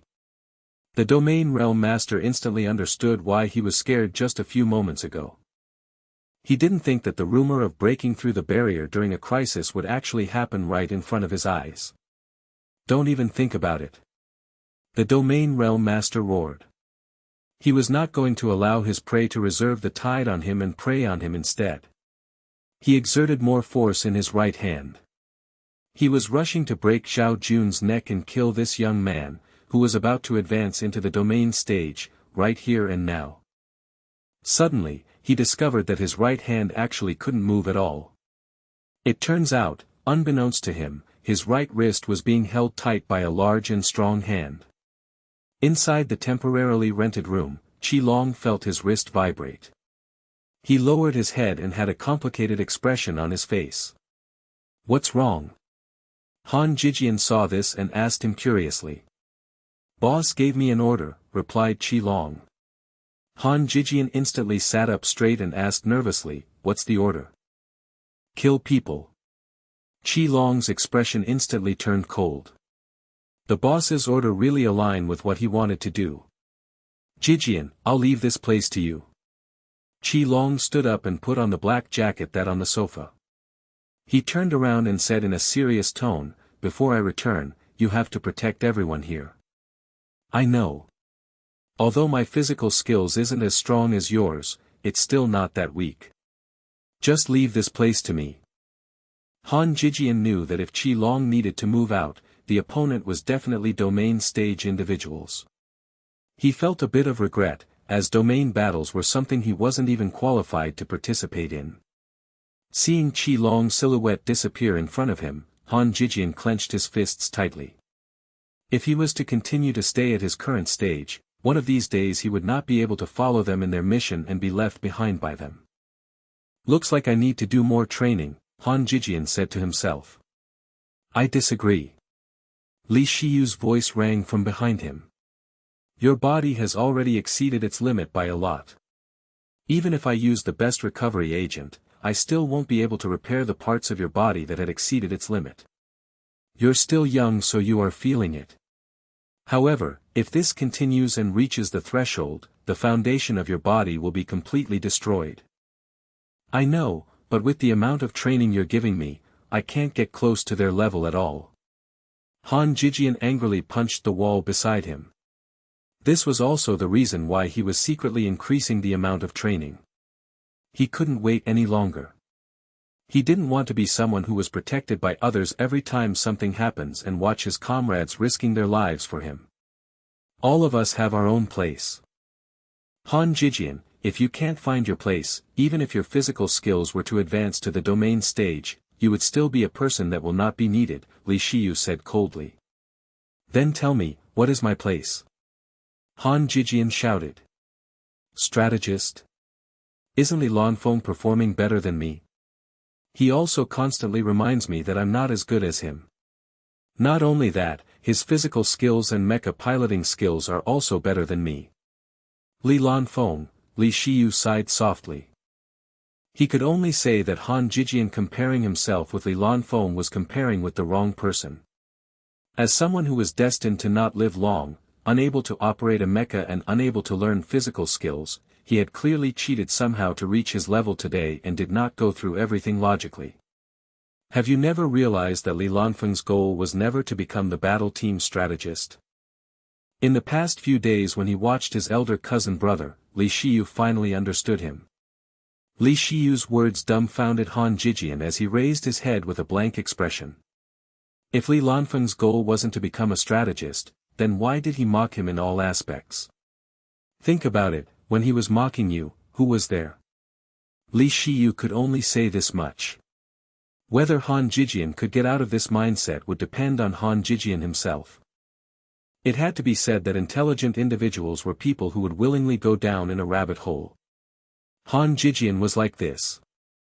Even Li Shiyu's demon-like elder cousin brother would do dumb things sometimes and make Li Shiyu go speechless. Li Shiyu's words made Han Jijian go into deep thought. What does Li Lanfeng want if he doesn't want the position of strategist in the team? Moving away from Han Jijian's concerns, the person who came to save Zhao Jun was Qi Long, who had received Ling Lan's order earlier. Ling Lan, of course, wouldn't let her team members be in danger. She had prepared beforehand for Qi Long to reinforce Lu Furong's group. The Domain Realm Master saw that a black-jacketed young man had already stood in front of him and was staring him down coldly. Suddenly, the Domain Realm Master's right wrist writhed in pain. His fingers uncontrollably let go and Zhao Jun, who was being choked by him, fell to the ground thereafter. The Domain Realm Master took a deep breath and the domain power from his body instantly exploded out. Qi Long jumped back a few meters. At the same time, he also took Zhao Jun, whose force of presence had completely expanded. The Domain Realm Master held in the surprise in his mind and coldly asked, "Who are you?" "I've been looking for you for a long time," Qi Long said calmly. He was thankful to his boss to let him participate in this mission. In the end, he met up with the Domain Realm Master who injured Han Shuya. The familiar domain energy on Qi Long's body made the Domain Realm Master instantly remember something. His expression changed slightly, but he still tried to stay calm and show that he knew nothing. "You people intruded on our territory and tried to mess with our organization. Tell me, who sent you?" He realized that the little girl was trouble, but didn't think the opposition would knock on their door so quickly. The Domain Realm Master felt bitter and depressed. He now hoped that this situation wouldn't affect the impression he had with Hades. Otherwise, his hard work in the past decade would all be for naught. Qi Long laughed coldly as the killing intent in his eyes showed clearly. "Don't play dumb with me. Since you dare to kidnap our people and injure them, then you must pay the price." As expected, they already knew we were the ones who did that. The Domain Realm Master's eyes instantly froze. Although Hades' palace was afraid of causing trouble, they still weren't afraid of dealing with trouble. The chaotic lands was always the territory of Hades' palace. If these people didn't know any better, then they would not be able to leave this place. The Domain Realm Master increased his domain energy to the highest degree. Qi Long was also doing this as well. The two of them didn't want to fight a long battle of endurance and was planning on defeating each other with one attack. As night fell, the products in the 3 districts were all more or less sold. It finally reached the time for the black market auction that everyone was excited about. Ling Lan, Yi Xiao and Dibi Luya followed President Tu into the auction house. The auction house venue was huge. After entering it, there were countless seats everywhere. Surprisingly, there weren't any private areas for VIPs. Everyone was sitting in the atrium with their auction sign to participate in this auction process. Of course, this type of arrangement would also completely expose the identity of the people attending the auction. This was a specialty of the chaotic lands. If you have money, you can buy anything. However, whether they could actually receive the auctioned item, would depend if they had the capabilities to take it home. Many secret factions enter the auction house not to buy anything, but to know who bought what. They would choose the people they would make a move on. Thus, the trip home was a bloodbath. It was the time where the buyers would test it on their abilities. The auction began systematically.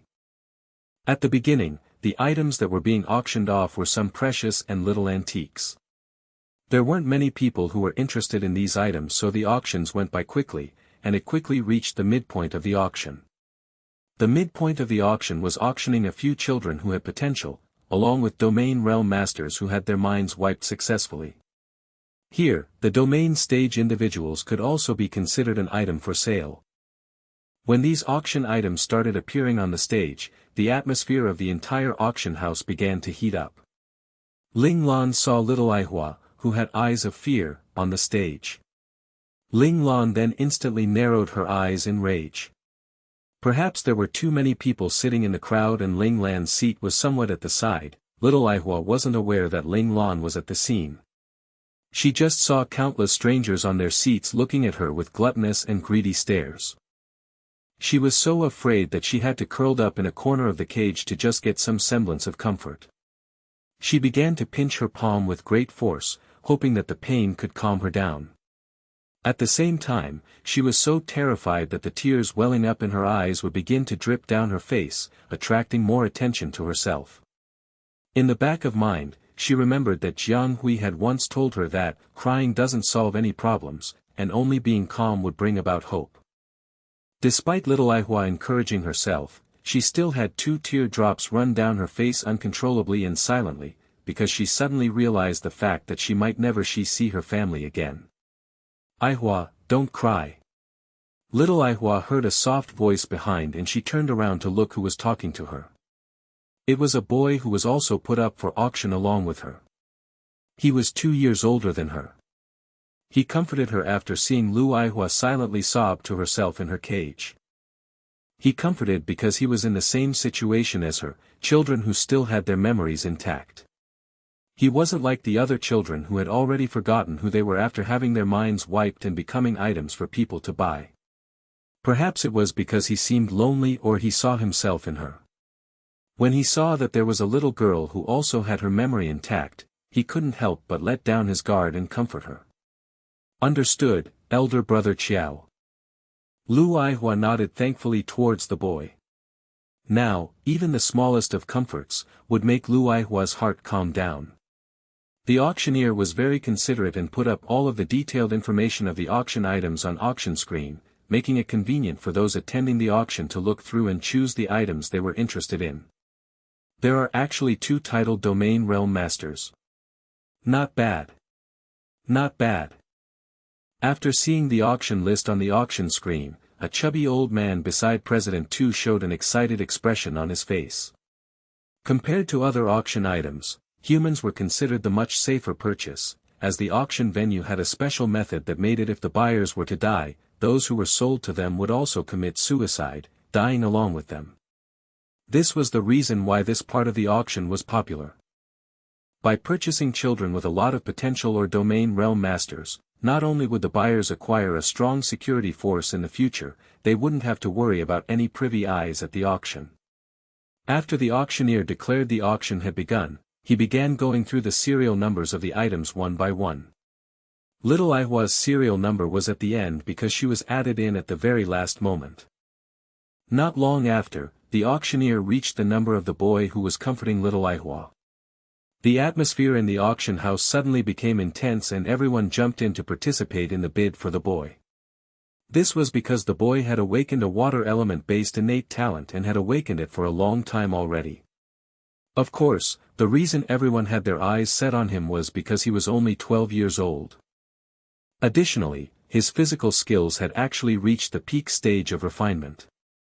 The black market also determined that in 1 year he would definitely advance into Qi Jin stage. If things went as planned, advancing into Qi Jin stage at 13 years old and in addition to his awakened innate talent of the mild-mannered water element, this boy would definitely reach the domain stage when he grew older. This was why he was so popular among the auction house attendees. As the boy's bidding price rose higher and higher, the boy's expression became colder and colder. It was almost somewhat numb. President Tu, who was calmly sitting beside Ling Lan, suddenly raised his brows and smirked. It seemed that there were others who didn't like the black market other than Ling Lan. Not long after, the highest bidding price had appeared in today's auction. The auctioneer shouted out excitedly, "Buyer number 27 has bid 250 million coins. Is there anyone else? This item will definitely become a domain realm master in the future." Going once. The auctioneer was trying to ignite the fighting spirit of other buyers. However, without a doubt, this price was already quite high for a future domain realm master. Many of the attendees were all sly old foxes or merchants themselves, and would of course not be provoked or disturbed by the auctioneer's words. The auctioneer excitedly and yet helplessly struck the mallet the third time. Congratulations, buyer number 27. Right at that moment, Yi Xiao and Dibi Luya, who sat on the other side of President Tu, suddenly jumped up and rushed towards the stage. Stop right there. Right as these words were said, many black market guards immediately jumped out from all sides in an attempt to intercept Yi Xiao and Dibi Luya. Bam! Bam! Yi Xiao and Dibi Luya expanded their force of presence in an instant and sent those guards who were attempting to intercept them flying backwards. The two of them on the other hand, didn't change the direction of their movements in the slightest and quickly jumped up onto the stage. Their goal was that boy. Right as they were about to reach the boy, a strong mud wall suddenly appeared in front of the boy. Seeing this, Yi Xiao and Dibi Luya immediately released one fire dragon and one water dragon out from their hands to ruthlessly strike the mud wall. Bang! A large explosion resounded through the auction house. The mud wall instantly cracked open from the force of the fire and water dragon. Yi Xiao then suddenly vanished from where stood. Right as he appeared behind the boy and was about to grab him, a person clad in white had already stood in his way. At the same time, a black-cloaked elder had also appeared in front of Dibi Luya. Who are you people? You actually dare to cause trouble in our chaotic lands? A sharp and thin voice rang by their ears. It turns out, the person clad in white who was standing in front of Yi Xiao actually had heavy makeup on his face.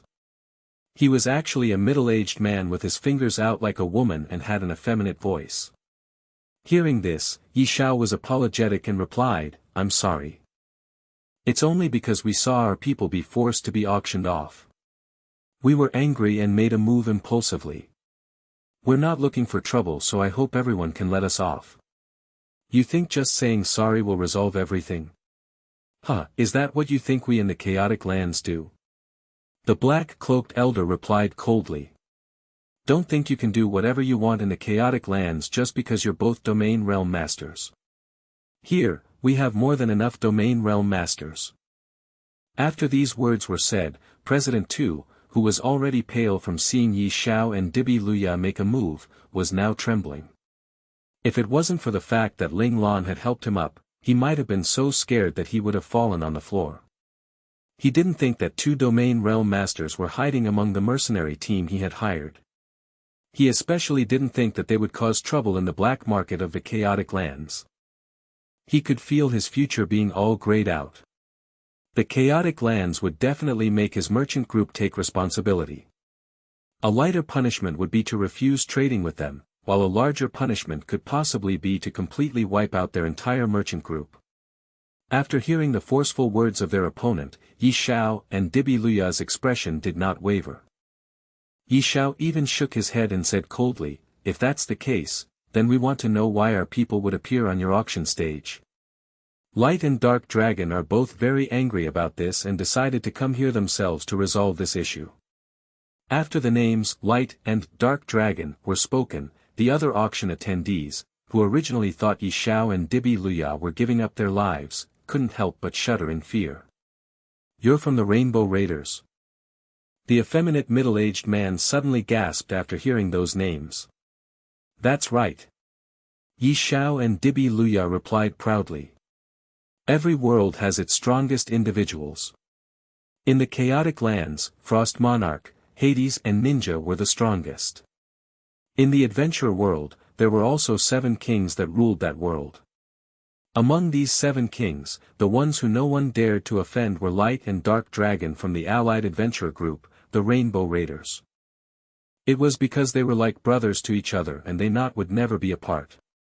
One Imperial-level domain expert was already invincible. Then, 2 Imperial-level domain expert.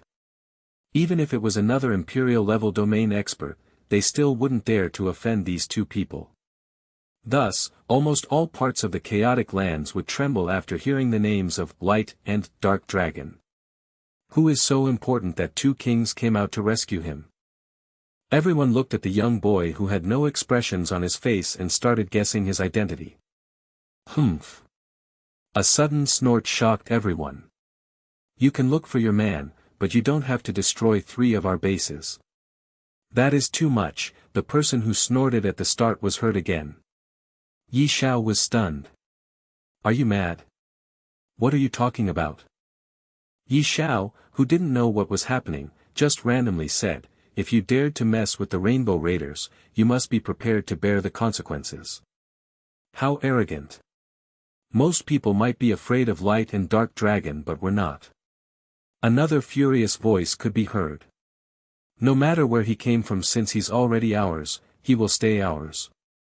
A frightening force of presence rushed towards the boy. Yi Xiao and Dibi Luya were stunned. They thought that the 3 kings of the chaotic lands would give some face to Light and Dark Dragon, but they surprisingly didn't. They just wanted to kill the person they wanted to take back. Hades, you half-dead man. How dare you try to kill my child? A cold voice suddenly sounded. A strong force of presence blocked the vicious aura that wanted to kill the young boy. Dark Dragon, you killed people in our territory without informing us. Is this how you show respect? An angry voice replied. Ninja, it's time for you to stop. You've done so many cruel things. Aren't you afraid that your life will be shortened by your sins? A lazy voice sounded after that. Light, your hands are tainted with blood too, Ninja sneered. TSK TSK. The people we killed are people who deserve to die. We have a clearer conscience than you, Light replied without taking a step back.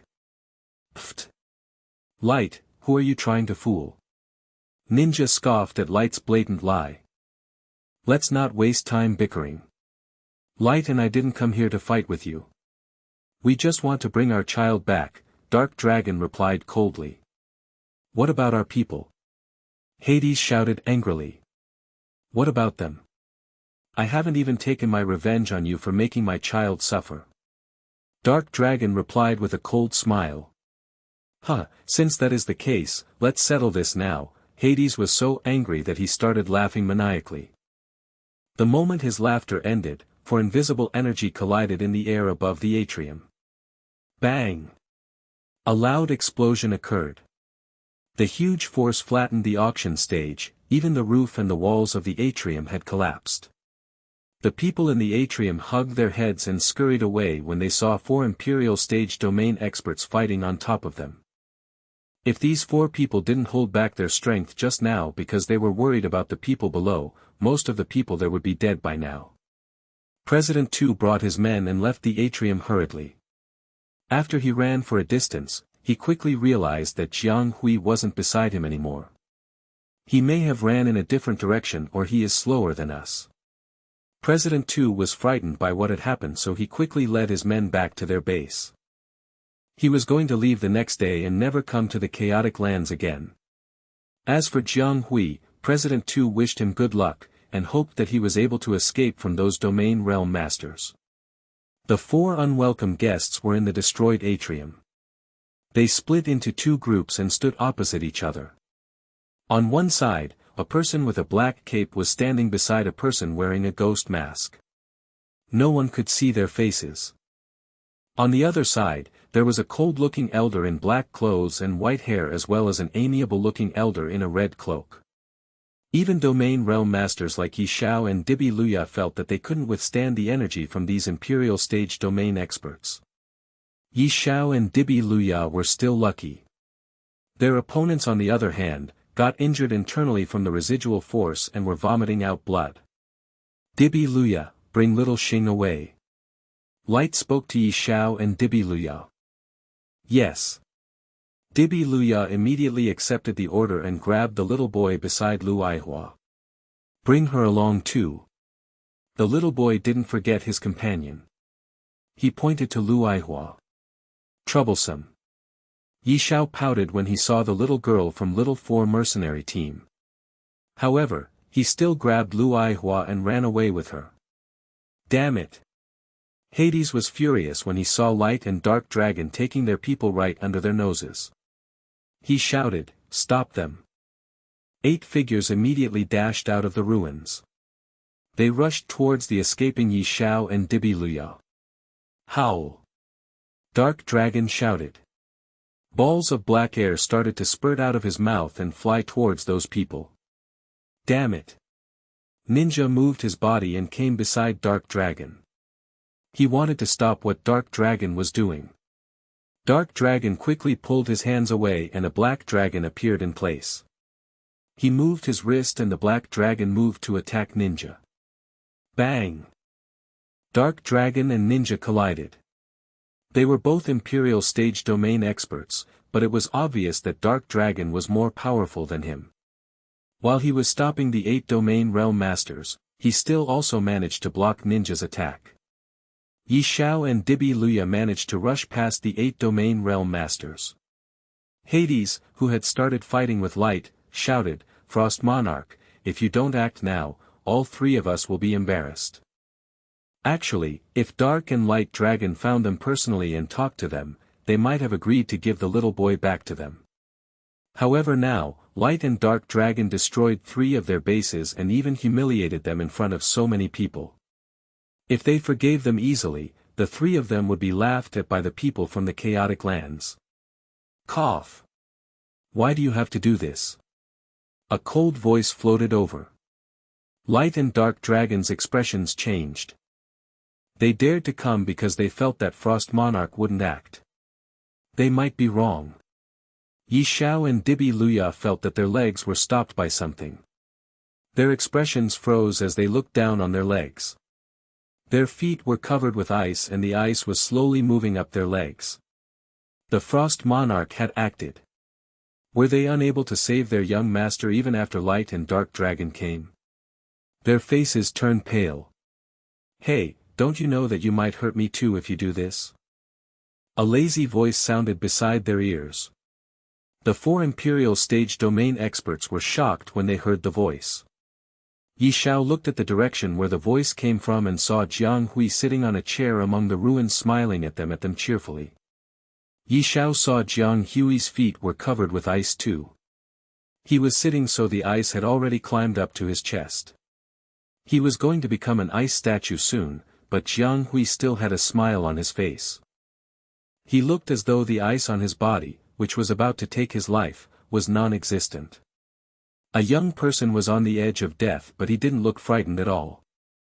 There was obviously something wrong with the scene. Unless this fellow was either an idiot or a lunatic, this shouldn't be his reaction. However, he didn't look like a lunatic or an idiot. Dark Dragon was in deep thought. Light turned serious too.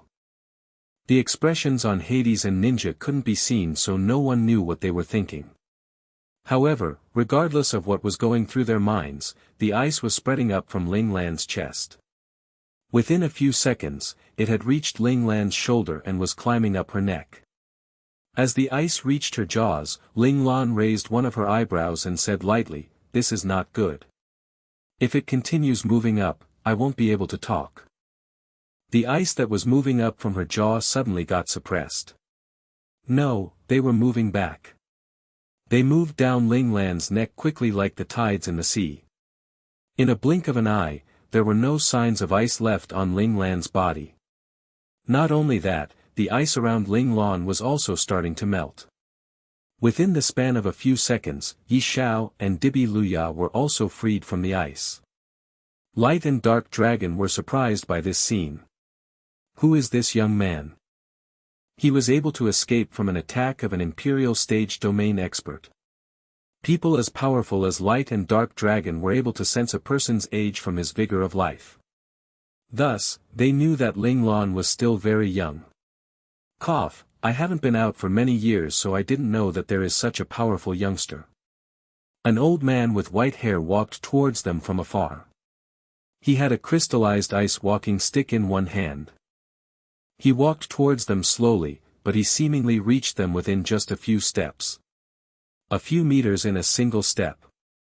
This was a technique only Domain Realm Masters and above could understand.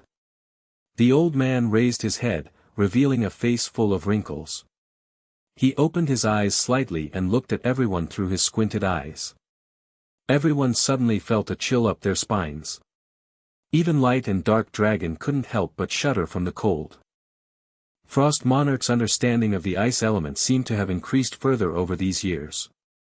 Even without activating his domain, he was able to release his force of presence. Light and Dark Dragon had their guards up. They didn't forget that Frost Monarch was one of the three kings of the chaotic land, the most powerful one at that. As expected of the Frost Monarch, Ling Lan bowed respectfully. From his action just now, she knew that his understanding of the ice element was way above hers. This was enough to gain her respect. Paen. Cough cough. Everyone calls me Frost Monarch because they respect me. Actually, I don't have the right to be given this title. Frost Monarch coughed and shook his head. Frost Monarch is the title for the most powerful ice element master. You deserve this title, Ninja refuted. Light and Dark Dragons were enemies with Ninja, but they still agreed with what he said. You all put feathers on my cap. Actually, before I enter the Imperial stage through my physical skills, I shouldn't use names that indicate I'm a king. Frost Monarch didn't agree with what Ninja said. Hades felt a little awkward. By right, Hades meant the king of hell. However, Frost Monarch was right. A real king should be someone in the Imperial stage. However, Imperial stage was not so easy to enter. There were only 9 people who managed to break through to Imperial stage in the entire universe. As for them, they were known as Imperial stage domain experts, but in actual fact, they were just half a step into the Imperial stage. This half step was a huge difference. However, after meditating for more than 10 years, your understanding of your domain had reached new heights. It won't be long before you advance to the Imperial stage. Ninja was in envy. The more powerful a person becomes, the harder it gets for him to gain more understanding of his domain. He might even reach a bottleneck and never surpass himself ever again. Frost Monarch was already the most powerful among them. After he came out of his closed-door mediation, his force of presence had gotten stronger. It seemed that his meditation was effective. Frost Monarch sighed. It's not so easy. I don't know if I'm able to enter the Imperial stage when I'm alive. He looked at Ling Lan, who was listening to them quietly. This young man might advance to the Imperial stage faster than me. He should be the Frost Monarch, not me. From what Frost Monarch said, Ling Lan was an ice element domain realm master that was very close to Imperial stage 2. Light and Dark Dragon's expressions changed drastically when they heard this. They looked at Ling Lan with vigilance. They would place much importance in people who were as powerful as them while being much younger than them. Ninja and Hades turned to look at Ling Lan too. From their tightly clenched fist, everyone could tell that they were in great shock. Frost Monarch, you've spoken too highly of me. My understanding of the ice element is much less deep than yours, Ling Lan said honestly. This was the truth. She wasn't being humble. She was half-step to Imperial stage, but Frost Monarch's control of ice element was much more profound than her. She was still unable to release her domain energy unintentionally just by looking at people. This is embarrassing. I'm more than 100 years older than you. I've more time to understand the ice element. Frost Monarch said regretfully, I'm already half a step into the coffin. Yet, you're still young. You still have a long path ahead of yourself. Ling Lan smiled and didn't say anything. Whatever she said now would seem like boasting. She would feel bad if she boasted in front of a dying old man. Enough of my lamenting. Little brother, I apologize for hurting you just now. However, the rules of the chaotic lands must be obeyed. I hope that you'll not interfere with this matter. Frost Monarch didn't want to offend a future king. Plus, Ling Lan managed to melt his ice, proving that she was not much weaker than him. Plus, there were 2 half-step Imperial stage domain masters on their opponent's side. If Ling Lan entered the battle, the strength of both sides would be equal. This wasn't something Frost Monarch wanted to see. Light and Dark Dragon's expressions changed when they heard this. If Ling Lan really decided to watch from the side, they wouldn't be able to win against the three kings, especially with Frost Monarch there. With their strength, they were able to leave successfully if they were losing, but the people they brought with them would be in danger. They wouldn't be able to save who they wanted to save too. This would be a huge blow to the Rainbow Raiders' reputation. Their reputation might even drop, and they might even become the laughing stock of the mercenary world. Compared to Light and Dark Dragon, Yi Xiao and Dibi Luya's expressions were strange. When Ling Lan started speaking, little Aihua cleverly kept her mouth shut. She remembered her father telling her that little children shouldn't interrupt talking adults during important times. She was afraid that if she shouted happily, she might cause more trouble for herself. Ling Lan gave a half-smile when she heard what Frost Monarch said. Her expression told Frost Monarch that things were not so simple. Light and Dark Dragon looked at each other in surprise. It looked like this Domain Realm Master who came suddenly wanted to interfere in this matter. Frost Monarch frowned slightly when he saw this. A cold aura exuded from his body. "Little brother, is there anything you're unhappy about?" Ling Lan smiled gently. "Frost Monarch, there's one matter I would like to ask for your opinion about. If someone hurt my team member and then snatched someone else from my team again after that, what should I do as the leader of the team?" Frost Monarch's expression darkened. Then, he glanced coldly at Hades before retracting his gaze and calmly replied, "It seems like your men accidentally entered our market. I'll ask someone to return your men unscathed to you. There's no need for that. The person I want to find is saved by the Rainbow Raiders." Ling Lan smiled. Lu Aihua quickly lifted her hands off her mouth when she heard Ling Lan talking about her. She called Ling Lan excitedly, "It's me. Brother Jiang Hui, I'm here." Ling Lan nodded at Yi Xiao. Then, she nodded at Light and Dark Dragon to express that she was grateful to them for what they did. Light and Dark Dragon heaved a sigh of relief and then gave a relaxed smile. They were really lucky. Now with Ling Lan on their side, they didn't have to be frightened of the three kings of the chaotic lands. Frost Monarch gripped his ice walking stick firmly, and the ice walking stick suddenly made a low humming sound. His gaze turned cold. He persuaded Ling Lan nicely because he didn't want to create more trouble. It wasn't because he was afraid of her. But since the other party didn't want to let go of this matter, he wasn't afraid of fighting with Ling Lan too. Boom! The entire space started vibrating. Yi Xiao and Dibi Luya almost got injured by the vibrations. The two children in their hands got knocked unconscious and blood was flowing down from their facial orifices. A huge and frightening ice mountain had appeared behind them. No, there were two ice mountains. Cold air oozed out of the ice mountains, turning the entire place misty from the cold. Even Domain Realm Masters like Yi Xiao and Dibi Luya couldn't help but shiver from the cold. The two children in their hands were almost frozen. If they didn't get away from this place soon, the two children might freeze to death. "Run as far away as you can." A familiar voice sounded beside Yi Xiao and Dibi Luya's ears. It was Ling Lan. She had helped them to block Frost Monarch's lethal attack. The two people didn't dare to waste any time and quickly retreated with the children. The three kings couldn't stop them, as they had people in front of them who were of higher priority. However, as the underground kings of the chaotic lands, they had many subordinates under them. They ordered their subordinates to chase after the children. Ling Lan and the people on her side couldn't stop those people too. The three kings looked satisfied when they saw many Domain Realm Masters chasing after Yi Xiao and Dibi Luya. Light and Dark Dragon were worried. But, they quickly put down their worries, as their respective opponents, Hades and Ninja, had started attacking them. As for Ling Lan, she had already asked Little Four to inform her comrades to help Yi Xiao and Dibi Luya after they finished their missions. Soon, only the 6 strongest Domain Realm Masters were left in this ruined auction atrium. Ling Lan and Frost Monarch were fighting with each other by firing ice mountains in full alert.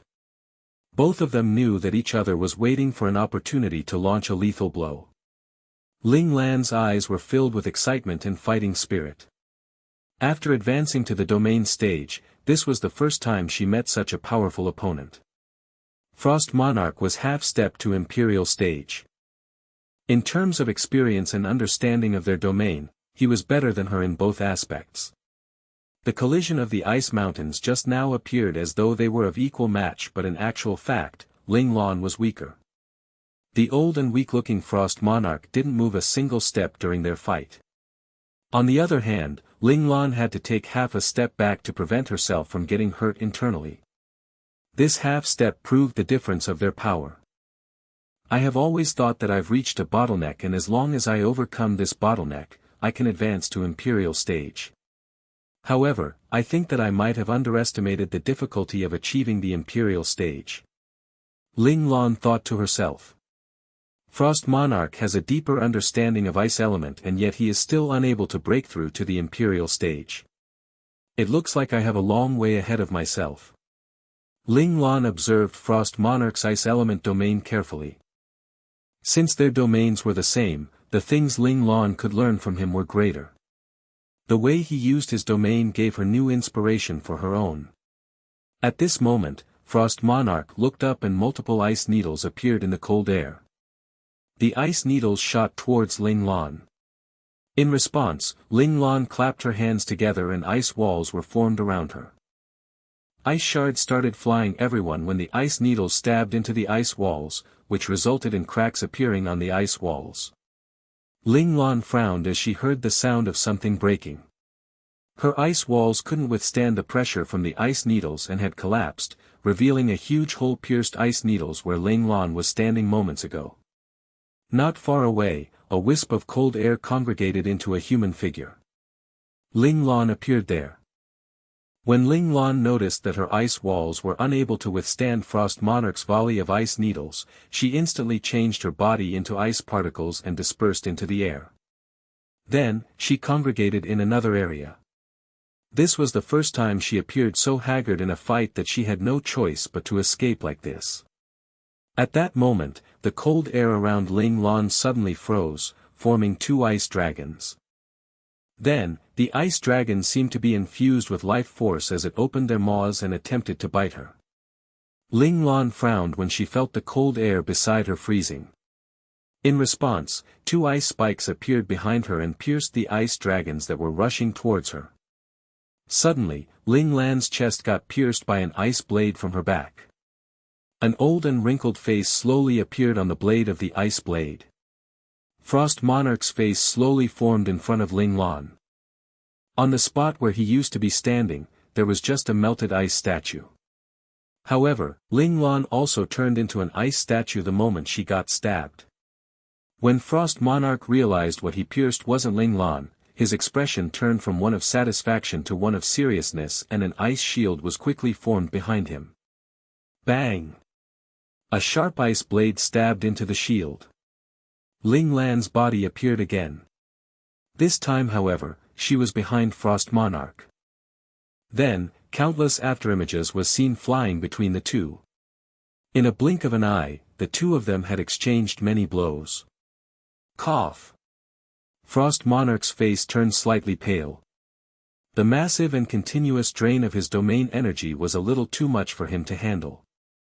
I didn't expect you to be able to change between states easily. Frost Monarch was surprised. Between the three kings, he was the only one of the three who had managed to get a full grasp of all of the states of his element. Hades and Ninja still had some problems when changing the states of their element, as they still couldn't transition their states freely as him yet.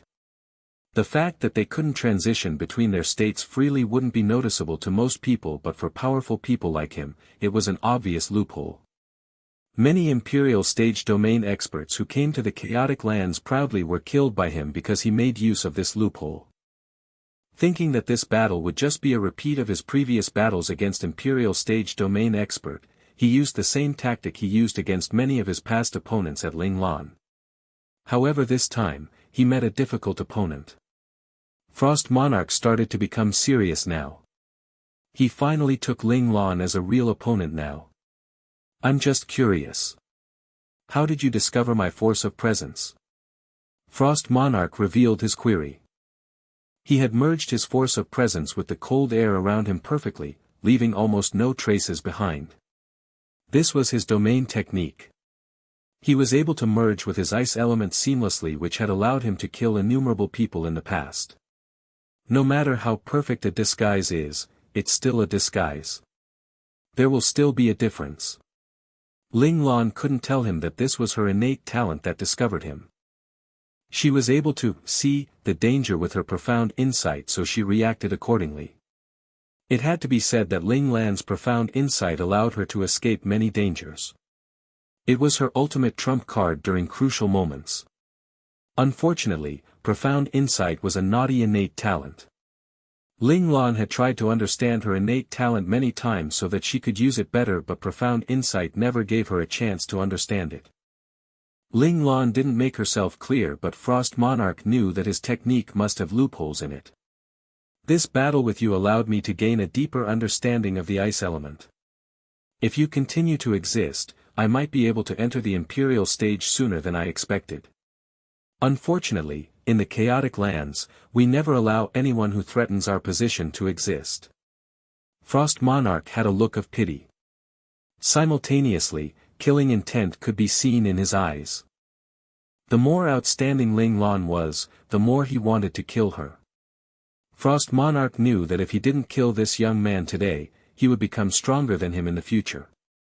He could learn a lot from this battle, but this young man in front of him could do so too. Because of his young age, his opponent might even benefit more than him.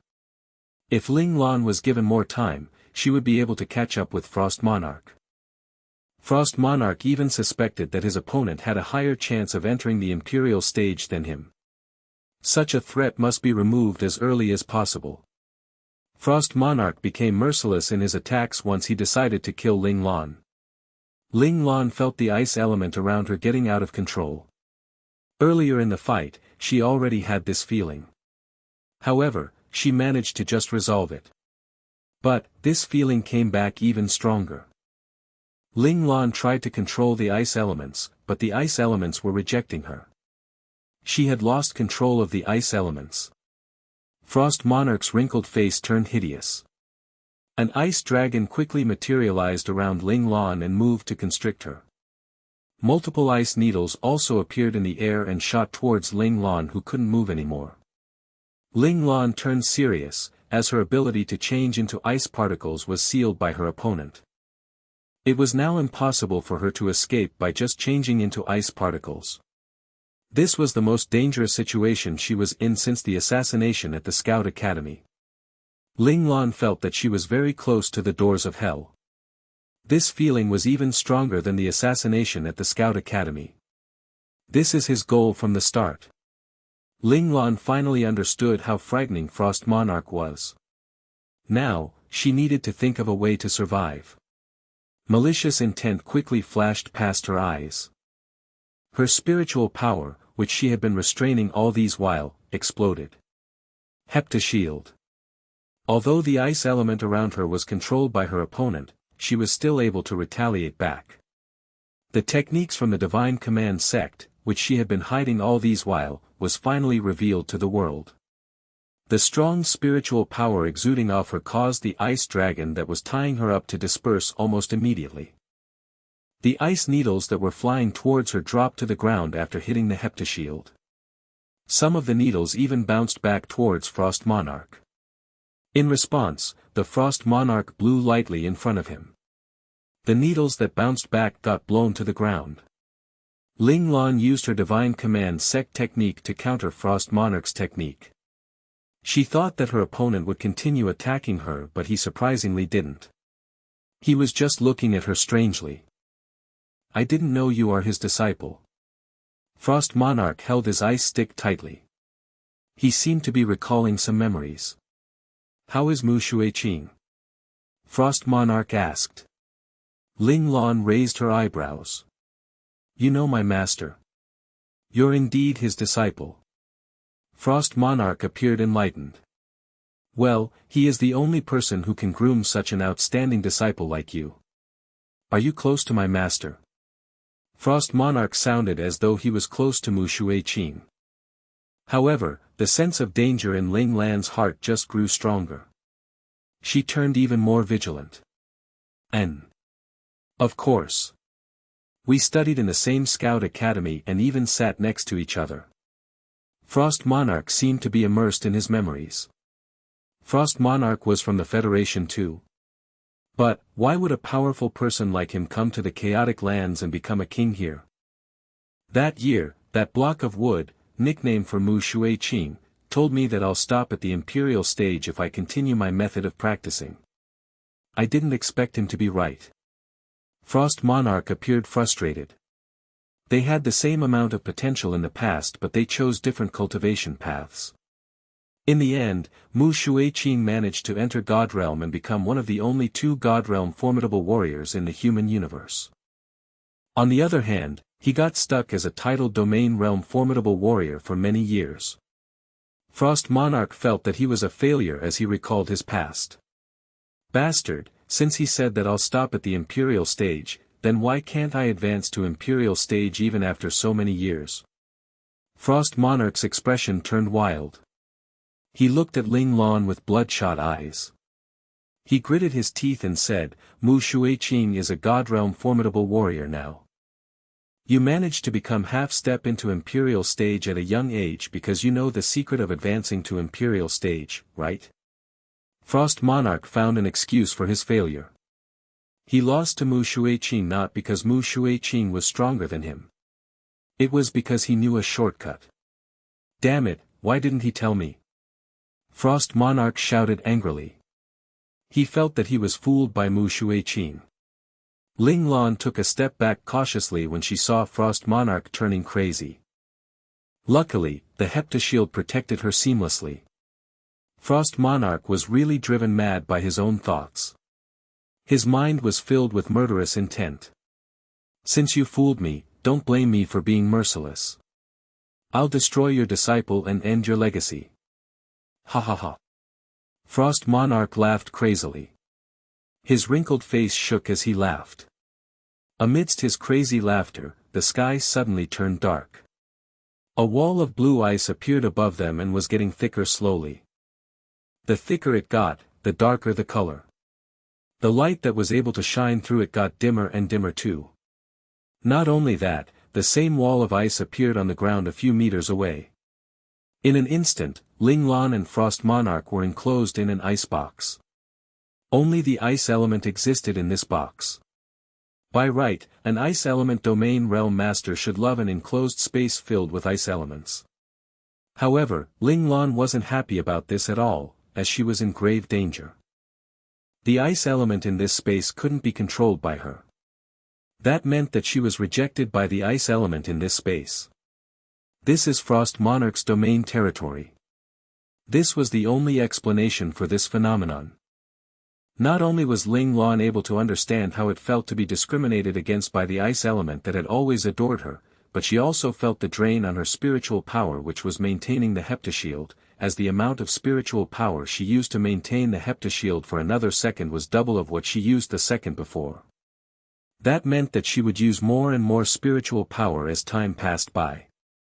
It looked like this world discriminated against other forms of energy too. Ling Lan frowned. Her spiritual power was strong and ample but it couldn't withstand such a depletion rate. If this continued on, her spiritual power would be exhausted in less than 10 minutes. Rather than waiting for her spiritual power to be depleted, she would take the risk. Ling Lan was a ruthless person, whether to herself or to other people. She let go of her heptashield and released all her spiritual power. Spiritual blast. Boom. Boom. Boom. Boom. Multiple explosions occurred in the icebox. The spiritual blast impacted the domain territory heavily. Pfft. Ling Lan and Frost Monarch vomited out blood simultaneously. Their faces went pale too. Ling Lan used her spiritual blast to hurt Frost Monarch. However, she received a backlash too. Frost Monarch's icebox was unable to withstand the force from all the spiritual blasts, so the remaining damage was sustained by Frost Monarch. This is your trump card? Blood kept dripping down the corner of his mouth, showing that he was injured heavily. Mu Shuiqing's disciple is only capable of this. He suddenly straightened his hunched back. He waved his ice walking stick and shouted, "Die!" His face had turned hideous from his anger. 6 walls of ice quickly formed all around Ling Lan. They started closing in on her from 6 different directions. Ling Lan wanted to move, but she realized that she couldn't. She could only watch as the 6 ice walls moved towards her and trapped her inside. There seemed to be an unlimited amount of ice particles in this place. The walls of ice around Ling Lan got thicker. She was successfully trapped inside. Ling Lan felt that it was getting harder to breathe. She never felt cold before, but now she felt the coldness seeping into her skin.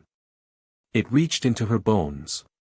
She never expected herself to die by the ice element. For some reason, Ling Lan didn't think about how to survive. She was just astounded that she was trapped by her own element. "Boss, stop wasting time. Think about your other innate talent." Little Four stomped his foot anxiously. "Ah!" The moment he finished speaking, he suddenly fell backwards and disappeared from Ling Lan's mindscape. Little Four appeared on top of a mountain.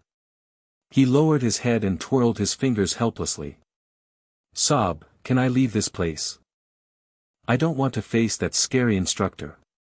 Unfortunately, Little Four's wish was not fulfilled. He was the virtual god and the owner of the main chip that made up this space, but there were still people he was afraid of. Ling Lan was one of them, but the person Little Four was most afraid of was Number 1. In front of Number 1, Little Four's naughty brain would turn off automatically and become very obedient. "What did you promise?" Number 1 looked at him and asked calmly. "I won't interfere with boss's evolution," Little Four lowered his head and replied. "How many times did you break this promise?" Number 1 continued asking. Little Four thought carefully and cautiously raised one finger. He said in a soft voice, "Once." Number 1 continued to look at him coldly. Little Four quickly raised another finger. "Twice." When he saw Number 1 still glaring at him, he lifted the 3rd finger and said dejectedly, "Since I was wrong, it must be 3 times.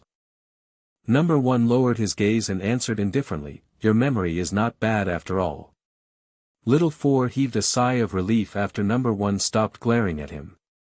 "Sob, who said that boss's aura can freeze people to death?" Compared to Number 1, boss was as warm as the sun in spring.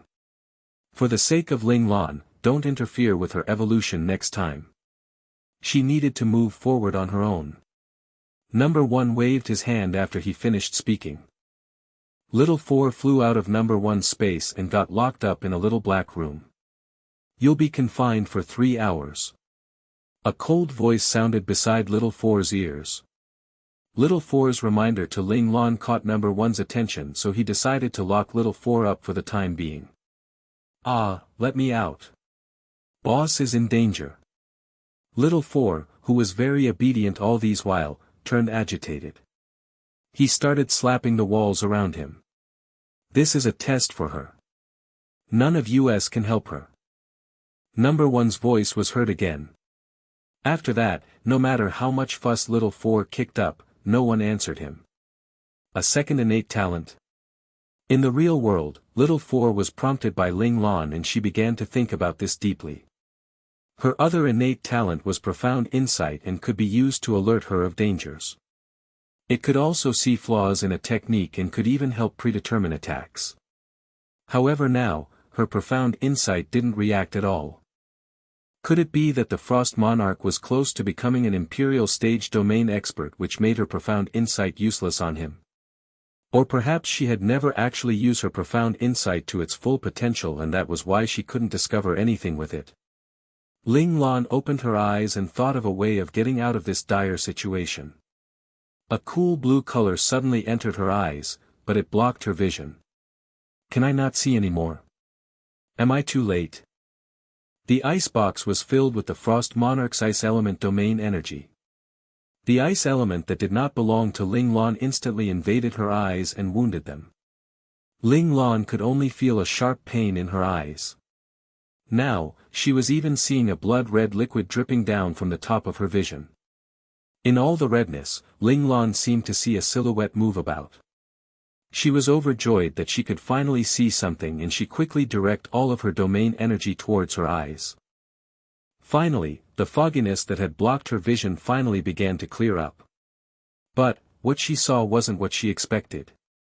Ling Lan saw herself drawing her last breath in third person as if she was an audience to the scene in front of her. She also saw the Frost Monarch laughing maniacally next to her body. She then saw Light and Dark Dragon escaping from the auction hall.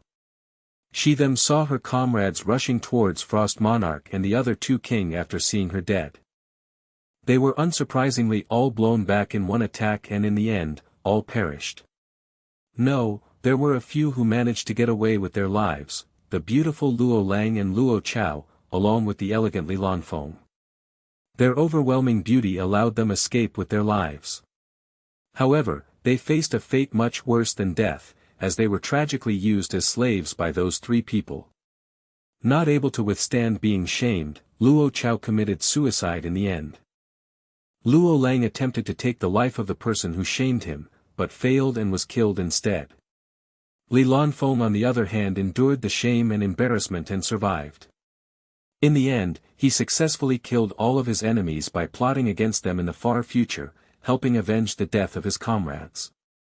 Then, Li Lanfeng became a marshal who controlled 3 divisions and caused great bloodshed in the human universe. Is this the results of her death? Ling Lan felt her heart was being ruthlessly battered by someone, causing her to be in great pain. In a battle of life or death, she was not as strong as the other person, so she didn't regret dying. However, she definitely couldn't accept that after she dies, her comrades would all perish. Their endings were either be shamed, humiliated, die a brutal death, or live tragically. None of them were able to live a good life after her death. I can't die. This thought appeared in Ling Lan's mind. Who cares if the ice element doesn't listen to my command? I, Ling Lan, never had only one way to control my element up in my sleeves. Perhaps it was because her eyes had felt Ling Lan's strong will to continue living. The images that appeared before her vanished in an instant. This time, Ling Lan just saw countless ice particles in front of her. Normally, her ice element would let Ling Lan feel grouped ice particles. She wouldn't be able to see them individually and could only use her domain energy to condense them together. This time, however, she could see the ice particles. They were actually filled with emotions. There was suspicion, rejection, doubt, joy, and even those that wanted to get close to her. However, the ice particles that wanted to get close to her were heartlessly sent back by a foreign domain energy. Ling Lan seemed to be able to hear the cries of agony of the ice element and feel their pain. She could even feel their desire of wanting to return to her. That's my own ice particles. Ling Lan had a sudden realization. Her ice particles was still in this space and was only blocked off by the Frost Monarch's stronger domain energy. Ling Lan would, of course, not just sit around since she knew those ice particles were her own. She released her domain energy and got closer to those ice particles that were being friendly and had good feelings towards her. Bam! Bam! After feeling that another domain energy approaching, the Frost Monarch's domain energy began to surround Ling Lan's domain energy. His domain energy didn't allow the ice particles that belonged to her to get close to her. Ugh! Ling Lan, who was originally already at her limit, was wounded again by another attack from Frost Monarch, who was just looking at the scene in front of him, and she could not help but spit out a mouthful of blood from the attack. Damn domain energy! Leave me alone! Ling Lan shouted in her mind. She wanted the domain energy that was blocking her to completely disappear. Refusal? Disappear? Or disintegrate?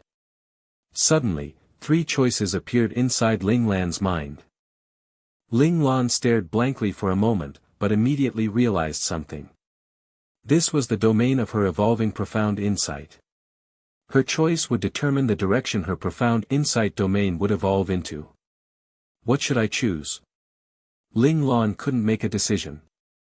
Since she didn't know, then she should pick what she needed the most right at this moment. Refusal was probably to reject the opponent's domain energy and create a space where she could protect herself. Disappear was probably to cause her opponent's domain energy to disappear and let her gain back control of the ice element. Then what was disintegrate? Was it to disintegrate the opponent's domain? By categorizing the choices in that way, disappear and disintegrate had similar results. However, since they were different choices, then the outcome should still have some differences. As for refusal, Ling Lan's intuition told her that it wasn't enough to satisfy her wish, so she tossed this option aside. In the end, her options were either disappear or disintegrate. Just looking at the name, disappear seemed stronger, but Ling Lan was a realistic person, so she chose disintegrate. When Ling Lan had made her decision, she saw the ice box that sealed her slowly melted around her. The Frost Monarch's domain was being disintegrated. Disintegrate was as expected the meaning of the word. It could completely disintegrate any domain that was forced on her by her opponents. The Frost Monarch, who was proudly waiting for Ling Lan to breathe her last breath within the ice box.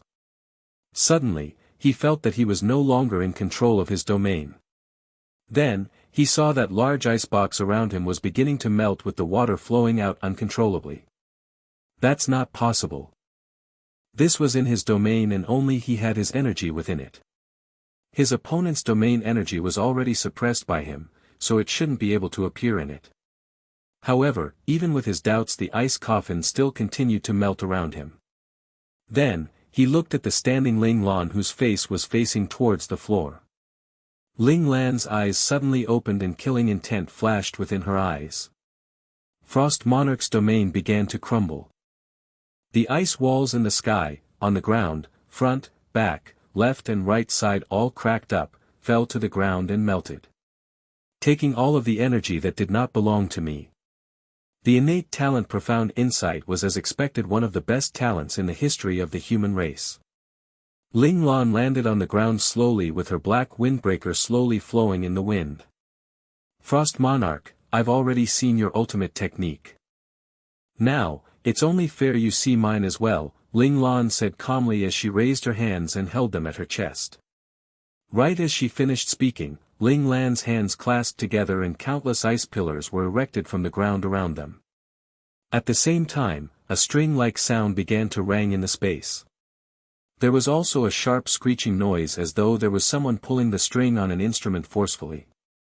Frost Monarch's facial expression seemed stiff. That was because he saw the space around him was being aligned with countless ice fibers crisscrossing all over each other, creating a seemingly inescapable area. What worried Frost Monarch most was that his domain could no longer appear in this area, meaning that he wouldn't be able to use his domain to protect himself. If he had used his overpowering domain against Ling Lan and completely restricted Ling Lan's domain in the very beginning, then he wouldn't have been in this situation. The person who had control would not have been Ling Lan, but him instead. Frost Monarch felt that something would go terribly wrong if he continued to stay within the area. He instantly turned himself ice particles with the intention of wanting to leave the area that was gave him an ominous feeling to his very core. When ice particles congregated back into his body, he was stunned to discover that he was still in the area with the ice slivers. He couldn't even get away after turning his body's state. How was that possible? It should be known that he actually didn't even feel like he was captured. Although his domain could no longer appear, his domain energy from within his body was not hindered at all. Ling Lan smirked when she saw Frost Monarch become dumbfounded by situation. She was the only one who knew why he was in that situation. It was because her profound insight domain had already wrapped around the entire ice domain. In other words, his domain energy that was seemingly able to go out of his body was enveloped by an even stronger domain energy. Ling Lan's domain could completely disintegrate domains, elements, and energies that did not belong to Ling Lan in the area. Thus, no matter how many times the Frost Monarch tried to will the ice particles to escape, he wouldn't be able to escape from the profound insight domain. Not only that, the disintegration domain energy of the profound insight domain would also slowly seep into the Frost Monarch's body. By then, even if he wanted to change into ice particles, he wouldn't be able to do that anymore unless he successfully escaped her domain. However, was that even possible? Ling Lan smirked and a breeze of chilly wind slowly blew past her. Ever since she saw the future after her death, she didn't want these three kings to continue on living. Kill them all. Ling Lan's facial expression was calm but her eyes betrayed her, as they were burning with flames of anger. She reached out her hand to the sky and then clenched together as she brought it down. Innumerable ice slivers inched towards Frost Monarch from all directions with each movement creating a screeching noise. In the beginning of the fight, Frost Monarch had sealed Ling Lan in an icebox, so Ling Lan now was repaying her debt. She used the ice slivers to create nets, then casting them one after another at Frost Monarch. *T, break. The nets wrapped around Frost Monarch's body tightly and slowly dug into his flesh, causing immense pain for Frost Monarch. In an attempt to break free from the nets, he furiously tried to move his body but the nets just dug deeper into his flesh with each struggle. However, the seemingly thin nets made of ice slivers were oddly strong.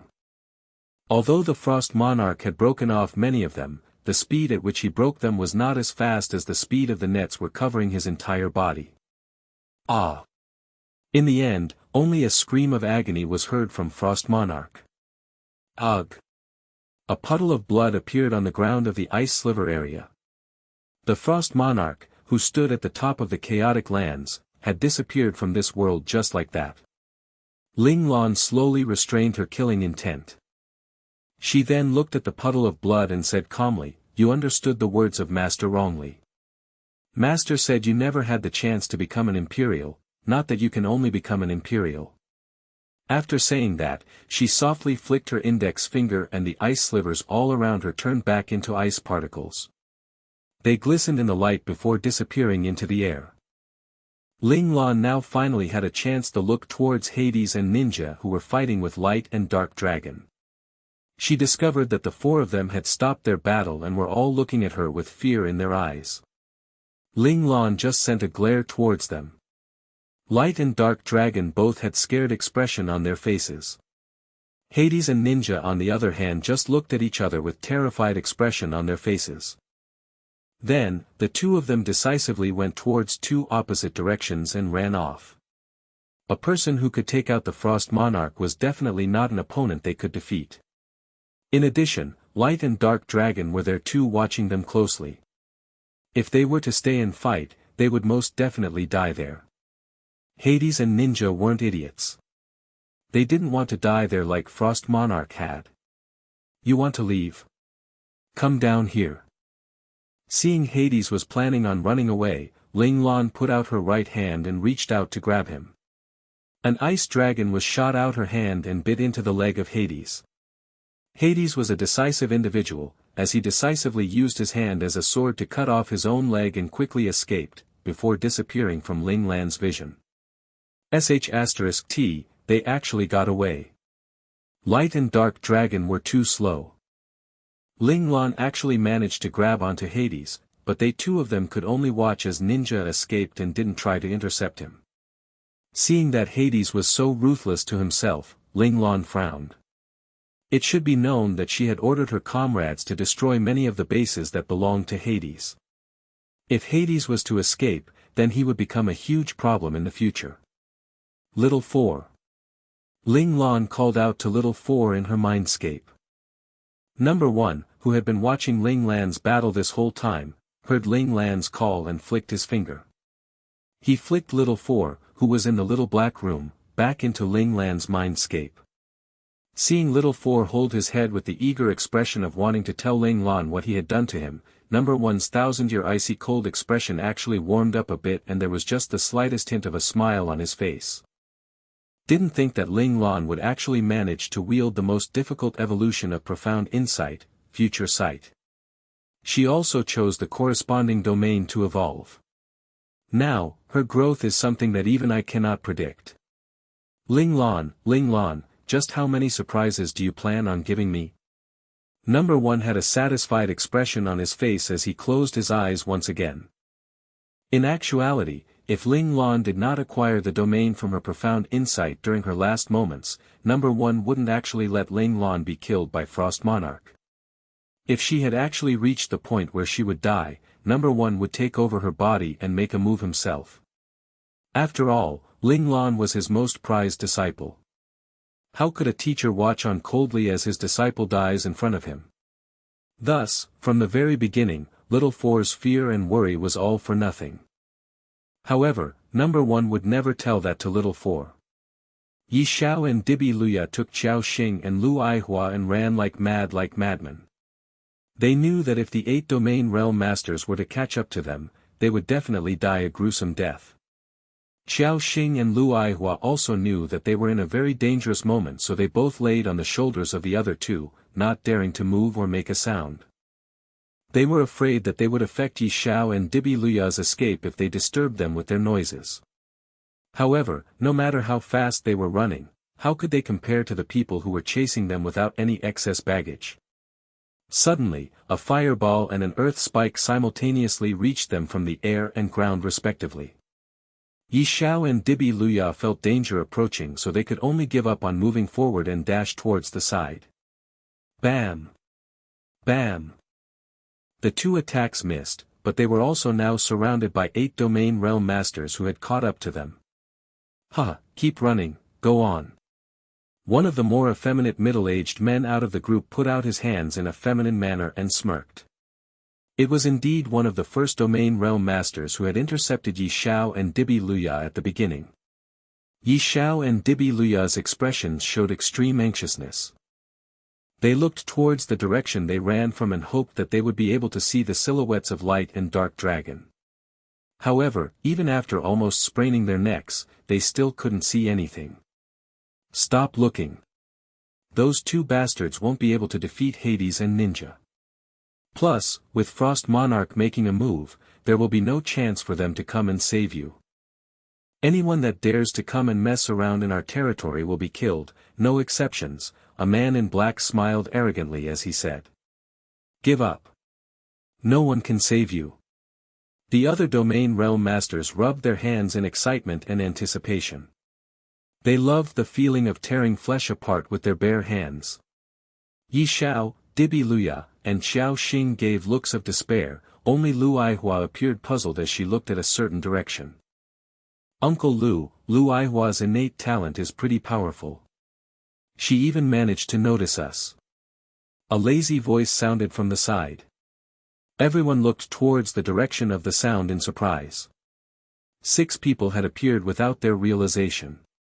They all wore black windbreakers with metal masks covering their faces. Some were sitting while others were standing or squatting as they looked at them in a relaxed manner. "Little Four mercenary team." Yi Xiao exclaimed in surprise. They didn't expect the members of the Little Four mercenary team to be here too. However, their opponents were domain realm masters. Weren't these people afraid of death? They were only at refinement or Qi-Jin stage. No, wait.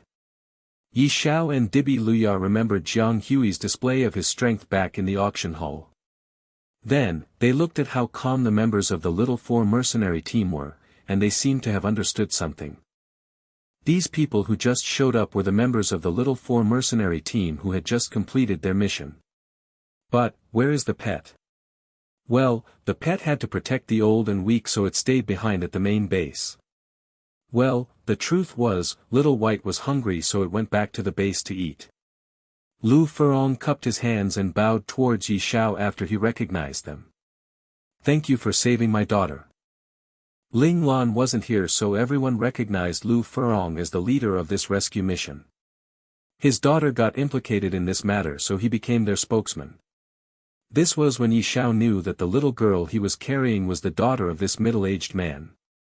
He waved his hands hurriedly. "It is our honor. Please, there's no need to thank me. If it wasn't for their leader, he wouldn't be able to escape from the auction hall too. My little girl is too naughty. It's my fault. I didn't teach her properly." Lu Furong turned and glared at Lu Aihua. "Little Aihua, do you know your mistake?"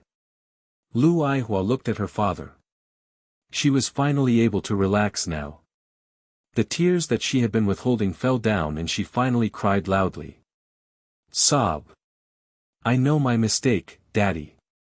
If she didn't leave the big brother's protection, she wouldn't have been abducted. Lu Aihua endured much suffering this time, so she finally understood that if she didn't have the power to protect herself, she couldn't do whatever she wanted. Hence, the thought of becoming stronger was deeply imprinted in her heart. From this moment, little Aihua had stepped on the path of becoming a powerful warrior. Xie Yi, who was sitting on a crate, consoled Lu Aihua when he saw how sad she was. It's fine. Everything is fine now. He turned to look at Lu Furong and spoke up for Lu Aihua.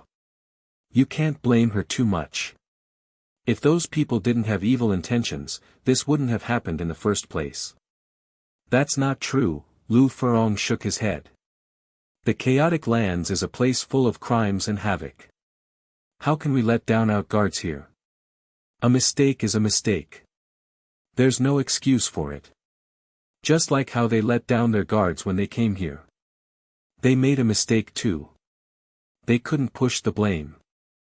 Everyone understood what Lu Furong's words meant, so they turned quiet. Who are you? The leader of the group of Domain Realm Masters was furious when he saw the members from the Little Four mercenary team talking among themselves as though they were non-existent. Us? Qi Long looked up and said seriously, we are here to kill you. Since they knew that these were the people who abducted little Aihua, they must follow boss's order and kill all of them. Ha ha ha, the leader of the group of Domain Realm Masters was so angry that he started laughing. Insolent bunch of youngsters. His face turned cold. In that case, die. The instant he finished speaking, all the Domain Realm Masters released their domain energy and rushed towards Qi Long and others. Qi Long's words had provoked them. Because of this, they ignored their target, Yi Xiao and Dibi Luya. Yi Xiao and Dibi Luya quickly threw Lu Aihua and Xiao Xing towards Lu Furong before they rushed forward and attacked the two Domain Realm Masters who were charging at Lu Furong. No matter what, they came here to help them. In such moments of danger, they couldn't leave them alone and run away. Plus, they didn't really trust the abilities of the members from the Little Four mercenary team. Even if they had a high chance of dying, they would rather fight with their enemies themselves than to let the Little Four mercenary die while trying to save them. They only hoped that the oldest person in the team, who was the father of the little girl, would grab the opportunity they created and leave with the little girl and their young master. As long as their young master was able to escape, they were willing to die here. Yi Xiao and Dibi Luya were prepared to die with their pursuers. Lu Furong saw Yi Xiao and Dibi Luya throwing the children at him, so he quickly waved his hands in the air and multiple green vines shot out, forming two huge nets in the air. The two children landed in the nets safely. After that, plants spurted up from the ground and pushed the nets behind Lu Furong, away from the center of the fight. Lu Furong wasn't the only one who activated his domain. The other 5 members activated their domains too. The 8 Domain Realm Masters who rushed towards them were shocked. But, they immediately calmed down afterwards. Yi Xiao and Dibi Luya were stunned too. They thought that they had hidden their true powers well, but they didn't expect the people from Little Four mercenary team to be even better at them in terms of disguise. There were 6 Domain Realm Masters in their teams. Even an S-grade mercenary team wouldn't have such a powerful team. They couldn't help but suspect that the Little Four mercenary team was an SSS-grade team in disguise.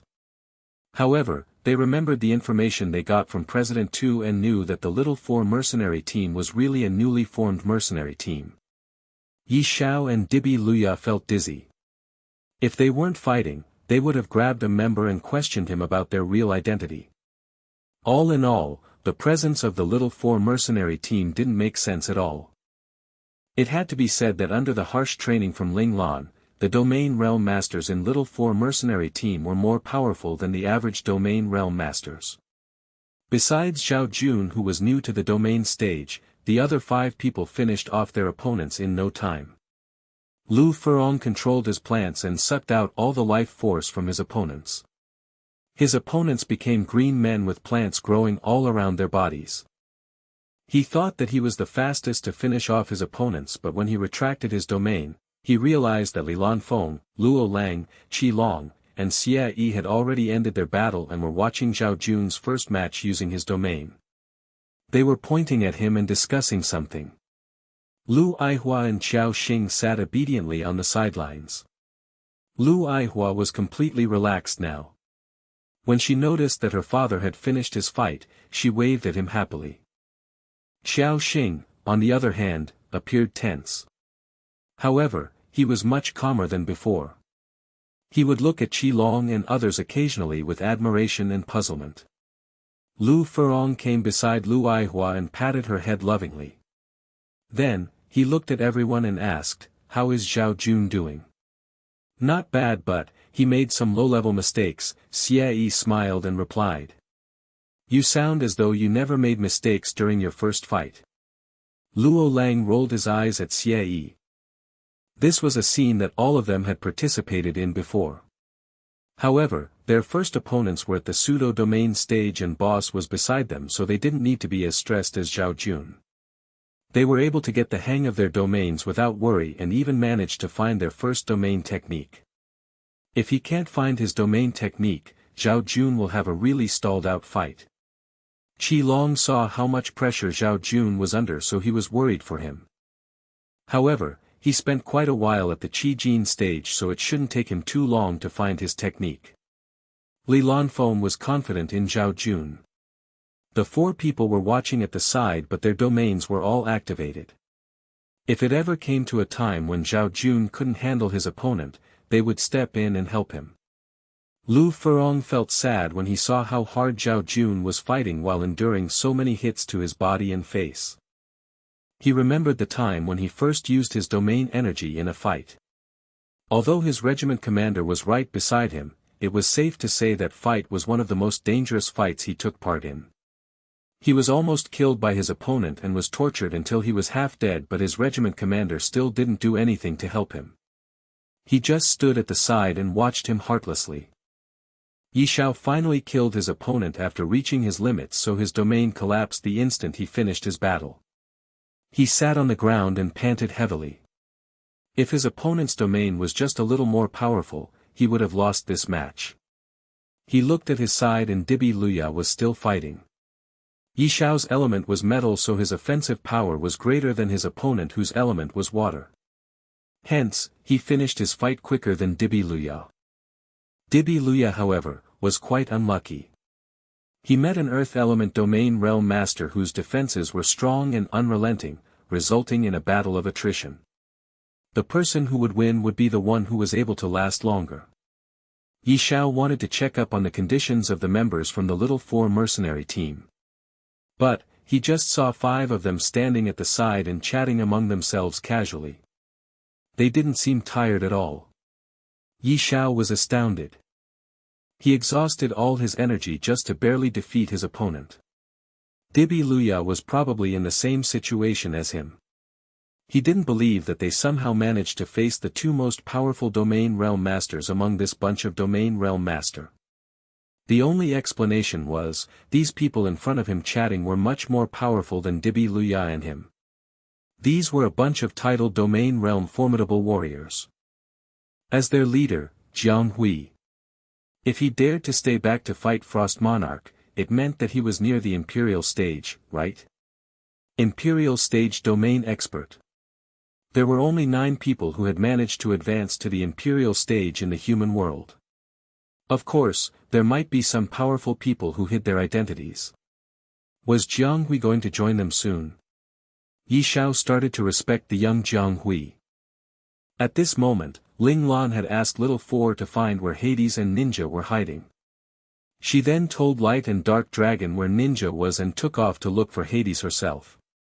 Compared to Ninja, Hades was more of a threat to their mercenary team.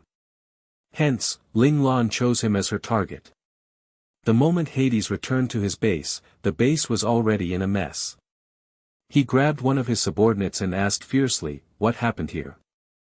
"Hades, there was a rumor going about saying that Frost Monarch is dead, so everyone is running away," his subordinate said anxiously. Damn it. Hades got hurt by Ling Lan, so he was burning with anger already. When he heard what this person said, his anger exploded and he squeezed the person to death. The person didn't even have the time to scream before he died. How dare you betray me? Die. Hades got enraged when he saw his subordinates running away. He lost his senses and started wantonly killing his subordinates. Suddenly, he felt something and his expression changed to one of fear. The crazy killing intent quickly disappeared. He couldn't care less about his subordinates anymore as he quickly rushed into the depth of his base. Ling Lan landed on the place where Hades was at just moments ago. She saw the sea of blood left behind by Hades and frowned. She then chased after Hades without hesitation. She mustn't let such a crazy person escape, as he would be a huge threat to her in the future. Hades escaped into the depth of his base. After that, he activated the defensive system of his base before feeling more relaxed. He took a deep breath and calmed himself down. Then, he entered the hall in front of him. There were 3 people sitting in the hall. One of them was a young man with an earnest smile. There was also an elder with black hair and a youthful face. Lastly there was a muscular man with radiant skin. Hades flew into the hall and sat on the host's seat. He looked at the 3 people in the hall and said, I agree to your proposal. However, there is one condition. You must help me to kill the person who is chasing me. The young man smiled and shook his head. Hades, times are different now. What we said before is not relevant now. He looked at Hades's chopped leg. You. Hades was indignant. These people were taking advantage of his plight. However, he thought of Ling Lan and controlled his anger. Without Frost Monarch, he needed these 3 people's help if he wanted to kill Ling Lan. What is your criteria then? Where there is life there is hope. Hades took a deep breath before asking. Hades' palace will merge with Soul Society unconditionally, the young man said calmly. Damn it. Hades slammed his hands on the coffee table beside him and the coffee table shattered into pieces. Hades, you don't have a choice. Frost Monarch is dead. Only we can keep you alive. The other party had already gotten the news about Frost Monarch's death. Hades thought about the mess in his base. He finally knew who had leaked the news of Frost Monarch's death to his subordinates. Why did you do this? Hades couldn't understand. By doing this, wouldn't they be lowering the cumulative strength of the Hades Palace? Soul Society only wants elites, the young man replied. They didn't want people who would betray their organization during times of crisis. Hence, they made use of this news to clean these people up from the Hades Palace. Hades knew that they were just trying to reduce his power and affect his reputation at the same time. That way, when Hades Palace merged with Soul Society, Hades Palace would just be an empty name. He looked at the person's confident expression.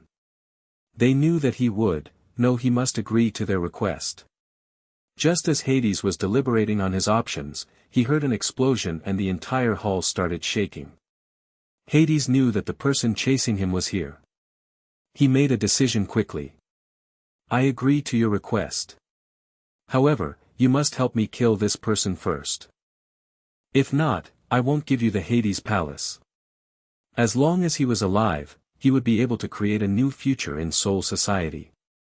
The young man nodded and turned to look at the youthful elder. The elder felt his gaze and opened his eyes slightly. He nodded at the young man. The young man replied, we accept your condition. Hades heaved a sigh of relief.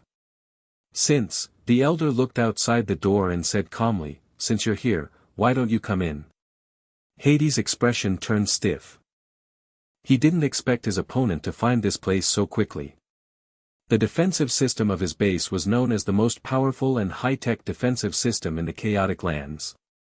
Yet, it wasn't able to slow his opponent down at all. Hades felt that he was scammed, as he paid a high price for a useless system. He didn't know that high-tech items or systems were of no use against Ling Lan, as she had the virtual god with her. A person with a metal mask and black windbreaker appeared in front of them. When Hades saw Ling Lan, his expression turned sinister. He would have pounced on her if he wasn't afraid of her strength. He wanted to bite a piece of flesh off her to vent his anger. The elder was shocked when he saw Ling Lan's youthfulness. "I didn't expect you to be so young. You're already half-step into Imperial stage. Frost Monarch ruled over the chaotic lands for so many years and yet he died at your hands. This is really, times really don't wait for people." He sighed as he was able to understand Frost Monarch's feelings at the moment of his death. The elder thought that Frost Monarch died in Ling Lan's hands because his old age had caused his ability to deteriorate. Ling Lan didn't mind this misunderstanding. Just from the aura of the elder and the middle-aged man, they were more dangerous than Hades. Although they were not as powerful as Frost Monarch, they were not much weaker too.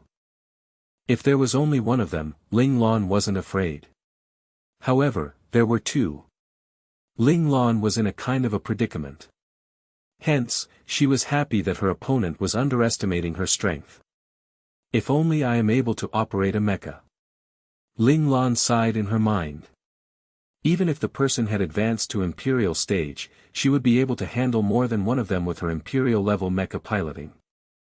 Unfortunately, it was forbidden to bring mechas into the chaotic lands, so their mechas were stored at the port of the chaotic lands. This was why the chaotic lands were controlled by domain realm masters. There were people who wanted to bring their mechas into the chaotic lands, but the chaotic lands had installed the extremely expensive thunder system around their lands. Once a mecha entered the atmosphere of the chaotic lands, the mecha operator would lose control of his mecha and be hit by the land defensive system. Ling Lan guessed that the three kings of the chaotic lands must have recognized the threat of mechas, so they decided to spend a lot of money to buy this defensive system.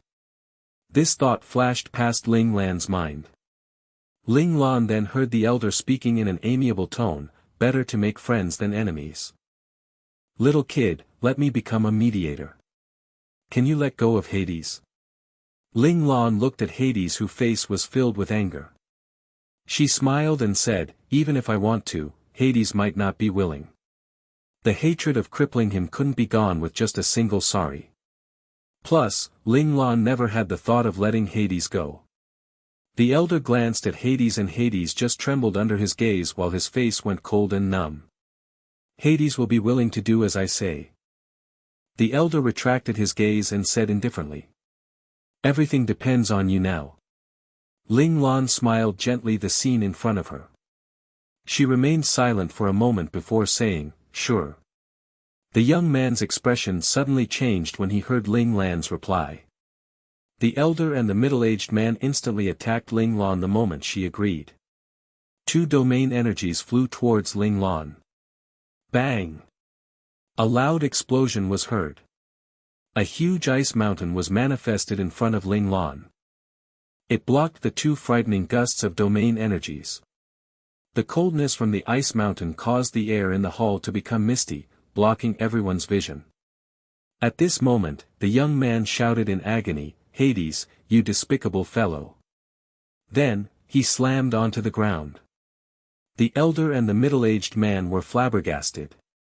Two domain energies quickly flew towards Hades.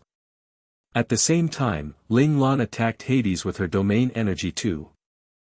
Hades was dumbfounded when he heard the scream of the young man. He was framed, but there was no way out of this situation now. Without any hesitation, Hades quickly moved to the side to evade the elder and the middle-aged man's furious attack. He managed to dodge one wave of domain energy and stopped the other domain energy forcefully. Pfft! He vomited a mouthful of blood. His injuries worsened when he was directly hit by a gust of domain energy. Just as he was feeling fortunate that he had managed to escape, an ice-cold domain energy slowly crept up on him and entered his body. Hades didn't manage to finish his scream before turning into an ice statue. Ling Lan snapped her fingers. The ice statue broke and shattered into small ice shards. Hades, who had ruled the chaotic lands for over 10 years, had disappeared from this world. The elder and the middle-aged man felt that something was amiss with the situation. They looked at the young man on the ground who was lying in a pool of blood. He was fighting for his last breath. He had been attacked. From everyone's positions, Hades was the only one who was able to sneak attack the young man. However, after they calmed down, they knew that Hades wasn't the one who did it.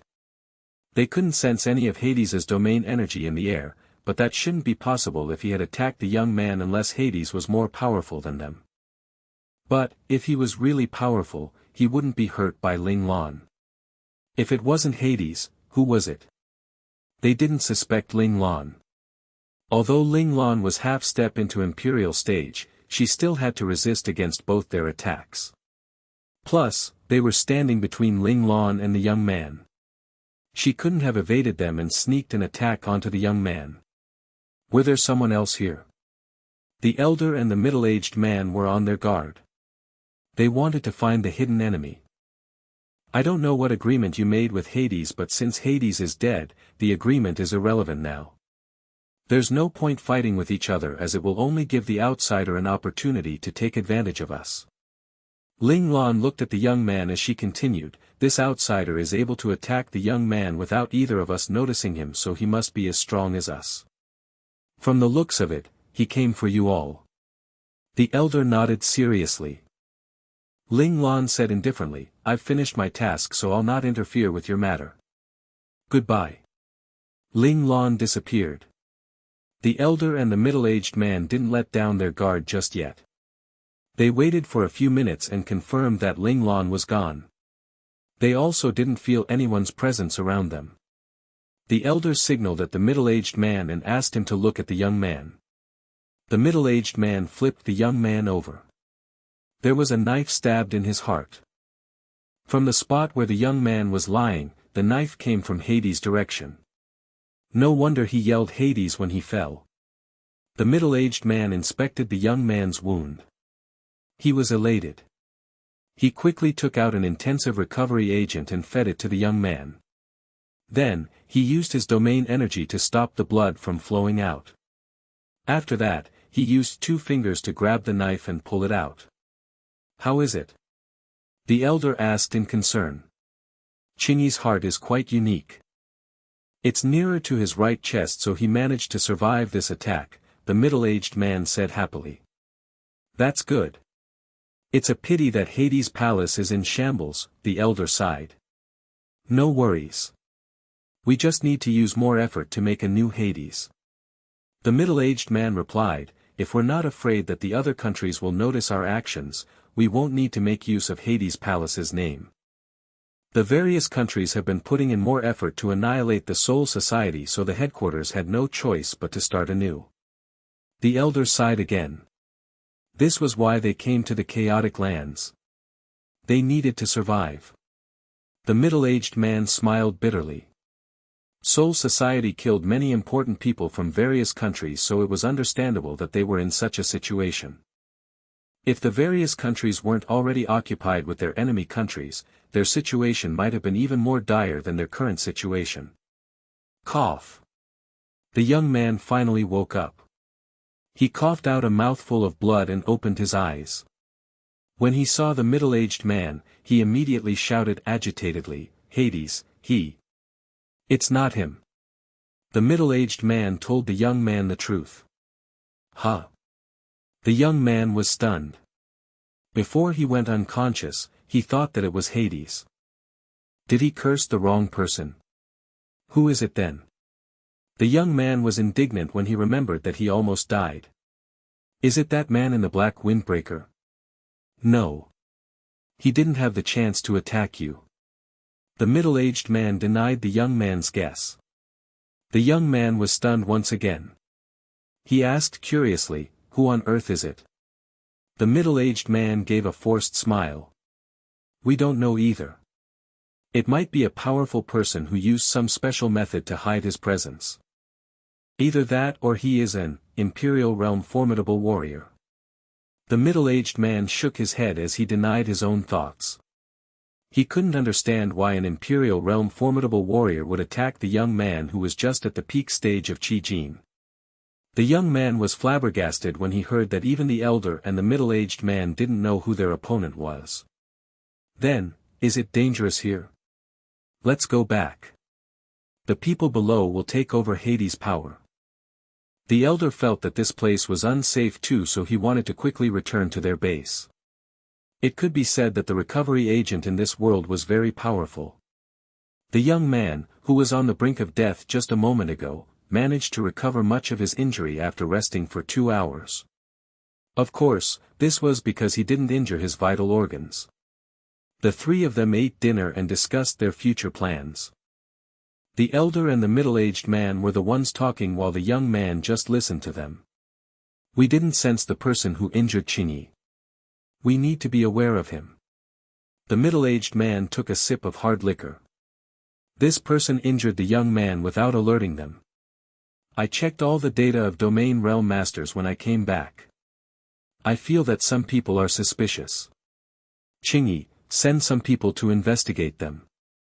The elder named some domain realm masters who had special stealth techniques. He asked Xia Qingyi to see if any of them had sneaked into the chaotic lands.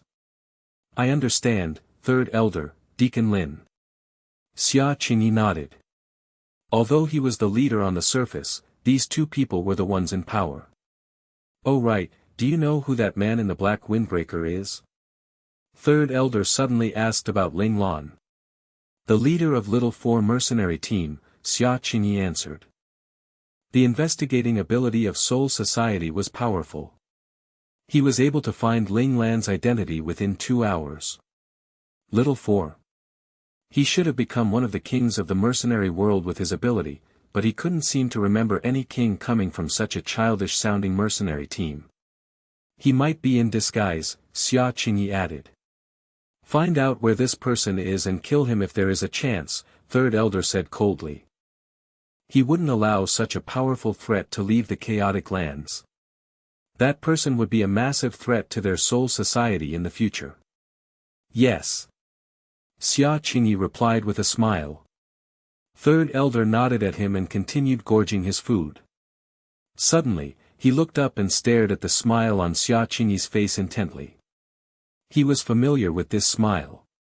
Xia Qingyi always wore this smile when he was in a negotiation or when he was greeting guests. It looked sincere, but it was extremely fake. In the past, Xia Qingyi always wore a serious expression when talking to them. He never showed his smile to them. Qingyi, why are you smiling? Deacon Lin noticed something amiss too. Xia Qingyi didn't reply to him. Are you unhappy with our arrangement? Third elder asked him coldly. No. Xia Qingyi continued smiling. Why are you smiling then? That smile was infuriating. He is laughing at you because you're going to die soon, but you still want to kill me. A calm voice rang in the room. A masked man in a black windbreaker appeared beside Xia Qingyi. Master. Xia Qingyi stood up immediately and greeted the person with respect. Third elder and Deacon Lin's expressions changed. They suddenly thought of something and pointed at Xia Qingyi. It's you. It's me. Xia Qingyi smiled. I stabbed myself.